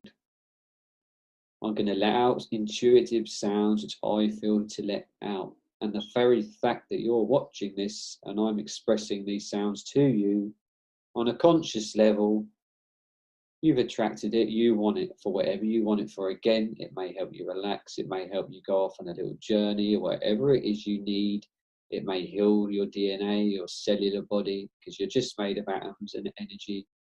And this is all I'm putting across and expressing and communicating right now is a form of energy from my intuitive being. And the very fact it's intuitive, it's dipping into a collective consciousness that we're all part of. So I can only give you right now exactly what you want and need for your highest good or potential. Now I feel to let out certain sounds and tones. Don't question it, just feel it. Your mind, again, might want to question it, but don't question, just feel it. And again, I'll say it again. Doesn't matter what I'm saying at the moment, the healing's going on. This is the meditation, the work's going on as I speak. It's flowing. The energy's flowing. I know it's happening. I can feel it. I can feel the change in my feeling my voice as I speak. I can feel the change in my body, how I feel as I'm speaking. I feel lighter. I feel tingly. Therefore, I know it's healing conscious energy which is going on at the moment. Now I'm going to start with the sound. The sound has already started. It started long ago through the sounds of my voice, the tones of my voice, not what I'm saying, the tones, the vibrations of every single syllable and vowel I'm using. They all make up what seems to be formed and interpreted as a language, but they're just vibrations that are stuck together to create a formulation of what you perceive as a word. Now I'm going to do the same thing, but you may not understand these words, but you'll understand them energetically. On some conscious level, you'll feel them just as you already have been feeling them for the past 5 minutes.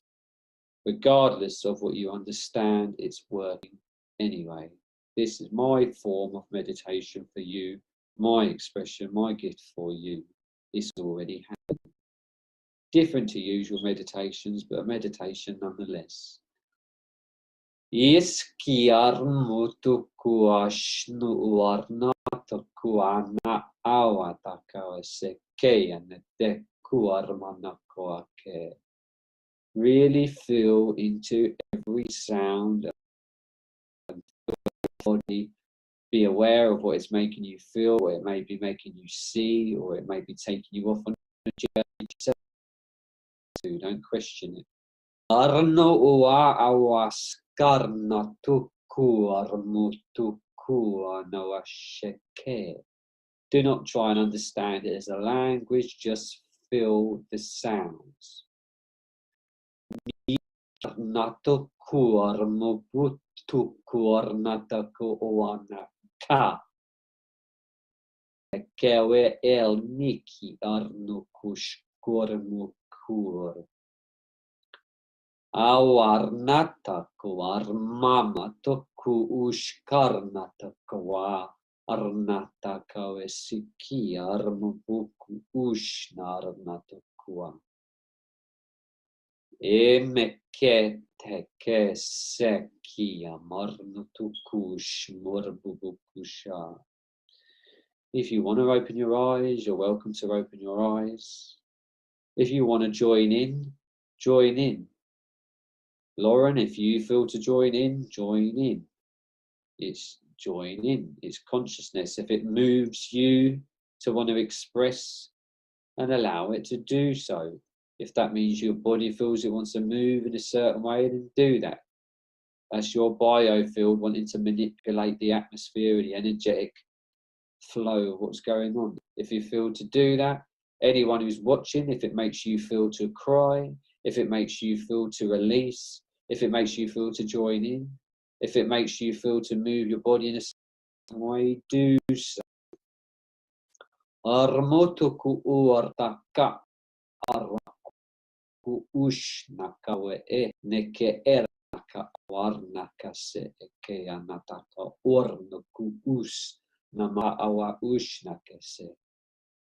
As I said, it may sound odd, it doesn't matter, it's just sounds, it's just vibrations. Even one particular sound, ka, ka, ka. Where do you feel that? What does that make you feel like? Se, ke, umar, tuku, ushmar, mapaka, arnene, tewe, ne kiano se. Oh.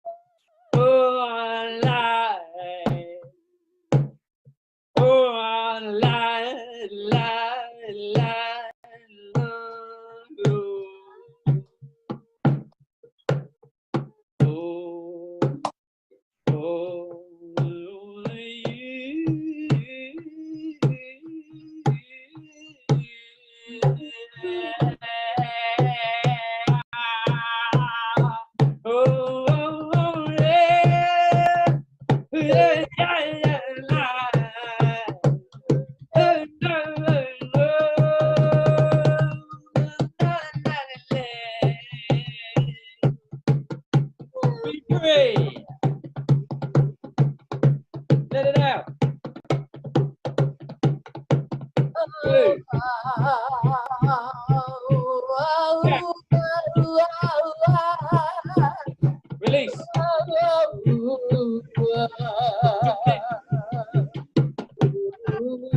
Let it out. Quit. Feel how good it feels to let yourself move, sing, shout, scream, do, express whatever it is you want to let out.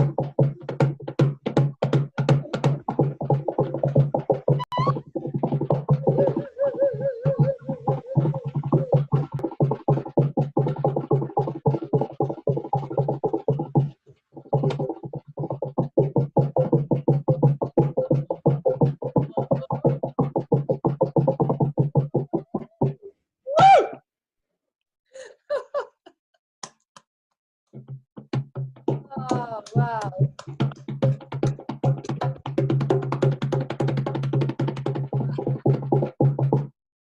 Yeah.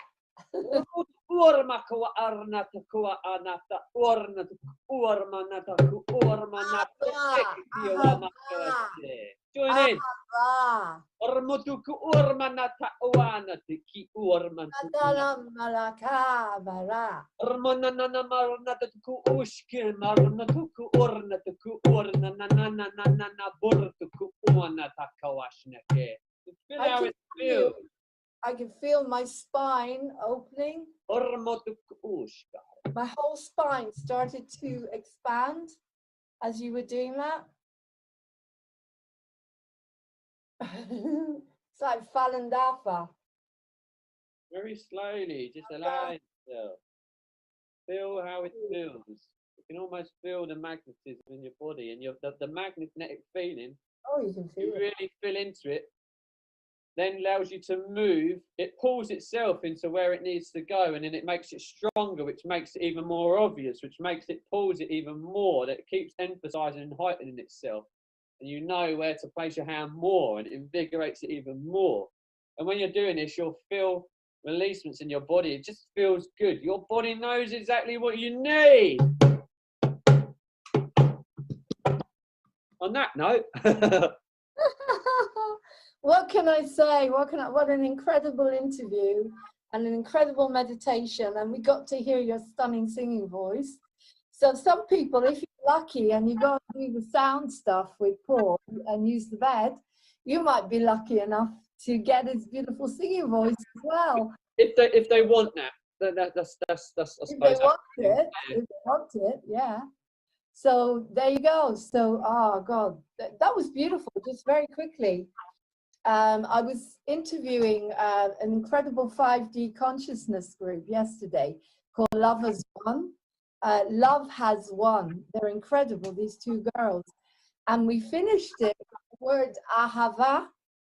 Ahava in Hebrew is love. And the same way as you've got Buddha, Brahma, Allah, Adonai, it's always this open sound, ahava. It's a beautiful word in Hebrew. Love, love. Like Wayne Dyer doesn't say love. He said we should actually pronounce it love, love. Not You can feel it, can't you, in a word when you express it. It's an open. Everything is open. The words are open. And it's like you have just opened up the whole of my spine. I could feel all the vertebrae just, first of all, the way it started when you started singing, I went back to my Jewish roots. And in the synagogue, you had the cantor, the chazan, and they would sing like that. So I could feel it right deep down in my solar plexus and my lower stomach. And then that's what it means to me. I'm getting into the core of my feelings. And so I let that happen. And then it starts to open more and more.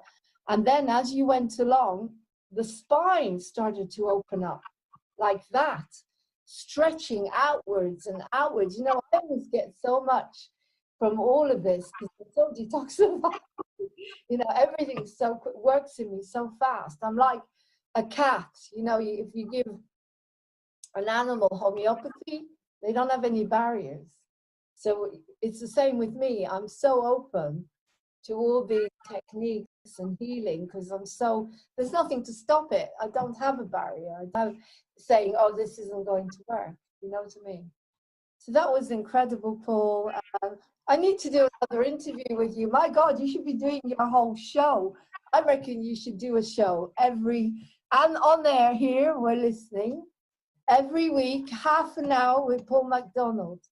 I think, like, particularly while we're in lockdown, you could do your own lockdown series coming from the Positivity Center. How would you feel about that? my little soundbar. I think it'd be incredible. And you could put your own music. We are live still with this. You could put your own music in the background because you're writing all this stuff anyway. But, you know, half an hour, like I've got people doing half an hour, and I'm just saying, anybody, if you want to come on to Moving On TV, email me at movingontv1@gmail.com. This And share it. opportunity to do your own show. And share it. Share Your talents, exactly. Martin does letting go in lockdown. Martin does hypnotherapy, letting go in lockdown. I have the lovely Ellen Carter. She's done books. She's done around her garden, organic vegetables. She did abundance in lockdown. I've got Jaden Darcy, Mr. Darcy. I can't wait to see his program. He's in Australia. He's doing a program, and there you go. Louise Hammond, fingers crossed, she's going to do her own Muse acting program in the lockdown. So there you go. Now we've got Paul McDonald, and he can do a lockdown series for us. Yeah, I'm up for it. I'll do it. It's cool. I'll do a weekly reservation. Yeah, weekly from the Positivity Center, whatever it is you feel. Anyway, thank you so much, Paul. What can I say? It's been an incredible interview. And you've given so much. And that's what I love about this awakening, is we're all giving so much from the heart. You know, and I'm not checking how many subscriptions, how many likes, but I do need to get to 1,000 subscriptions on Moving On TV in order to stream live now, because everything has changed with YouTube. So we need to build up. The more subscriptions we have, the more wonderful people like Paul I can bring on. Okay. So take care. Have a beautiful dinner. Love to everyone, and we'll see you soon. So lots of love. Wow. Thank you very much. Peace. Thanks you, Lauren. Bye. See you soon. Bye. Bye.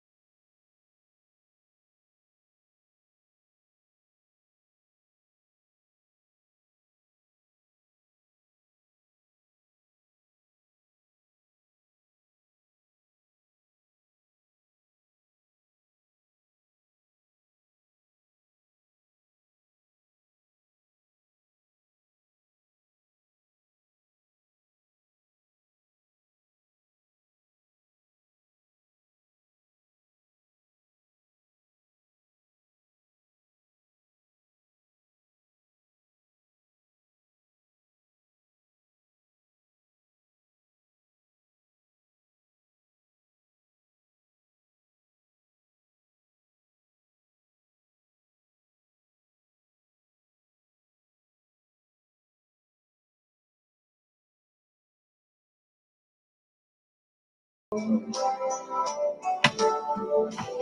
la historia de un amor, amor, amor.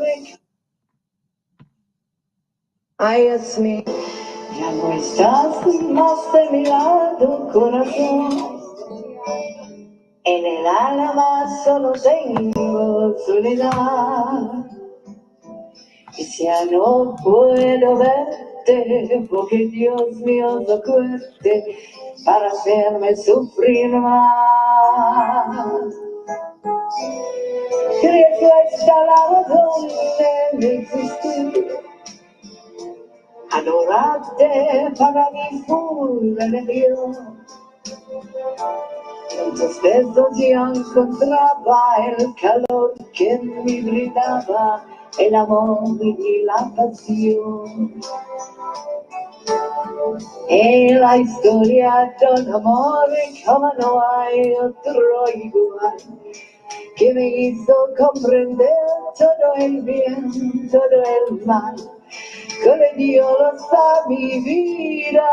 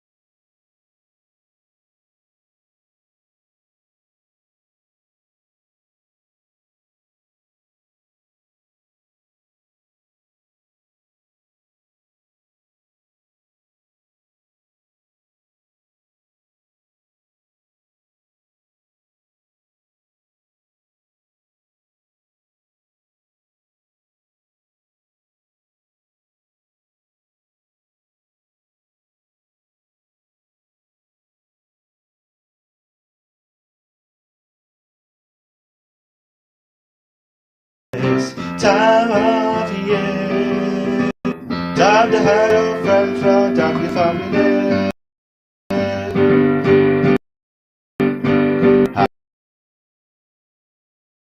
Got the mistletoe, start to show a bit of festive cheer for Christmas time is here. Decorations started to appear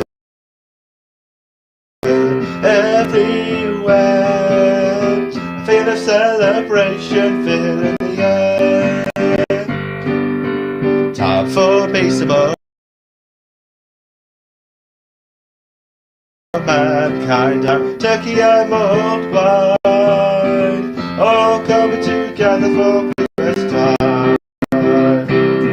Time for opening presents, having Christmas dinners. Remember Jesus coming to pardon all sinners, spreading peace and love all over the earth as we Saviour's birth. Santa filling up his sleigh to travel all around the world, on a special day for all the boys and girls. Time to ask yourself again, have I been good this year? For Christmas time, is here.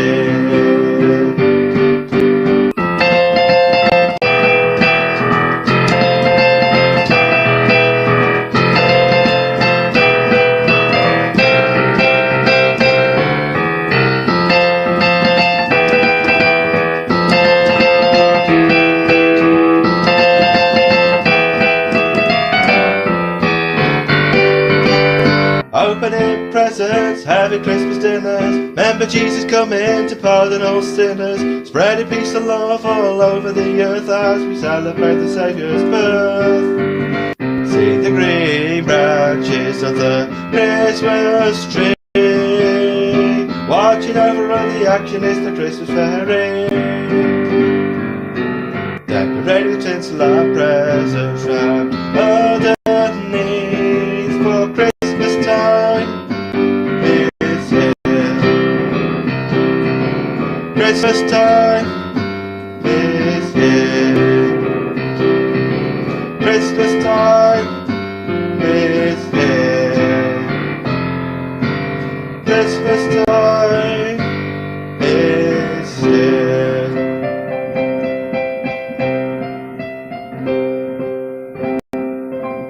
Merry Christmas.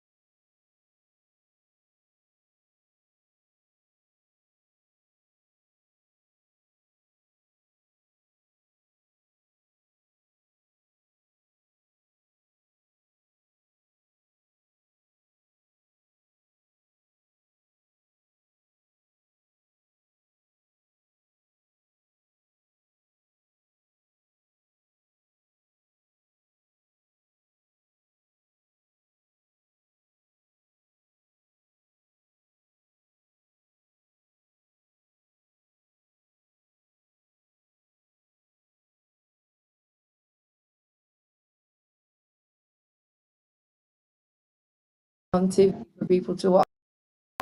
Okay, this is Dan who's joining us today. This is Luke. Hello. Who's playing the part of Jim, and Manuel playing the part of Mike. Okay, so I just want to hear the song to keep the continuity going. And then Vlad has disappeared. Vlad and Martin are joining us. So you're all here, the guys. We'll be all here, so to speak. So we'll be able to do some work. Have to think about what we're going to do. We've got to get Jim riled up today. Get him to lose his temper today. Okay, you ready, Manuel? I am indeed. Let's have a listen. Okay. Starting it from the beginning. Okay.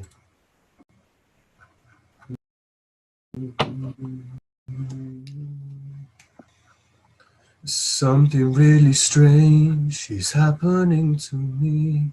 I can hear her name in the whisper of the breeze. Could this be love? Could this be love? My heart is all aflutter, and it's Mr. B. Words I try to utter, but I feel too weak. Could this be love? Keyboard. Could this be love? If this is love that's happening to me, Okay. it feels like magic has put a spell on me. Okay. Can you stop a second? Yeah. What are you singing to? Are you singing to the backing track, or are you singing with the guy? Yeah, I'm singing with the guy on the backing Okay, track. so that should be in C. Something very strange happening to me. Okay, do you want to start again? Yeah, let's do it.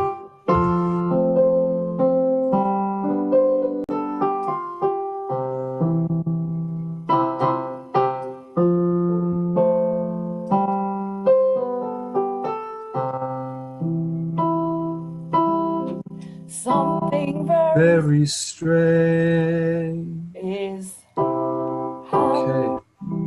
Ready? yeah. And 3, 2, 1.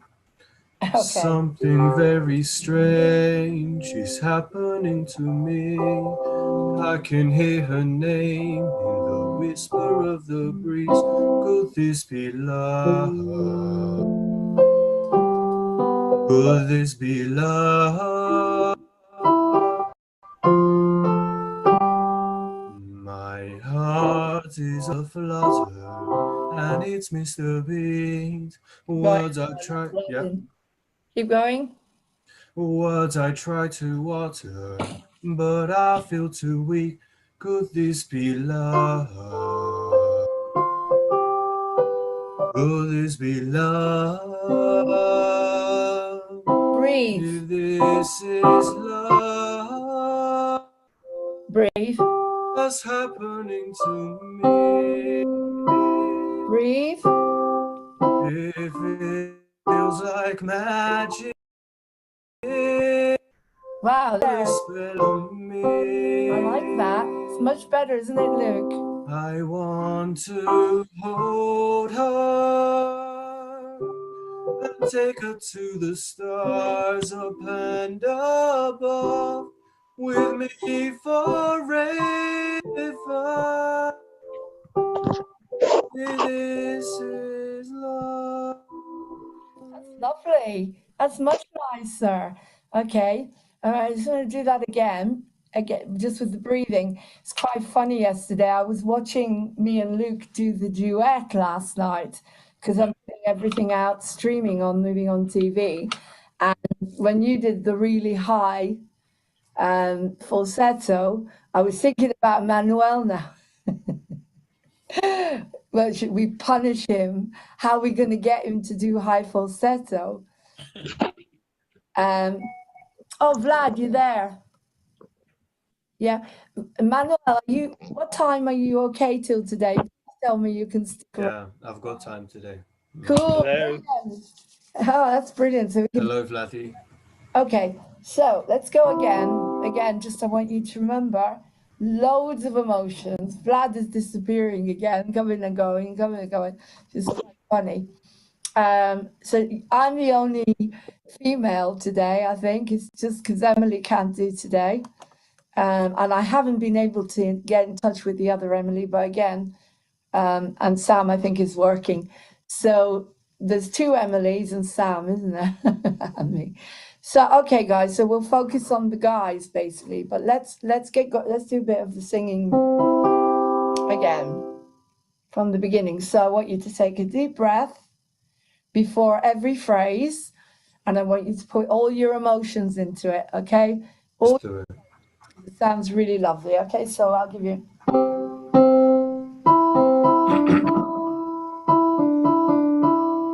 I'll give you the note. And Something really strange is happening to me. I can hear her name in the whisper of the breeze. Could this be love? Could this be love? My heart is all aflutter and it's missed the beat. Words I try to water, but I feel too weak. Could this be love? Could this be love? If this is love that's happening to me, it feels like magic has put a spell on me. I want to hold her and take her to the stars up and above with me forever. This is love. that's beautiful. Okay, I just want to do a little bit of "With Me Forever." As I say, I can't remember at the moment too much.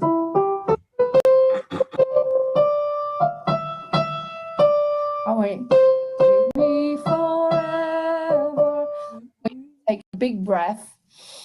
With me forever. So like a really nice deep breath. Close your eyes, and I want you to literally open your body like that. With me forever. Literally open the body. Okay? When you do it. Okay. Gotcha. Opening up. And so the high note is not going to worry you at all because you're opening everything. Okay. I learned that as well. I'm ready. Okay, so let's take a deep breath. And With me forever. that's better. Again, take a deep breath. And when you go the forever, that's when I want to hear it. Okay, forever. Okay, so open. Okay, so breathe. And With me forever. I'm losing you. It's funny because in Zoom, you kind of lose it. Okay, if this is love. Okay, carry on. Right. So I want you to practice that because that's going to take your mind off the fact that you've got a high note, but then you go a higher anyway near the end. Something very strange. Oh, you've got, you're back, Vlad. Yeah, I'm here. I'm here all the time. Okay. Oh, you are okay. Good. Yeah, but I don't know when the phone might end up again. Sure. Okay. Yeah. With, Trying to keep it alive. okay. So carry on. Something very strange. And something very strange is coursing through my veins. Am I growing up or am I just insane? Could this be love? Breathe. Could this be love? I've waited for this moment. I've waited for this day.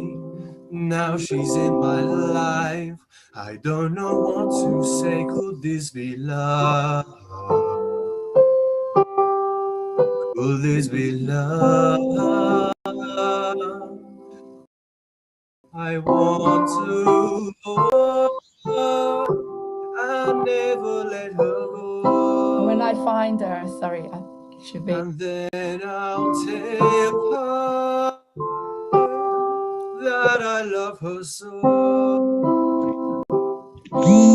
This magic feeling, it fills my heart with joy and ecstasy.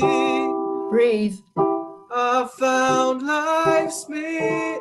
I'll try that again. Yeah. As I said, don't worry about it. Just breathe. I found life's meaning. Yeah, no, you're fine. Okay. You're fine. As I say, just breathe. I found life's being outwards. Okay? So don't I found life's meaning. Okay, but don't do that meaning. Don't do that. Just do it flowy. I found life's meaning. I got you. Meaning. Well, I've gone now as well. Yeah. I found life's meaning. It's a bit high. This camera is just mad. We can't see Yeah, I you. know, I know. Is it an old camera? Yeah, there you go. Okay. Yeah. Yeah, if you do too much movement, it doesn't like it. It gets. I'm not being funny. It's just okay. Fantastic. Take a breath. I found life's meaning. Oh, it's gone again. See, it You doesn't like disappear it. again. I know it doesn't like it, does it? It doesn't like it when I when I put the body forward. It goes weird. It's weird. Right. Okay. Right, Manuel. Okay, go for it. I found life's meaning. I found life's meaning. No, you're not doing what I said. You see, it's gone again every time I move. The camera goes. So right. So what you have to, I said, do what I want you to do is, I found life's meaning. Do you see what I mean? Then you're not going to worry about the high note. Meaning. So da da na. Right. So it keeps going out every time I make a movement. Crazy. It's very sensitive. It's a sensitive webcam. Okay, try that again. I'm too scared to do it. Life's meaning. That's better. What? I'm gonna have to work on that one, I think. I don't upset the webcam. Okay, so are you watching me? So just have your hands up. I found life's meaning. Meaning. Keep going. Are you watching me, Manuel? Oh yeah. I found life's Take a breath before the meaning, if you have to. I found meaning. Okay, try that. I found life's meaning. That's better. It was better, but I'll have to work on I want you this. to practice it, okay? Yeah. So do this with me. Do it with me. Meaning. So you go out on that bit. Meaning. See, it's gone again. My camera it doesn't like the It movement. doesn't like you moving, yeah. Doesn't want the movement. Okay, great.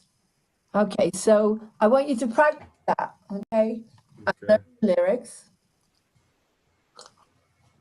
Because you're going to be singing it at Christmas somehow. We'll find a way. You're going to be singing it. Okay. Vlad, you still there? Yeah, yeah. Okay. Dan, I don't know where Dan's gone. Danny. He disappeared like 10, 15 minutes ago. Okay, we'll just carry on. Okay, guys, right. So today we've got to rile up Jim. Hey. Gotta get him going. So I'm not going to do the script until Martin comes on. So Martin will be on about probably 7:30. Let me remind him, it's already 20 to 8. Yeah. Just remind him. Right, Martin. Okay. Right, we're on. Okay, so hopefully he'll come on in a minute. Okay, he was very tired. He's working tomorrow. He's gone back to the airport, so.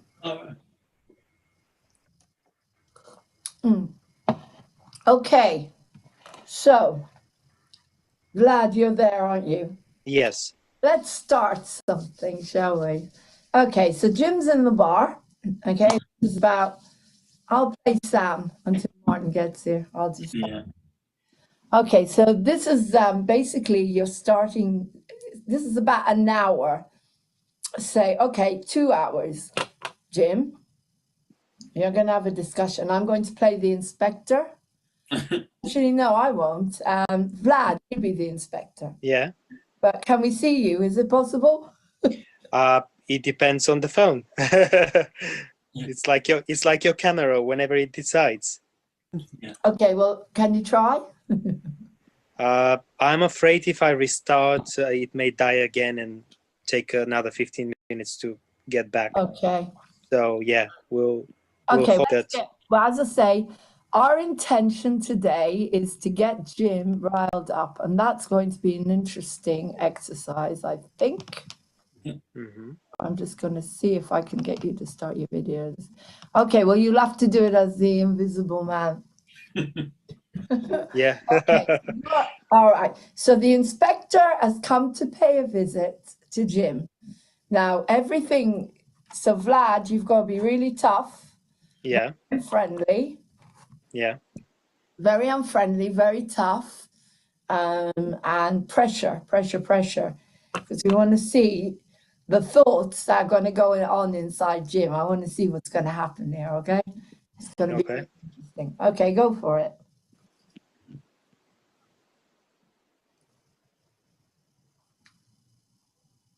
Vlad?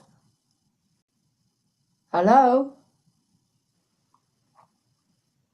He's disappeared on us. In the meantime, can I chip in with something Manuel, I think can you might do it? help? You do it. But can I chip in quickly with something I think might help? Yeah.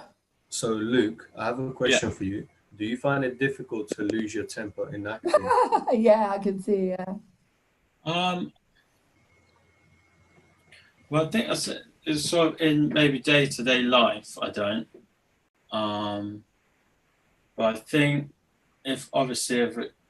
when you have the script and stuff and you know when, but then obviously it's good to have something behind that. Vlad's coming back. Yeah, well, this is what I was going to say, if you find it difficult to lose your temper in acting, you could literally think back to a time where you actually lost your temper. Yeah, tell us about and use that literally same mannerisms, manner of voice, etc., and put it in.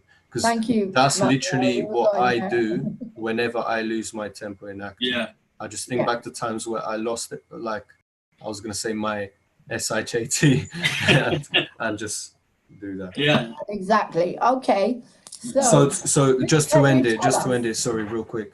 So then when you see me acting angry with a lost temper, you're actually seeing what I'm actually like if I was to lose my temper. Yeah. Okay. So do you remember a time, can you actually say it when you lost your temper? Can you tell it? I can't think of many times I have, but maybe that's the I'm problem. telling you, this is. No, you must have like a I will as a make Yeah, teenager. yeah, by the definitely time must. you get to the stage, you will be able to do that. You will. Well, we'll get you going today anyway. Okay, Vlad, you need to push him. Anything you can think of. Okay, so what's your name, Miss the inspector? What's his name? Shall I make up one now? Mm-hmm. Tell us about Inspector Richard. Oh, that's a very evil name. Okay, so Richard, what's your intention? To Oh, agitate. my intention is to make some money out of fines, you know, Mm. and Right. I'm sure I'll find many faults with this. Good. Yes. But yeah. So the council took you on basically because they were a hatchet man. Yeah, and they told me that the higher the fines, the better the commissions for me. Oh, great, fantastic. Okay, we talked about, so you're going to play not a nice guy, not Mr. Nice Guy at the moment, Vlad. Okay, go for it. And you, Luke, I just want you to listen to everything, and I want you to start feeling it, and I want you to start feeling it. And if this is really your place, this is your bar, you run encounters, I'd say that, you don't just run it. Maybe maybe it's yours. The land is built. You got it built because you wanted it. Your father died and he left you a legacy. So it means everything to you. Not only does it mean everything to you, but everyone who comes here means a lot to you. You care about everyone. So before he comes in, tell us how much you care about encounters and the people. How much do how much do you care about everything? And how would it feel if it was, if somebody tried to do something? It's your baby, basically. Well, yeah, obviously care a lot and spend, basically, at least half my time here in life in encounters. How much money have you spent on it? Oh, thousands, because it doesn't really make much money either. So it's Right. How does that make you feel? not great, but as long as we can just about keep it going, with Right. the money Okay. we have. Okay. Right. Vlad, are you ready? Yes. Richard, come on. Yes. Richard is here. Good. Let's start. Yeah. So I want you to I'll be coming. really pick on him as well. Pick on him. Yeah. Any way you can think. Pick on Jim. Make him feel like useless. Anything you can think of on Jim, obviously, not Luke. Yeah, sure. So I'll come at the door in a moment, and I'll start banging the door. All right. Okay, good. Yeah, intimidating. Just hold on for a second. You've had a long night taking care of your mum as well. Okay. Yeah. You've had a lot of stress. Your mum is like, actually, before you come on, Richard, I'll be your mum. Okay, just do a little tiny bit. Jim. Oh, where's my bell? For God's sake, Jim, you never do anything. Jim, can I have a cup of tea? Come on, bang, bang, bang, bang, bang. You just had one earlier. I want another one. Come on, bang, bang, bang, bang. You never turn up when I'm asking you. This is I have to keep banging my stick. Just one more, because I need to get going. The bar. What? I need to get going soon. So I can't hear you. Can you have talk to make the tea louder? quickly. I can't hear you. Can you talk louder? Said I have to get going soon, so I have to make it very quickly. Like you're just like your father. You're just like your father. Never here when I need you. For God's sake, I can't make myself a cup of tea. You know I can't make myself a cup of tea. How can I make myself a cup of tea? I'm in this wheelchair. I can't do anything. You need to put me first for a change, Jim. You need to put me first instead of that stupid bar of yours. What is wrong with you? Why can't you just go and work in an office or be a care assistant or something? You do that. You take care of me when you need to, sometimes, not always. But when I'm not at the bar, I come back here and help. Yeah, but you're never here. You're always in that stupid bar, for God's sake. Look, I need you to make me dinner now. Can you make me dinner?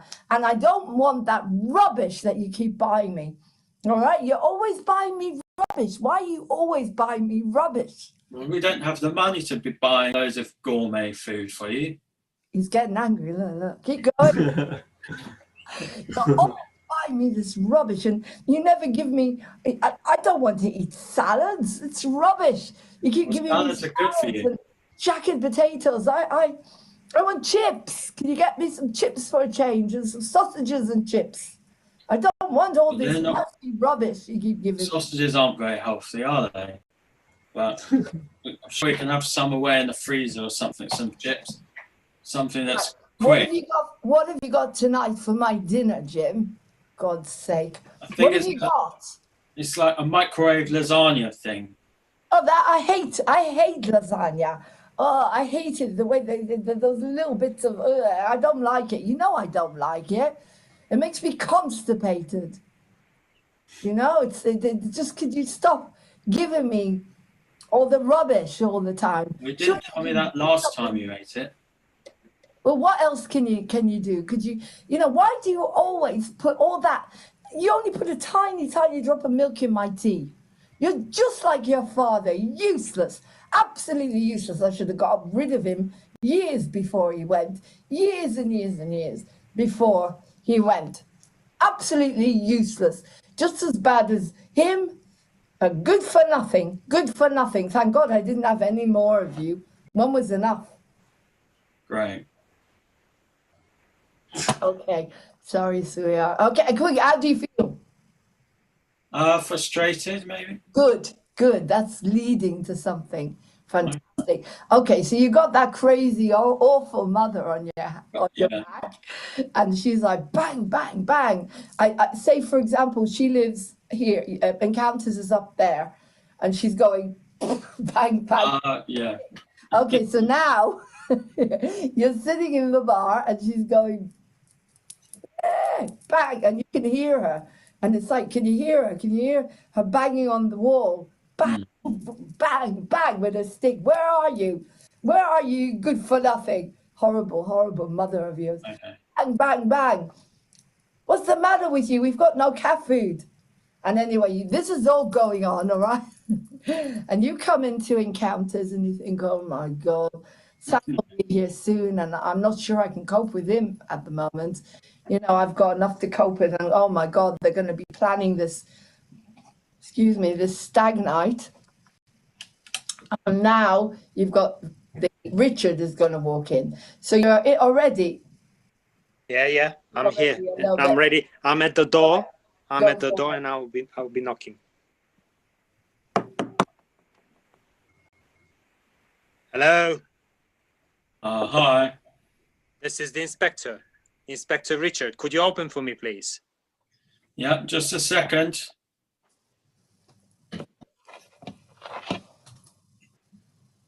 Yeah, what can we do for you? Good evening. Are you Mr. Potter, Jim Potter? Yeah. You're the owner of this place, aren't you? Yeah. All right. I need to take a look around. And here is the document that was given to me by the council, the inspection document. All right. Okay. Take a look. Just Take have a look. before you start poking your nose in. We've received a signal about some misconduct in this place. Really? and other issues. So I've come to check it out and see what's going on. All right. Well, By the way, I'm thirsty. Well, would you want a glass of water or something? Something better than water, definitely. Tea? No. It's really cold out there. I need something to warm up. Carry on. Coffee? Be back in a minute. Yeah, think fast. Hot chocolate? Oh my goodness, stop it. Go for it and pour me something real. All right. Do you have vodka? Oh, of course, yeah. Go for it. Okay. So By the way, what is this mess here? Do you have a cleaner, a janitor? Well, we have staff members and we all try and help with the cleaning. Yeah, but it doesn't seem like you've done a good job here. You know, I can call for, you know, the hygiene inspection as well. Oh, no, you don't have to do that. I'm sure we'll manage somehow to sort it out. Really? When? Well, after you leave, I promise you we'll get it done straight away. Okay, where's my vodka? Oh, one sec. I'm thirsty, I told you. Yeah, I know. Sorry about that. Here you go. Been traveling a long way to come to this. I don't know what to call it. Well, Thank you. Encounters. Wow. Encounters. Yeah. What kind of encounters? Some strange encounters take place here. No, nothing too strange. Just some people meeting. It's a lovely place. Can I interrupt to ask a question quickly? Yeah, go ahead. So, Yeah. what would it take? Because I see you don't get agitated. What would it take? Oh, he is. I can see him. But what would it take to get you lose control? You know, what would it take for you to lash out? Have to be quite a lot, I think. What do you think? Sorry, Mike. Could you do something? But it's going well. It's going well. Let Vlad get on with it. Okay. Yeah, I can see the changes. I can see the frustration. Okay. Yeah. Keep going. And I promise I will escalate Thank you. his exacerbation. All right? Yeah. Oh, that was good. So what about your bookkeeping, you know? There was a signal that something's wrong with your finances as well. Oh, really? Don't know Yeah. what that would be. Well, we write it all down. I try and keep on top of everything. Show me. Bring me the ledger. Okay.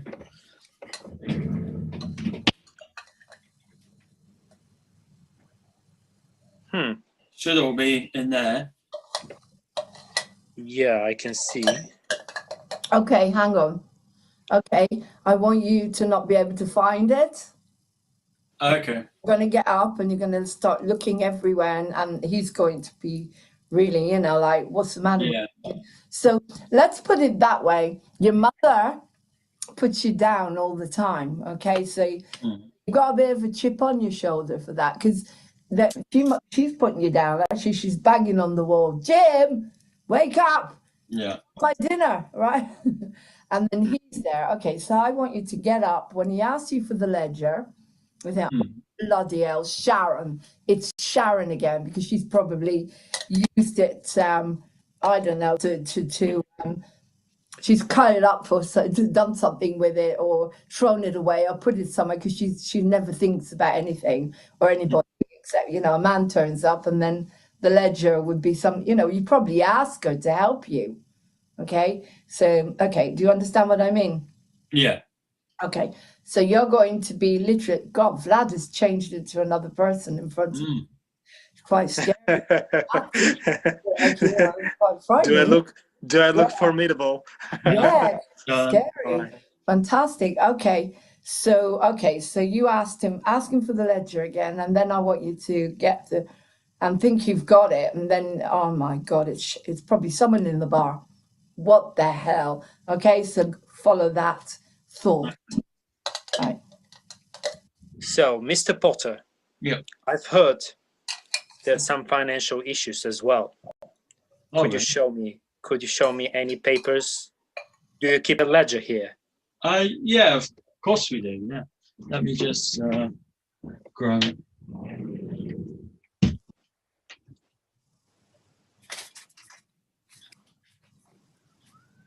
What's going on, Jim? Keep going on. Give me a sec. Bang him like his mother, and then bang, bang, bang, bang. Jim, what's going on? Why don't you come down here and feed me properly? Just a minute. Bang, bang, bang. I need my cup of tea. Where's the commode? For God's sake, I've got to go to the toilet, Jim. Bang, bang, bang. Oi, Jim, get us a glass over here, mate. Right, just a minute. We've got this. Join in, Mike. Jim! About Elaine or something. I want a pint. Yeah. Well, I'm sure one of the staff members have just moved the ledger somewhere. I'm sure it will. Jim, I need my pint. Yep, just a sec. Now. Bang, bang, bang. For God's sake, Jim. The cat hasn't been fed for 2 days. It's going to die on you, on me, on wherever. Hear me, boy. Bang, bang. Whoops. Hello. No, that's the wrong one. Sorry. The webcam fell again. Keep going. Come on. What's going on, Mr. Potter? Jim, I I'm don't have all thirsty, day long. mate. More. Keep going. Keep adding. You might have to ask one of my other staff members if you can wait a second because. No, I can't wait anymore. Pour me one more. Jim, who are you talking to over there, mate? We need some service down here. It's from the council. Useless, just like your father. Absolutely useless, just like your father. Useless. Come on. Bang, bang, bang, bang, bang, bang, bang, bang.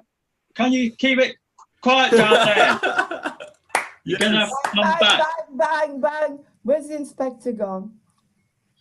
Oh, he stepped out for a phone call. Is he? Oh, he's making notes, is he? How do you feel, Jim? Like there's a lot going on. Yeah, overwhelmed, isn't it? Yeah, overwhelmed. Yeah.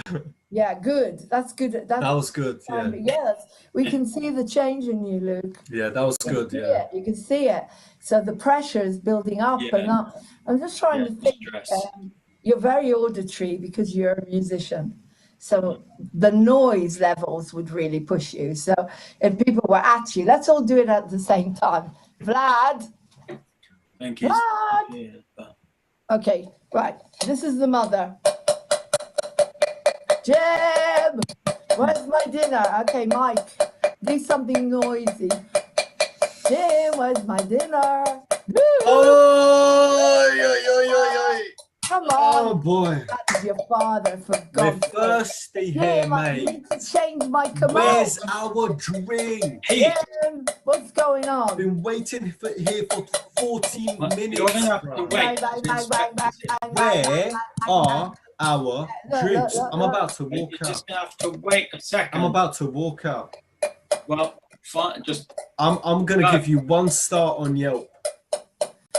Now keep going on about Elaine. Go on, keep Not going. going to help, is it? No, it really annoying. Jim, where's Elaine? I need to talk to her. Vlad. You know where she She's is. probably with that dog somewhere. What are you trying to say? Are you trying to diss Elaine? No. Just as bad as your father. Jim. Assuming that's where she is. So you're insulting Elaine? No, not at all. Oh my days! So insulting the love of my life. No, absolutely not. Oh wow! How dare you? Jim, close your eyes. Yeah. Is there anybody in the house with you at the moment? Is your dad? This house. Your dad. Yeah. So you can't really scream. Well, a little bit. You're not able to scream, are you? Okay.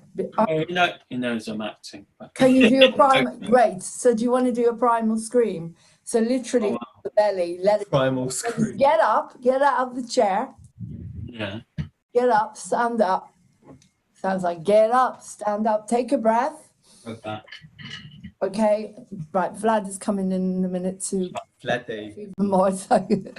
Let me out of here. Okay. Let me out of here. Come on. Let me out of here. Let me out of here. Right. That's Drinks. Take a deep breath. Yeah. Let me out of here. Let me out of here. Let me. So literally, that's what I want you to do. Okay. Take a deep breath and. Let me out of here. Let me out of here. Let me out of here. Let me out of here. Good. Okay. Keep going, Richard. What happened to this man? He's crazy. Oh my goodness. Getting there. I'm not a psychiatrist, you know. If you need a doctor, go somewhere else. Oh, Sam's here. Sam's And here. nobody pays me for this. Okay. I mean, this is great. Can you change my commode, Jim? Hasn't been changed all week. This is. Just a minute.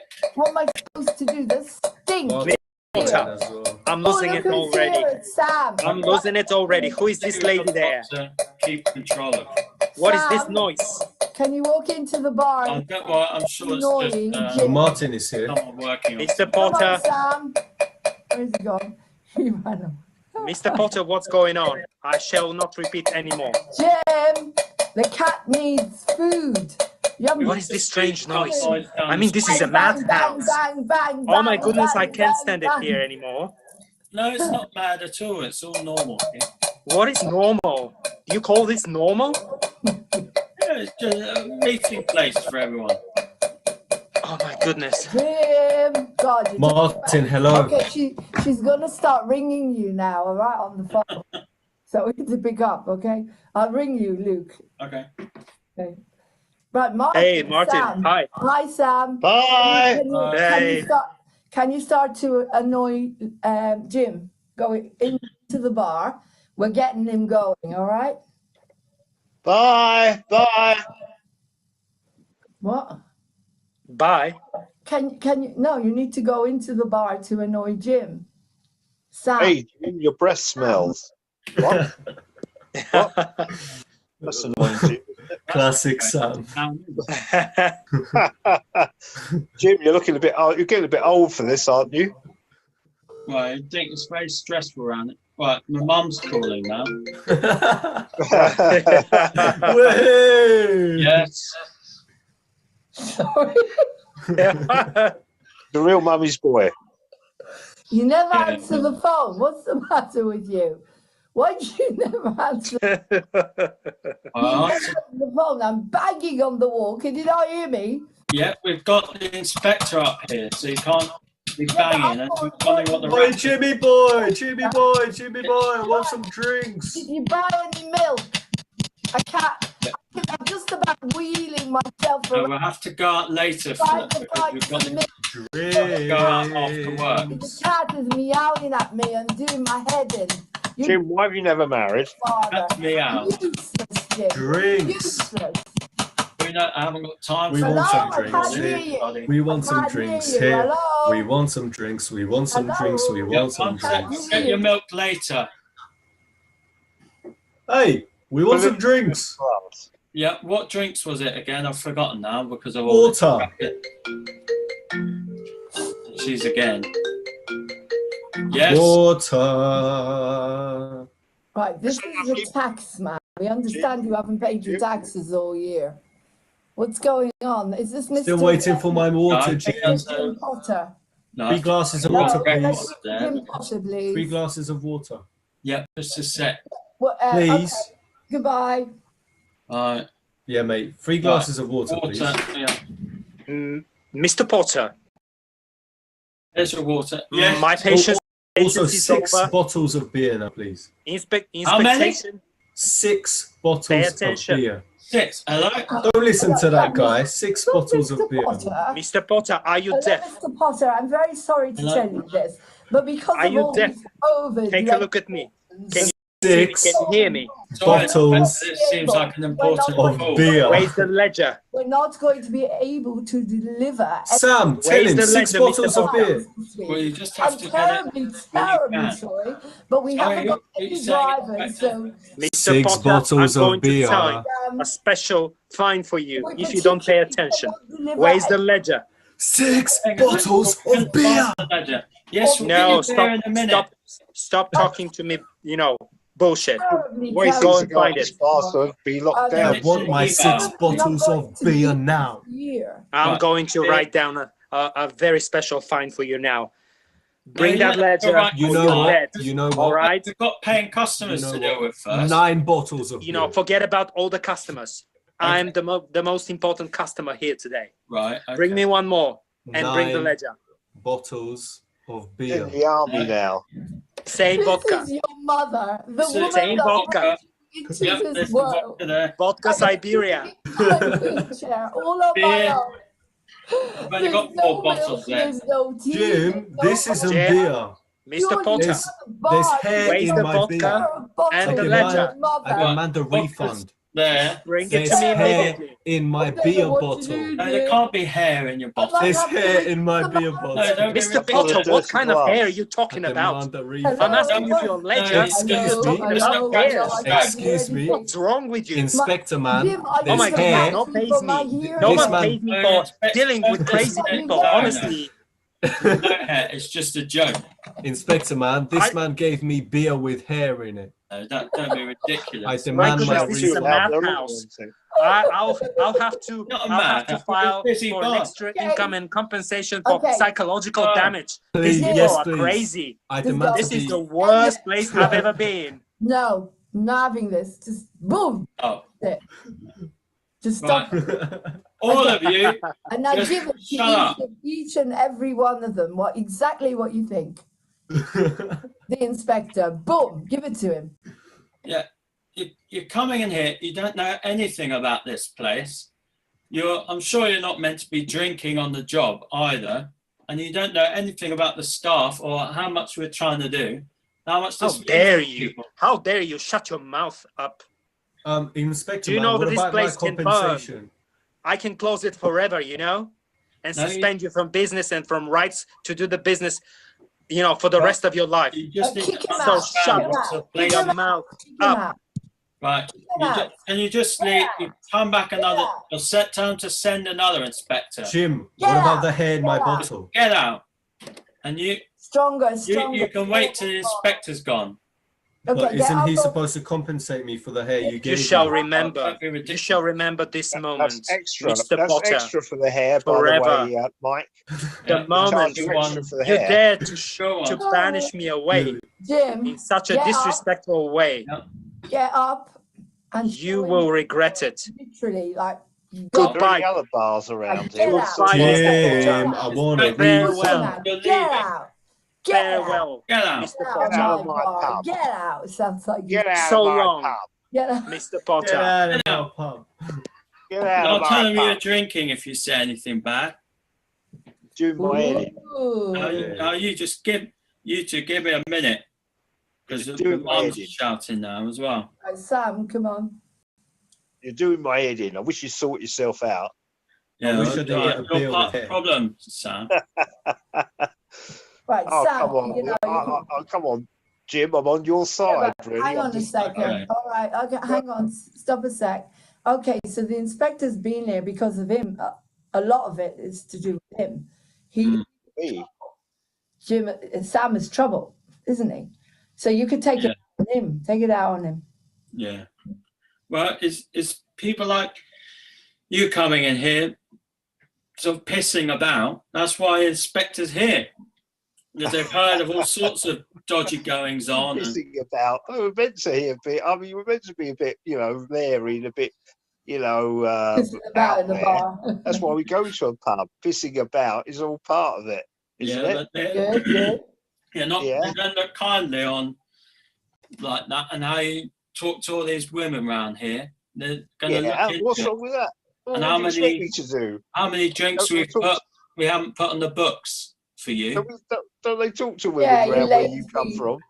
Lazy, No, they don't. clever, greedy, lazy. Yeah. Upset. You don't talk to any women. I mean, that's what I go to a bar to meet people and enjoy yourself, Yeah, relax. there's So a- you meet people. So you talk to women. Do you not? Yeah, So there's a way what's the to do it. inspector's problem? Well, who knows? He's Where obviously is got the inspector? many problems, but Come He back probably in. never gets any of it. That's business I do. Come back That's in. why, because I get plenty and he doesn't get anything. He's so stuffed up. He probably. but don't tell him that because Well, he doesn't know how to live. That's his problem. Mr. Potter, Anyway, yeah, Open but up the we've got door. to can't listen to what he stand said. other people who can live. That's Mr. his problem. Potter, Yeah. open up the door. What is it now? Come on, you'll see. I've got company. Right, come in. Yeah.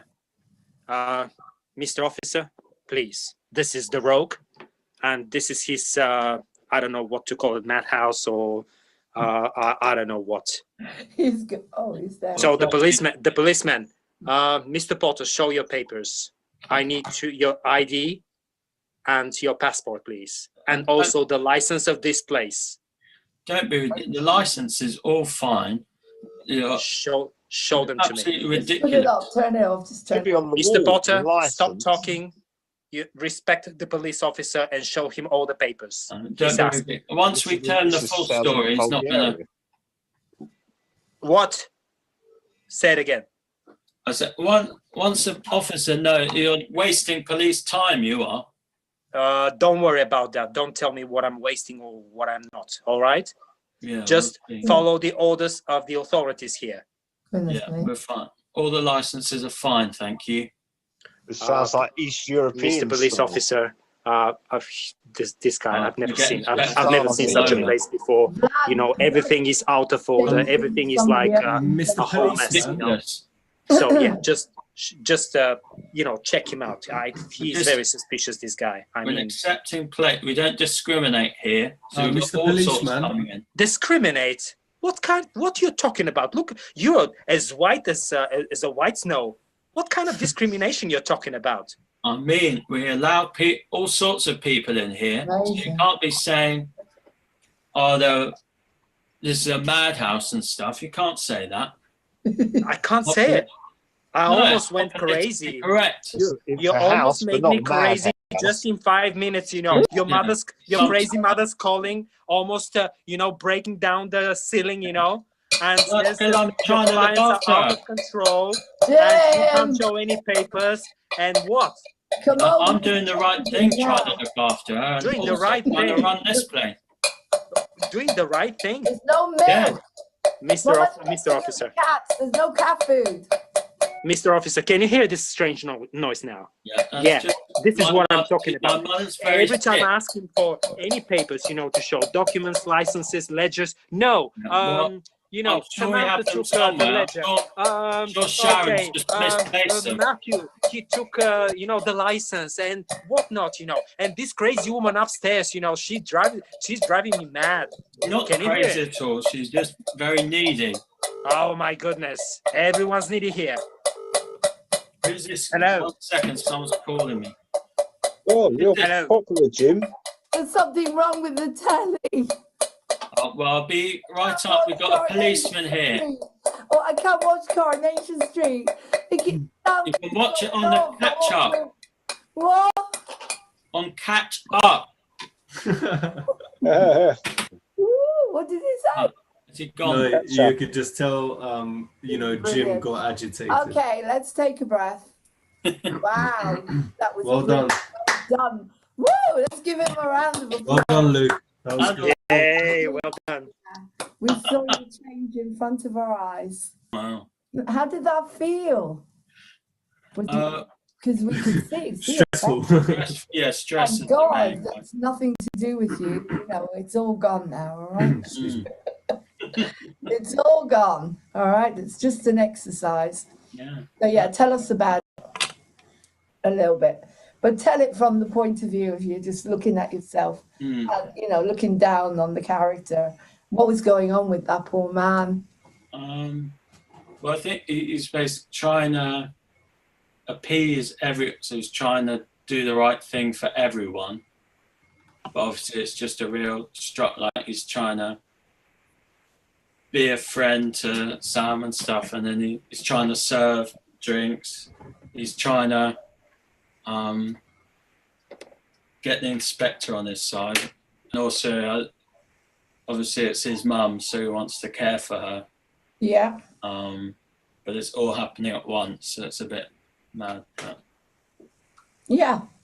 And so what did you want to do? I mean, did you want to just walk away or have a couple of drinks, or, you know, how would you deal with it? Because, okay, so Sam has turned up now, all right? Let's carry it on. So you're in this space now. Now Sam has turned up, and you've got the night coming up, Nick's night out, all right? Oh, yeah. Sam, wake up. Yeah. Mark's going to sleep on us here.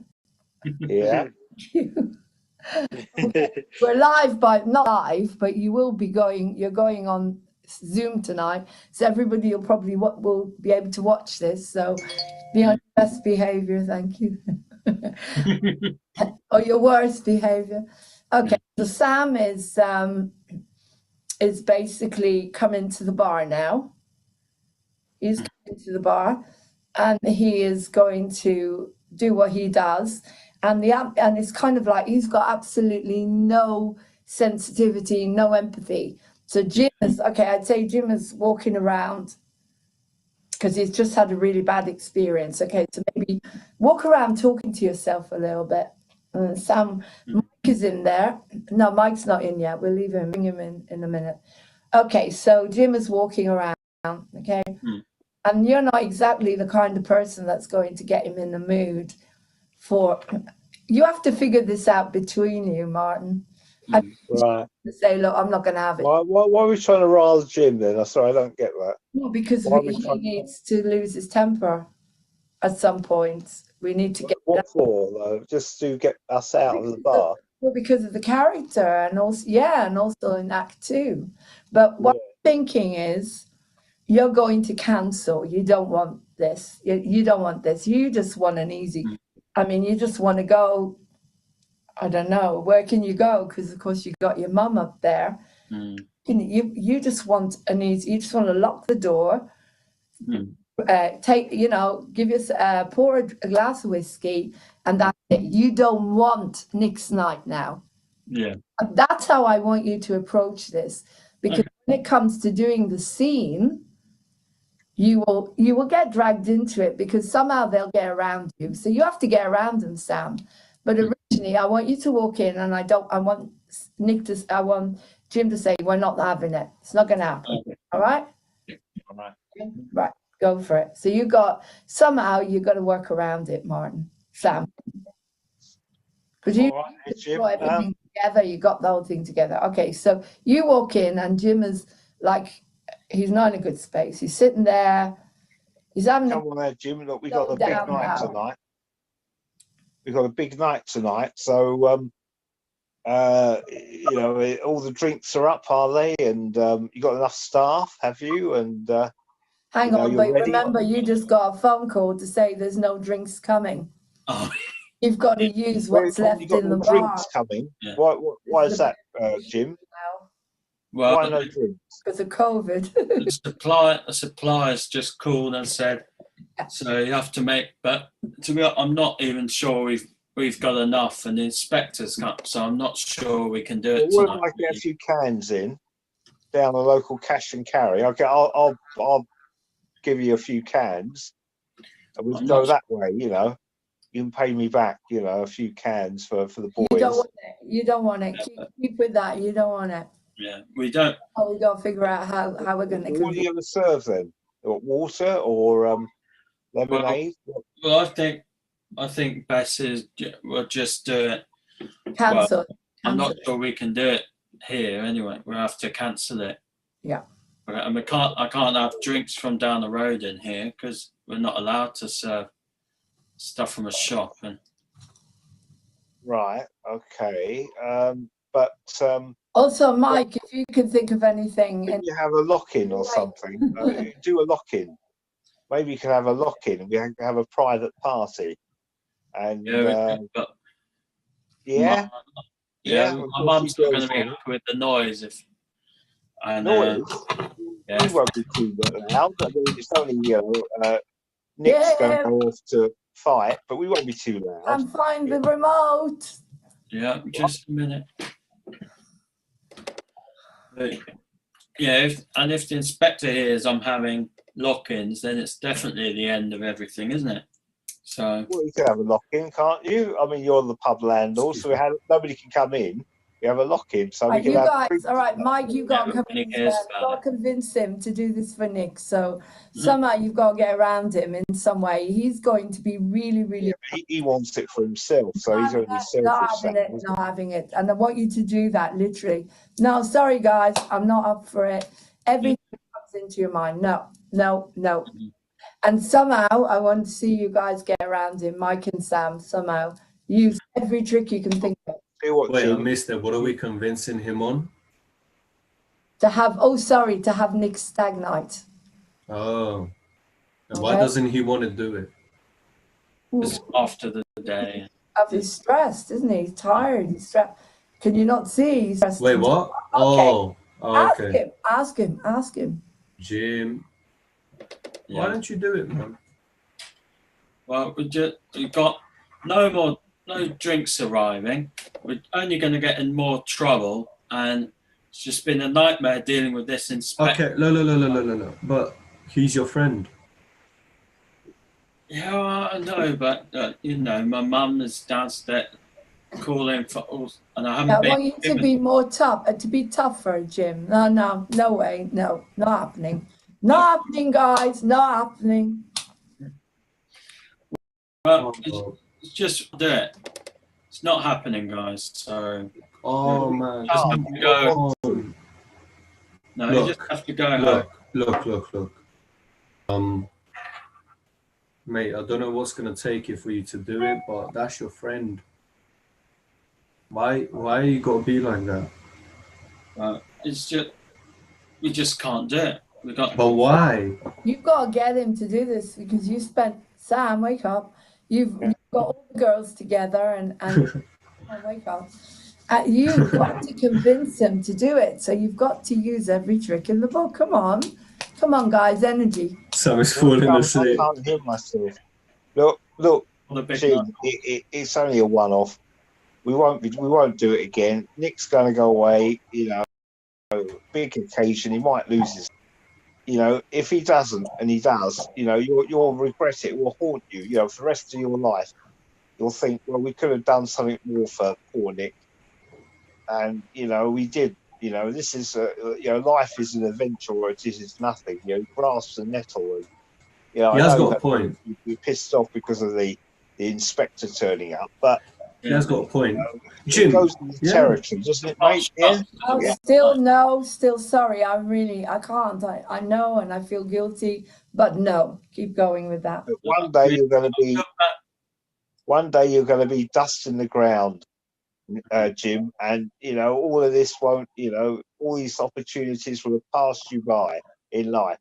So now's the chance to really make a difference in somebody's life, and you know, give him a good send off and a bit of fun with some girls, and you know, all these things you won't have for about a year or so. He'll be in some foreign land fighting the good cause. And no, keep going with your side. No, I feel guilty, but You can't. I mean, I felt it, but the one night could be just the end of it, you know. So we have one night, but then if this inspector shuts the bar or something, you know, what are we going to do? Well, I think they've got nothing better to do, these policemen, but shut down profitable establishments like Encounters. That's all they've got, really. All they know how to do is stop things, not how to make them go. You make things go, so make this go for Nick tonight, yeah. And I'll get some few girls in. We'll have there's Mikey or somebody's coming along.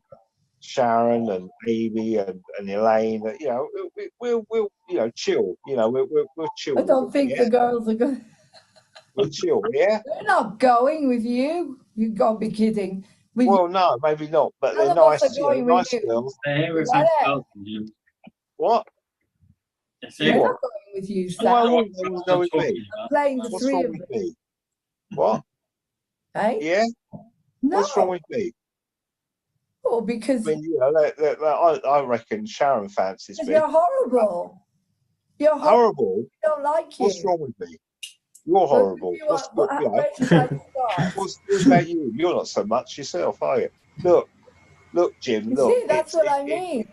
Don't bottle it. You know, just because the inspector is bored. It's COVID and all the rest of it. He's bored. He wants a promotion or whatever.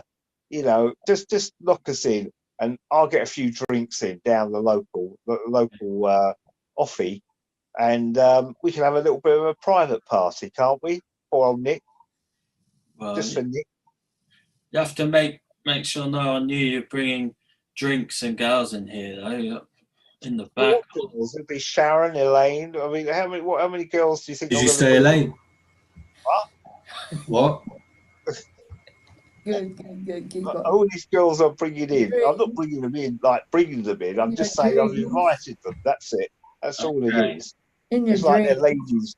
shady ladies of some kind. Well, you know, they're only there. What, are you just to calling see us Nick. shady ladies? Are you calling me a Are you calling Elaine a shady lady? Yeah, you're calling me No, a shady I said lady. they're not shady ladies. Yeah, yeah. So you're saying they're shady Sorry, ladies? I wasn't sure what girls you're talking about. I said they're not shady ladies. So you're Get that saying insult, my Consider wife is ladies a of shady the lady? night. Nick, is Nick there? Yeah, yeah. Okay, you come in now.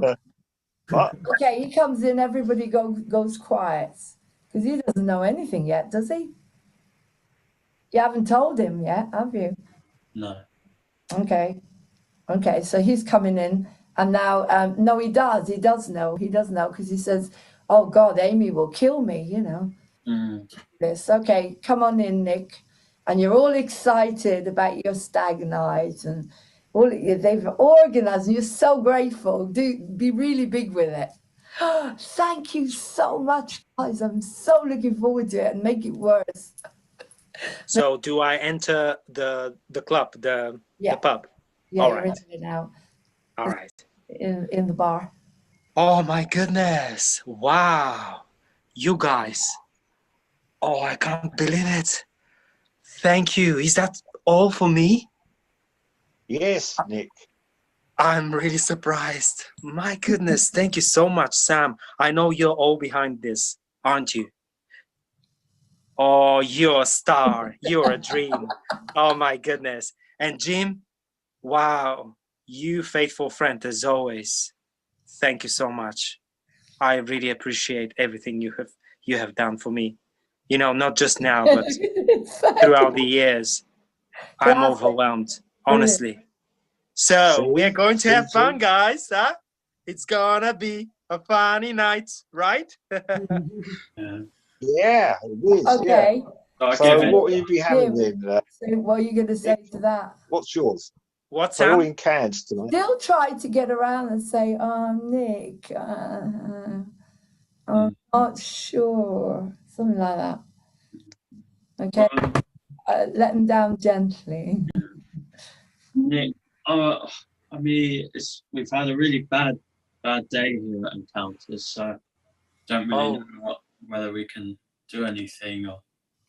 Oh, I'm so sorry to hear that. Face. What happened? Well, we just the latest drinks order isn't coming in, so I mean we've got nothing to drink here. I mean, oh my goodness! What a reason! Yeah, Inspector came, so if he hears, I don't want anything too big going on while they're looking into us. But I Jim, see. Mike? you should Not get to it. worry. Go on, Mike. This is for your friend. Jim, listen, I've always known you to be a selfless man. You're contradicting your own character right now. Why? I have a point to make. My point is... You sound like Ali G. Oh, doesn't he? He looks like Ali G, Martin. Hello, Sam, wake up. The better looking version. Yeah, but you do. I have a point to make. He talks like that, doesn't he? Sorry, carry on, guys. This I have is a point to make, Carry Jim. on. Carry on. The point is, stop spewing from your mouth and have this party. Yay, Yeah, Jim, come on. Forget it. You know, we can drink water. It doesn't matter. Tea, coffee. Jim, you're already whatever. convinced. I can see it in your eyes. You're already convinced. Just do it. And Just I'm do so it, happy about baby. the water. Yes, let's go for it, guys. Yes, come on. Let's go crazy tonight. Sam's not, All hang right, on, there's a few Sam's not guests in the happy. back. I just wanted to introduce you to Phil's. You know, they also want to see Nick has a good night and a proper send off. Really? Oh my. Are they decent, Sam? Like nuns? Inspector knows all about them. You know, Inspector knows all about. They've met them before as well.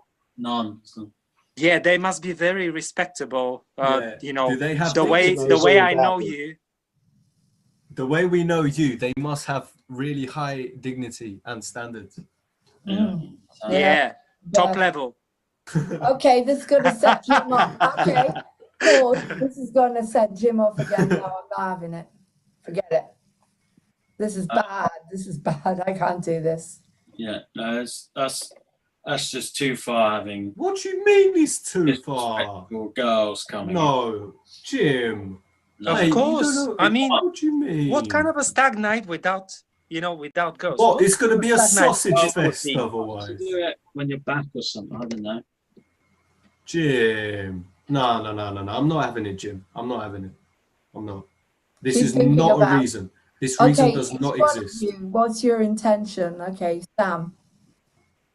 Or go ahead with the party with whoever's there, but as long as the Yes. girls come along. Well, and you've Sharon's probably there, made what he the, wants. well, you've probably gone to a lot of effort because you Yeah. you do care, so you've gone to a lot of effort. So you really have, that's your intention, is to get around this. Nick, what's your intention? Well, my intention is to follow Sam's wit and special skills in this area, in the entertainment. He's Okay. my, he's my entertainment boss. He's taken you under his wing, has he? Yeah. I Okay, mean, well, I want to do if not something for him, else. I probably would just be sleeping at home and, Okay. or maybe just thinking about Amy over and over again until I get crazy. Okay, but I still think that because you're very all about the rules and regulations, Martin, where's he gone?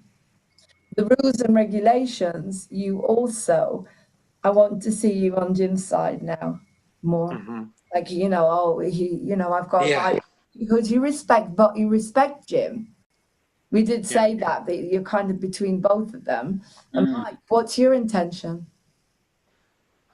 Jim, Mike's look, intention? I really wanted to do something different tonight, but, I'm sure that if you didn't have these issues and problems, you would have done everything possible. So honestly, I feel you, and I don't want to do anything that's not entirely with your consent and your blessing, because I really honor you, and you're my good friend. And with that being said, let us have the night. Okay. And no, because no, it's the opposite. I want him to agree with Jim that it's not going to be the right thing to do. Because I want to explore different sides to all the different characters. And Nick, as I said, because Nick is going in the army, he's used to a very strict upbringing. And so if Jim says no, Jim says no.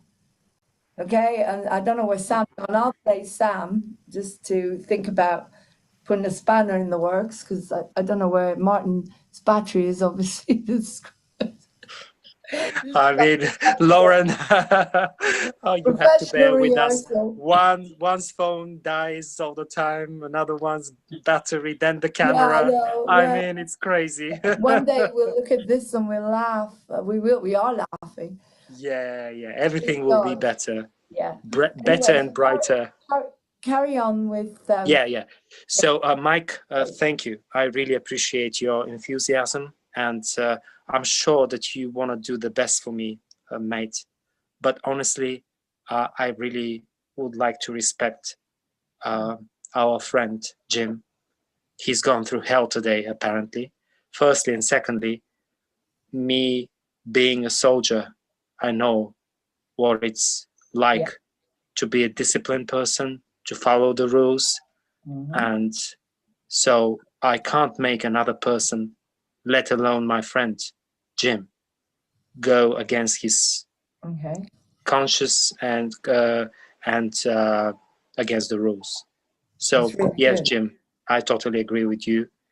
Thank you. Thank you. Now, I appreciate everything, and what matters to me most is that you guys have always been there for me. And whether we shall have a wild party tonight or nothing at all, I'll keep you in my heart. Oh, come on, Nick. Come on, Nick. This is a stag night. And, you know, this is something where you're going to forget everything. You're going to have a bit of fun. We're going to send you off because we care about you. Come on, Jim. You can't just leave him in the lurch. You can't just leave me in the lurch. I've organized all of this. I got it all together because I care about you all. And, you know, it's a long time since we had a party. Come on, come on. Look, what's the main issue? I mean, what can we do? How can we fix this? So true. I mean, yeah, I share your enthusiasm, definitely, Sam.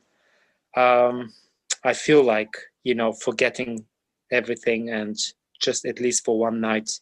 Yeah. But, why not? you know, on the other hand, I don't want to do all this stuff at the expense of our friend, Jim. He has had a lot. Yeah, you'll be fine. You'll be fine, Jim. Jim, what's the problem, mate?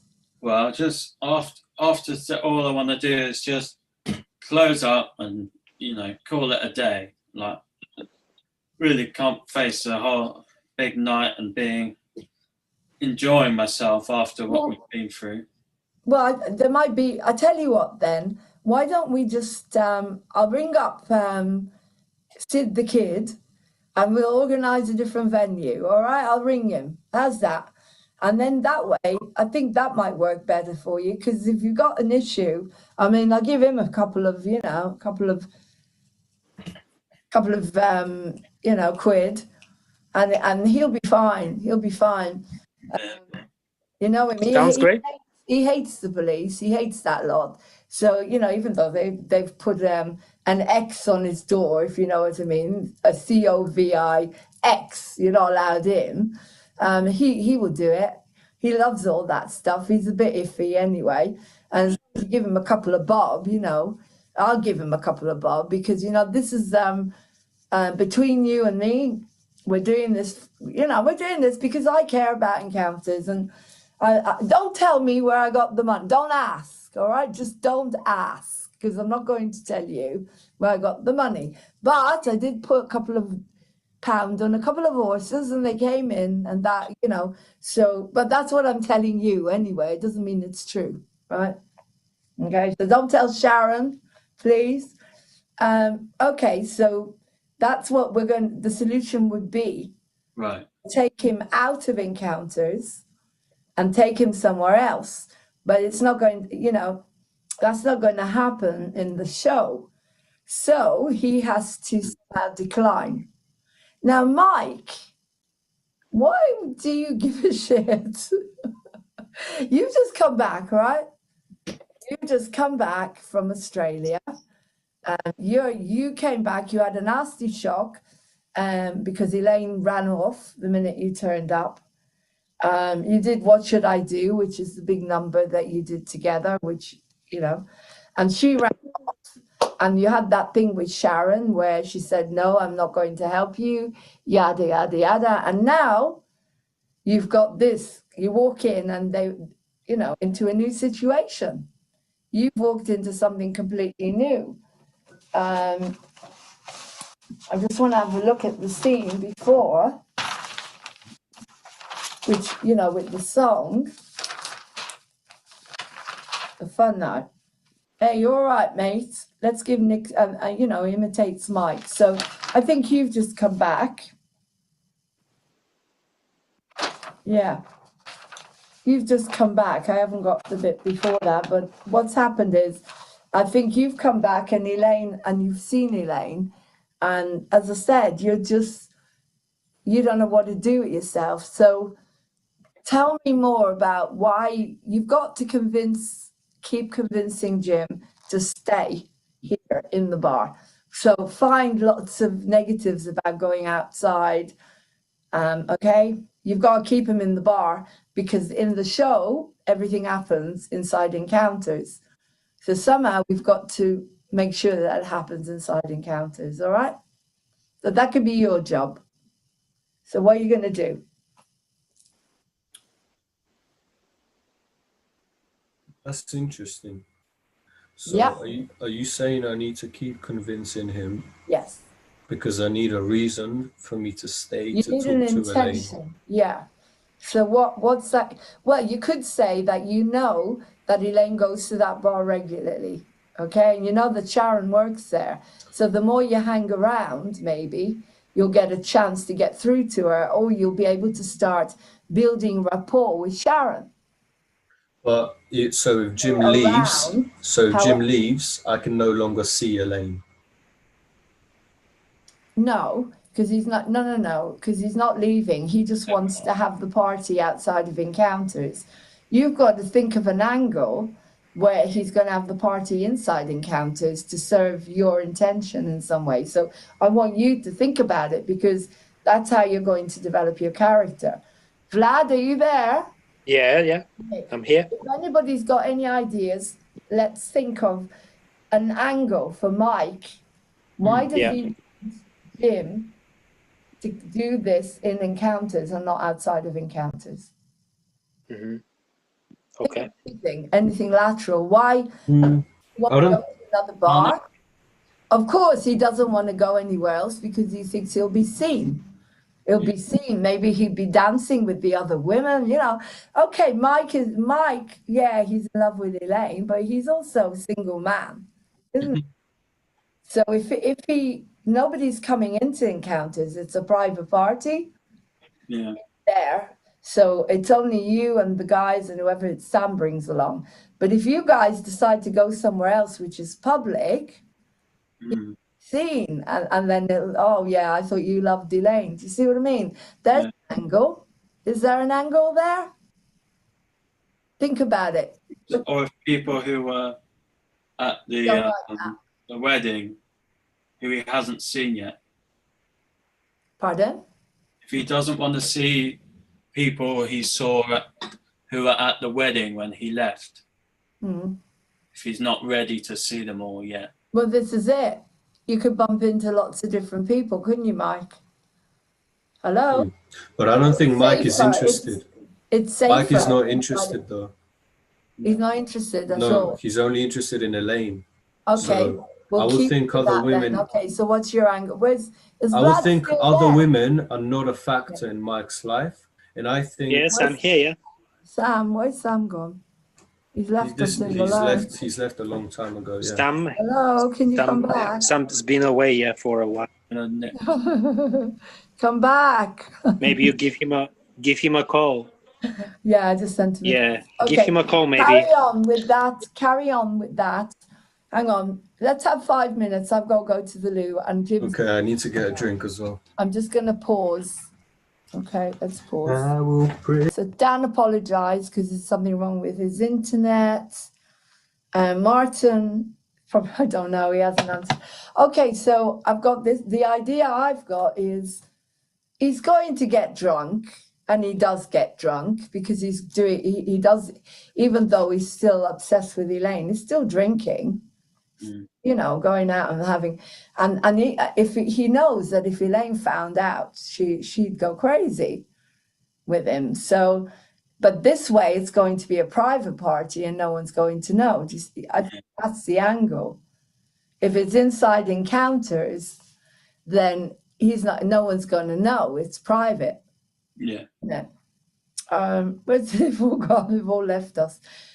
Really well, Luke. Well done. Well done. I can see the changes in your face.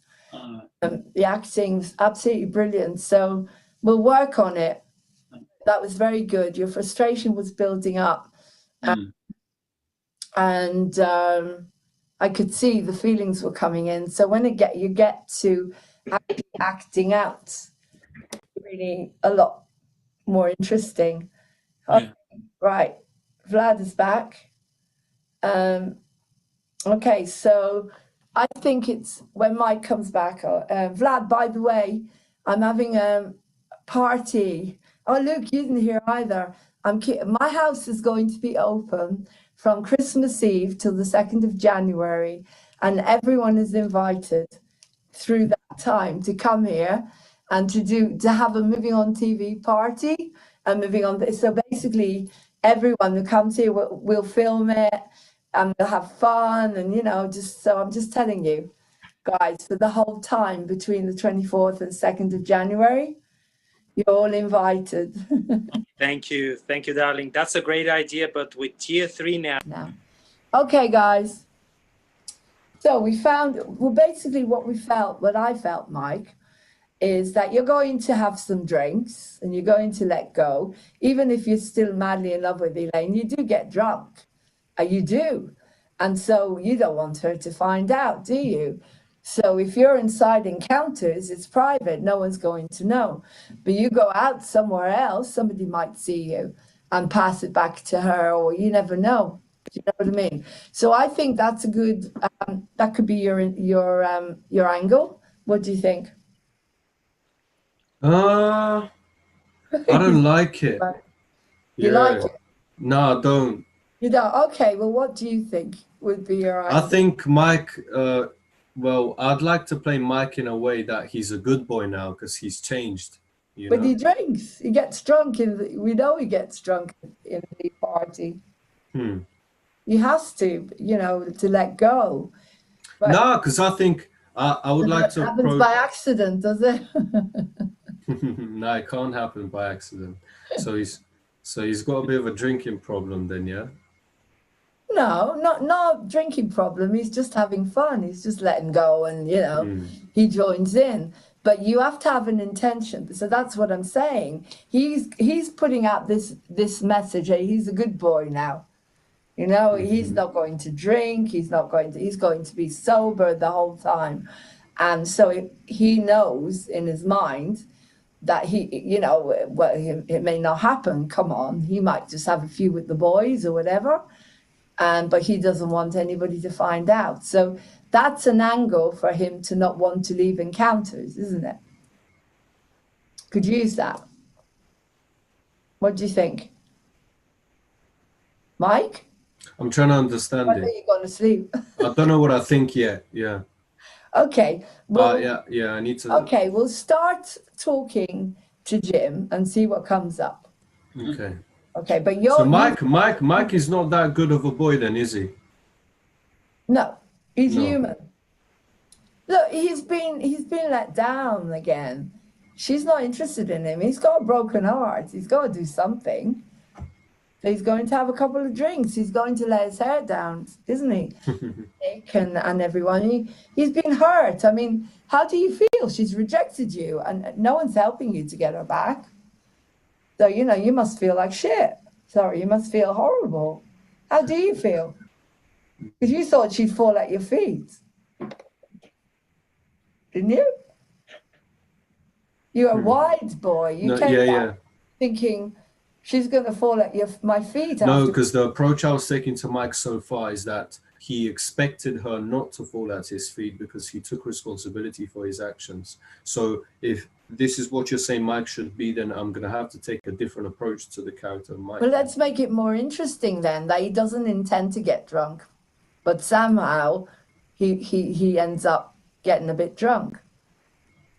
Because it makes it very funny when he's singing to the unicorn, and it is very funny. And you're human, but okay, why does he let go then? Okay, let's explore it. Let's go into the stag night. Well, where is Martin? It's a shame. Where is Martin? Did he fall asleep? I think so. Because he was half asleep when he was here. Yeah, he's gone You back could to tell. work. Oh, come He's back. not a night bird. Same without Sam. We're in the stag night now. Okay, we're actually there. Just leave him alone. I'll play Sam. Vlad, are you there? Yeah. Okay, we're exploring now. What you said is, okay, so Mike doesn't intend to be a bad guy, to be naughty. He doesn't intend to drink. He is sober. Okay, let's see what happens. Why is he drinking? Why does he let himself go? What happens? Okay, you have to discover this in you, Manuel, in order to play him as a multi-dimensional character who's more interesting. Okay, so let's see what happens. So you arrive wherever you're going to have the stag night. Okay, and right, boys, right, what can I get you? Jim, what are you having? I'll have a lager, please. Right. Nick, what are you having? Vodka, please. Mike, what are you having, mate? A glass of red wine, please. Cabernet Syrah. Oh, okay, that sounds posh.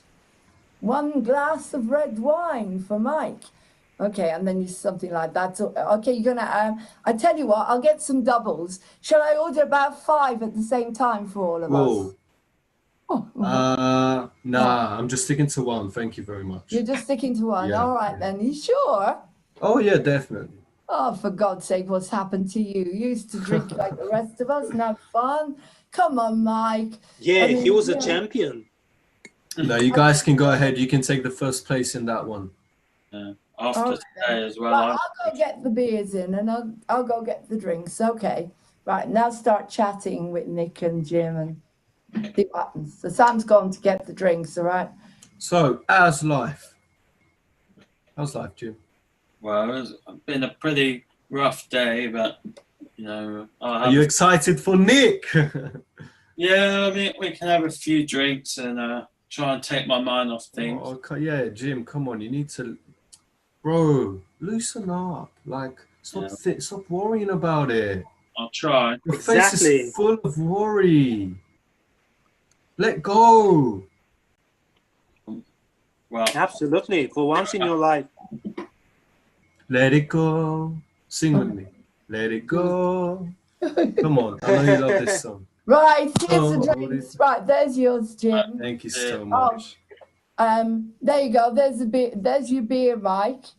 Who wanted the red wine? Oh, Yes, was that's the mine. Girls of it. Oh, you wanted that as well. I wanted I red got wine, your yeah. beer as well, mate. There you go. Well, nah, you can have it. I'm just having the red wine. That's You great. Sure? I'll have the red wine. Thank you You very sure? much. Right. Okay. There's the red wine. I'd like a lager, please. Yeah. You said a vodka. Yeah, plus I got lager. you vodka. There's 2 vodkas. Vodka plus. This please. guy, fam. 2, 2, 3. You sure, Mike? Come on, Mike. I'm at the bar. It's on me. I'll get you another one. Hey, how about another red wine? How about a bottle? Yeah, I'll have a bottle, but I'll take it home for later. All right, that's good. That's good. All right then. Jim, you all right, mate? yeah, I'll have the same. Right. Okay, I'm going off. That's really good because you're starting to. What's going on, Mike? Oh, nothing. Okay. I'm just chilling, you know. But I took a bottle now, so the temptation is definitely higher because I have a bottle now. Why did you decide to go for a bottle of Oh, wine? because in Mike's mind, he thought he'll stick with a glass and take the bottle home for like to have it with dinner like every night. Okay, so he's still going to take it home to have for dinner. Okay. That was his plan, yeah. All right, I got you 2. I got you 2 bottles of wine. There you go. There's 3. 2 bottles of wine. Yeah. Who's paying for this? Oh, don't worry about it. Don't worry about it. Oh, okay. Thank you very much. I'll be happy to have 2 bottles of wine. Don't worry. Don't ask. You know what? I might have a second glass of wine. I mean, come on, it's stag night. I might have a second glass of wine. Yeah, you go for it. Right, Jim, you all right, mate? You look a bit worse for wear. Well, I'm just trying to take my mind off things. Right, well, there you go. There's 3. Are you getting there, or are you still trying? Well, we're getting there slowly. Right, Okay. Nick, there's 5 vodkas on the house. Jesus Christ. Oh, goodness. That's great. Nick, mate. You're a star. Nick, Thank mate, you. I don't think you're gonna make the army later if you keep going like this. No, don't worry. I need to train. I need to train for the army. You'll be making the they're drinking. hospital if you keep going like this. Yeah. Don't worry. I need to be well trained for the army, you know? Well, they- if this is what you call training, I don't know. Yeah, what- that's part of the training, mate. You think? Definitely. Oh, You live know? for the day, Nick, for God's sake. Just live for the day because you don't know what's going to happen tomorrow. All you've got is today. Now, what was that? Well, Nick, if you live for today, you might not live Something so profound. for you might not make it to the army. So just take it easy, mate. Yeah. Don't worry if I can't make it to the army, so I'm not, fit for the army then. Oh, Jesus. Okay, 2 hours have gone by. You've been drinking, having a bit of fun. Okay, carry on. Oh, I wish Martin was here. It'd be a lot funnier. Okay, Jim, how you feeling now, mate? I hope you've loosened up, lowered your inhibitions to have fun a little bit. Yeah, not too bad. Fun night and the girls are all in ace. I'm glad we could. Gonna next have night some evening. fun. The girls, oh, you're gorgeous. Come on. What's going on? You're gonna have a dance. Oh, come on. There's Mike. Isn't he? He's lovely. He's very handsome. He's Mike. Do you want? Look at her. Look at her, Mike. Look at her. She's stunning. I mean, look at Oh her. no, guys, thank you, but I'm a taken man, so my eyes are set on the prize. Oh, come on, Mike. You're going to tell us Thank that you, all man. the time you were out there in the big yonder. You didn't kind of, all those girls in scantily clad bikinis on the beach. Oh, you've got to be kidding me, Mike. Yeah, but monastery or something. Exactly. You join a monastery or something. But people can change. So who I was then isn't who I am now. Yeah, Mike's got a point here. Yeah. I believe in change. Yes. Thank you. Because I've gone through so much things in my life, Yeah. Yeah, but you're just enjoying yourself at the moment, Nick. There's another girl just sitting on your lap. Come on, Nick. Oh. Your last night out. Here, I have another drink. I know, but to be fair, Nick, can I ask you a question? If Amy see me, she'll kill me. Yeah, Nick, I was gonna say, what about what's your bird's name anyway? Amy. Sorry? Yeah, what about Emily? Yeah. I need to stay away from these beauties. Okay, that's good. I like that. Sorry? Loyal man. What did you say? So yeah, me and Nick are loyal men. So you guys, you can do your thing, but Right, keep okay. ourselves to ourselves. Don't get me wrong. The choice is great. The girls are beautiful. I'm just one step away, being a little bit drunk now. Plus, so all three of us, It's me, quite Nick, and funny that Jim. we can't see you. It's really funny. Me, Nick, and Jim, we're all spiritual men. We love beauty on the inside. So unless we get to know these girls, I'm Sam, and I. Wow, That's right. very carnal. Sam is the most carnal among us. Sam is the most carnal. You know what? I have a. He's carnivore. Do you think Sharon will have me? Carnivore. Well, seems unlikely, doesn't it? The way you carry on. Jim, you look for inner beauty as well, don't But you, that's my not friend? very nice. Of course. Yeah, that's what I Supposed thought. to be my friend. And Jim, you're loyal just like us, isn't it? Well, I try. You try? What do you mean? You either are loyal or you're not loyal. Well, I try my best to be. Well, I am loyal, but I try my best. Exactly. You're either loyal or you're not loyal. How do you do? How's it going, Jim? How do you feel? You enjoying yourself, mate? I'm glad you decided to do this. I'm glad you decided to, open encounters for us, and we'll help you clean up, won't we, guys? Yeah, right. Yeah, I hope so. No, we won't. Well, I feel better than earlier, but I gotta go. I gotta go. Yeah. No, Jim, thank you so much for tonight, mate. Seriously. Yeah. That's okay. Yeah, we I think appreciate it very much. Nick's gone. He's fallen asleep. Look, he's gone. Oh. We can lead into the scene now. Okay. Okay. Let's do the scene. Right. Jim looks around. Okay, so an hour later. Right. Come on, you lot. Wake up. Let's get you home. Better clean up this mess. Okay. Before you say I better clean up this mess. Yep. I'm just, oh, God. Yeah. Oh, my God. Look at that. All right. So pause before you say that. Okay. Do that again. Come on, you lot. Come on, you lot. Wake up. Let's get you home. I better clean up this mess. Brilliant. Brilliant. See the difference? So you have a pause there. Okay, Sam. Last night, fun night, girls are all an ace. Hey, leave it out, love. I'm not free. I told you I've got this girl, Elaine, So yeah, I can't wait to see her again. You know. Let's Yeah. get you both home. What am I going to do with Sleeping Beauty over there? Oh, let him sleep it off. Oh, you're gorgeous. Come and dance with me and Jim. You know, I really love her. Don't you think? Don't you think I love her? You must do. I knew it. Something a cappella.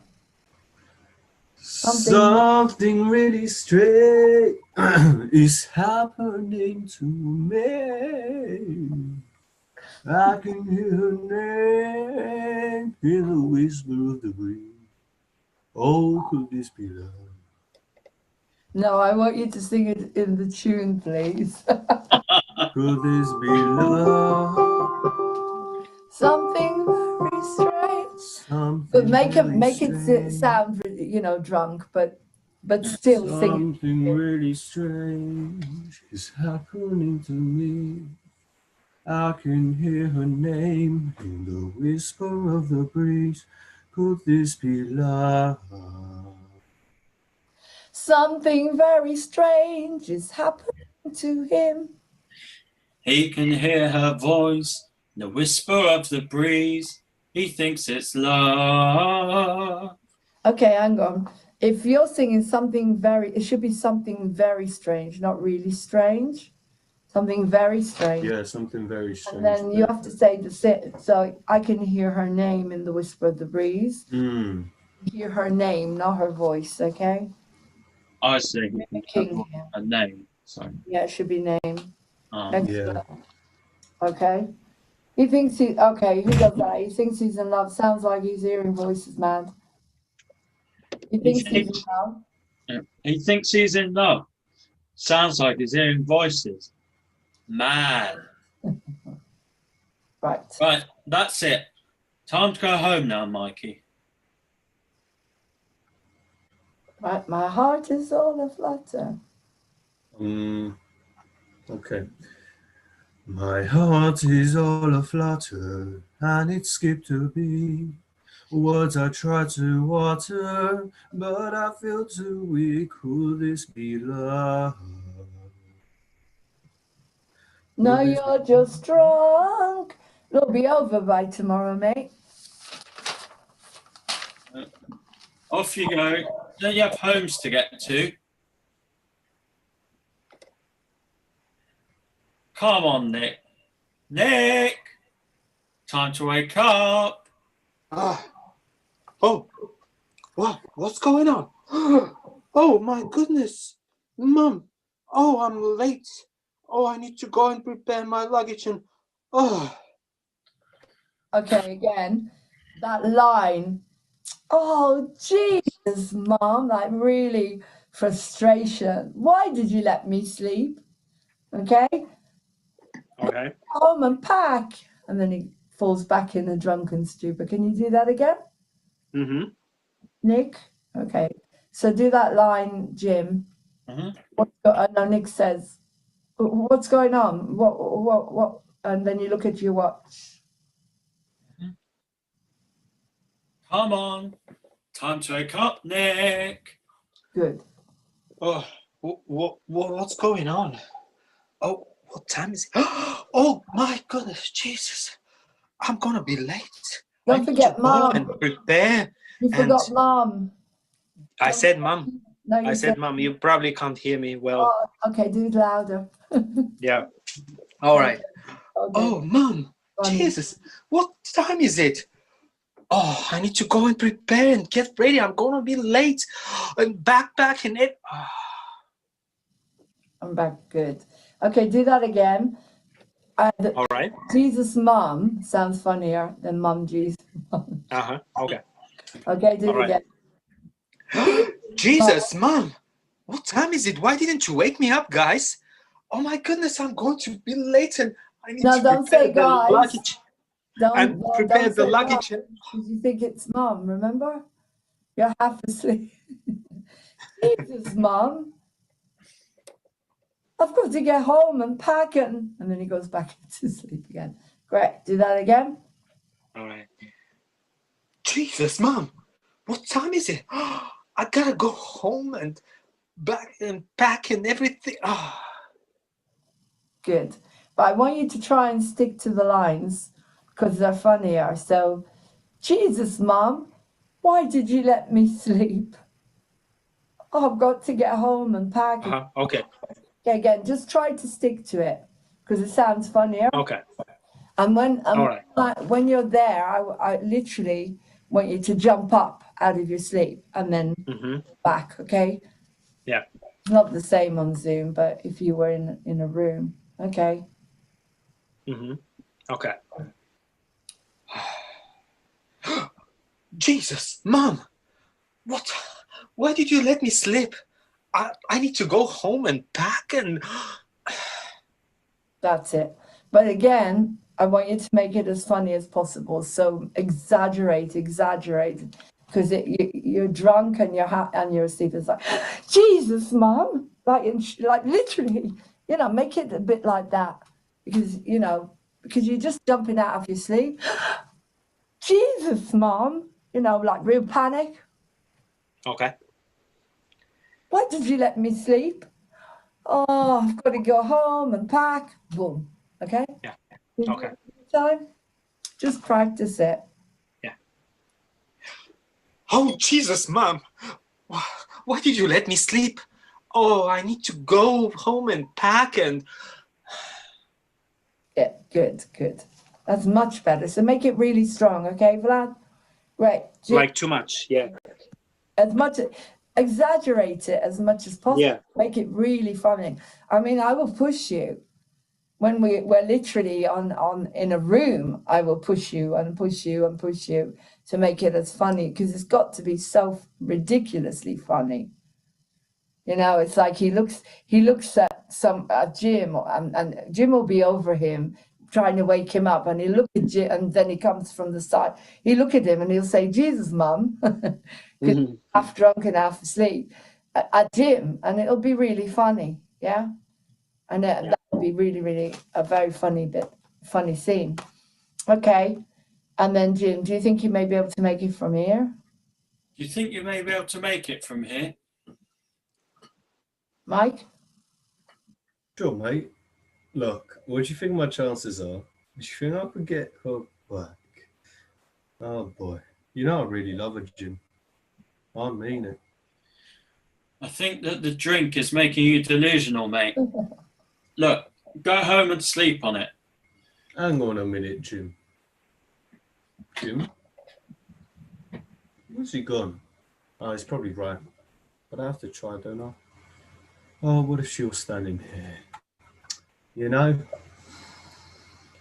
Okay. Something really strange. Well done, everyone. That was brilliant. You've all got your lines. Thank you. That's brilliant.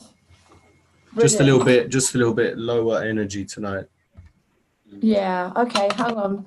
Right. So I'm going to. Okay. So just to say, guys, that was an example of a rehearsal for encounters where we have a lot of fun. If you like what we do, please join us. We're on again next week. Same time, 7:00 on Zoom, all being well. And we just let go completely and we work on a scene from the new musical Encounters. So what we'll do next week is we'll probably choose something else, as I think we've exhausted this scene. We'll probably work on a different scene and improvise it and really get the characters. Because the reason, Vlad, you still there? No, he's gone now. The reason we do this is because when you get to the level of being on the stage, you'll just become the characters. You won't be able to dry up. It's impossible to dry up, and you won't be able to forget the lines because you automatically improvise. You'll be so in character. So how do you feel it went for you today, Manuel, as Mike? How did you feel? I felt like I discovered a deeper depth to Mike today, definitely. And I got over a challenge. He does want to drink. A deeper depth. Tell us about it quickly. What did you discover about Mike? Yeah, I discovered that he's not the person that I had in my mind exactly, which is different. So now I'm gonna play him a different way, but it'll be interesting because it's Good. you know, he's a real person. Yeah, exactly. They're all real people. And yes, he could have a bit of a drinking problem. You could use that. You could use it. That he's trying to stay sober, but you know, life isn't that easy, and so he lets go. And that could affect him. You could use that afterwards in the next scene. That he's had too much to drink and he's not used to it. It's all about exploring and building these characters to the point where the audience are just really excited about it, and that each and every one of you is different. So Jim and you are completely different. Sam and you and Jim, everyone is unique. Sam is completely different. I mean, people will look at each character and say, oh my God, each one stands out on their own. And that's what a good, not only me as a writer, but you as an actor, you're so different. You can see it, can't you? Every single one of you is different. Do you see what I mean? The minute you start to build your characters, like Sam stands out, Mike stands out, Jim stands out, Luke and Nick stands out, and the girls as well. They're so different. Sharon, Elaine, Amy, they're completely different. And that's what makes a brilliantly exciting show, because that's when you have your clashes, because each character is so stuck in their intention. Like Sam would do anything to make sure this night goes on. Yeah? And Jim is doing everything possible to stop it from going on. So now you can use it in the acting. And you can see your face when they turn up. It's like, oh God, do I really have to do this? Yeah. And then they turn up, and bit by bit they get around you. So I think we need to do the whole scene. So you've got the scenes. I've sent you everything. So next week we'll do the whole scene before when Mike turns up. So we're building up towards the stag night. We'll do all of it before, you know, the whole build up of the stag night. Okay. Where Sam says, I can organize the girls, and you say, I'll organize the drink. And then we'll do that. And then we'll get to the night, and you will be like, it'll be in the tone of your voice. It'll be in your move. It'll be in your moves, your mood, that you really don't want to do this. And Mike, it's always about what happened an hour ago, what happened a few hours ago. Am I in the mood for this? And so, yeah, he just wants to forget. And Nick is he's young and he's impressionable, and he respects you. He respects everyone, but he's got to try. He's not thinking about the respect. He just wants to have a bit of fun before he goes in the army, but he's also very, very respectful. He's got a lot of respect for you, for Jim, but he's also interested because, you know, deep down inside, he's not sure if he'll make it. So he's got that in his head all the time. He's going in the army. Okay, well done, guys. So I think, yeah, you did brilliantly today, Luke. You could see the changes. I mean, Manuel, I know that you were interested in pushing. I knew he'd get there. I knew we'd get him there. So do you feel he got there? Because I was watching him, and you could see the frustration building up in your face. Just the beginning, you know, when it gets to act 2, you will really lose it, and either you'll throw a chair or you do something to show you mean business. And Yeah. we can see that you can do it now. So how did you feel? I mean, how did you feel about doing those scenes tonight? No, I think it's very good to kind of put like context behind everything. So the stress and everything that's going on, because you don't see the mum in the actual show, so it gives me an idea that I can take with me as Jim, basically. I also thought of another angle. Of course, you've got Vince, haven't you? Vince, and you have got a bit of a connection to Vince. and he's going to probably come to this thing, and he, you know, and you know, there might be something that can be worked on when we do have events. Mm. That dynamic, which is slow, because it's not for a while till Jim. He is, of course, he's questioning everything because he's an adult, and he knows that he has feelings towards him, and he's not sure. Mm. Brilliant, guys! It's been amazing as usual. And I shall sign off there. So contact us at movingontv1@gmail.com. We're looking for loads of talent to act with these brilliant people. We need Elaine and Sharon and Amy, basically the girls at the moment. We could do with a couple of women, definitely. And the Vince. It's full of men. I know. All my men. Yeah. Amazing. I'm surrounded by men. you're all amazing, and it'll all fall, you know, it'll all sort itself out when we get to the level of where we're doing the show. I'm not worried about it. It always does. Okay, well, you take care. Hang on. So thank you, everybody, for tuning in, and welcome to Encounters, the new musical.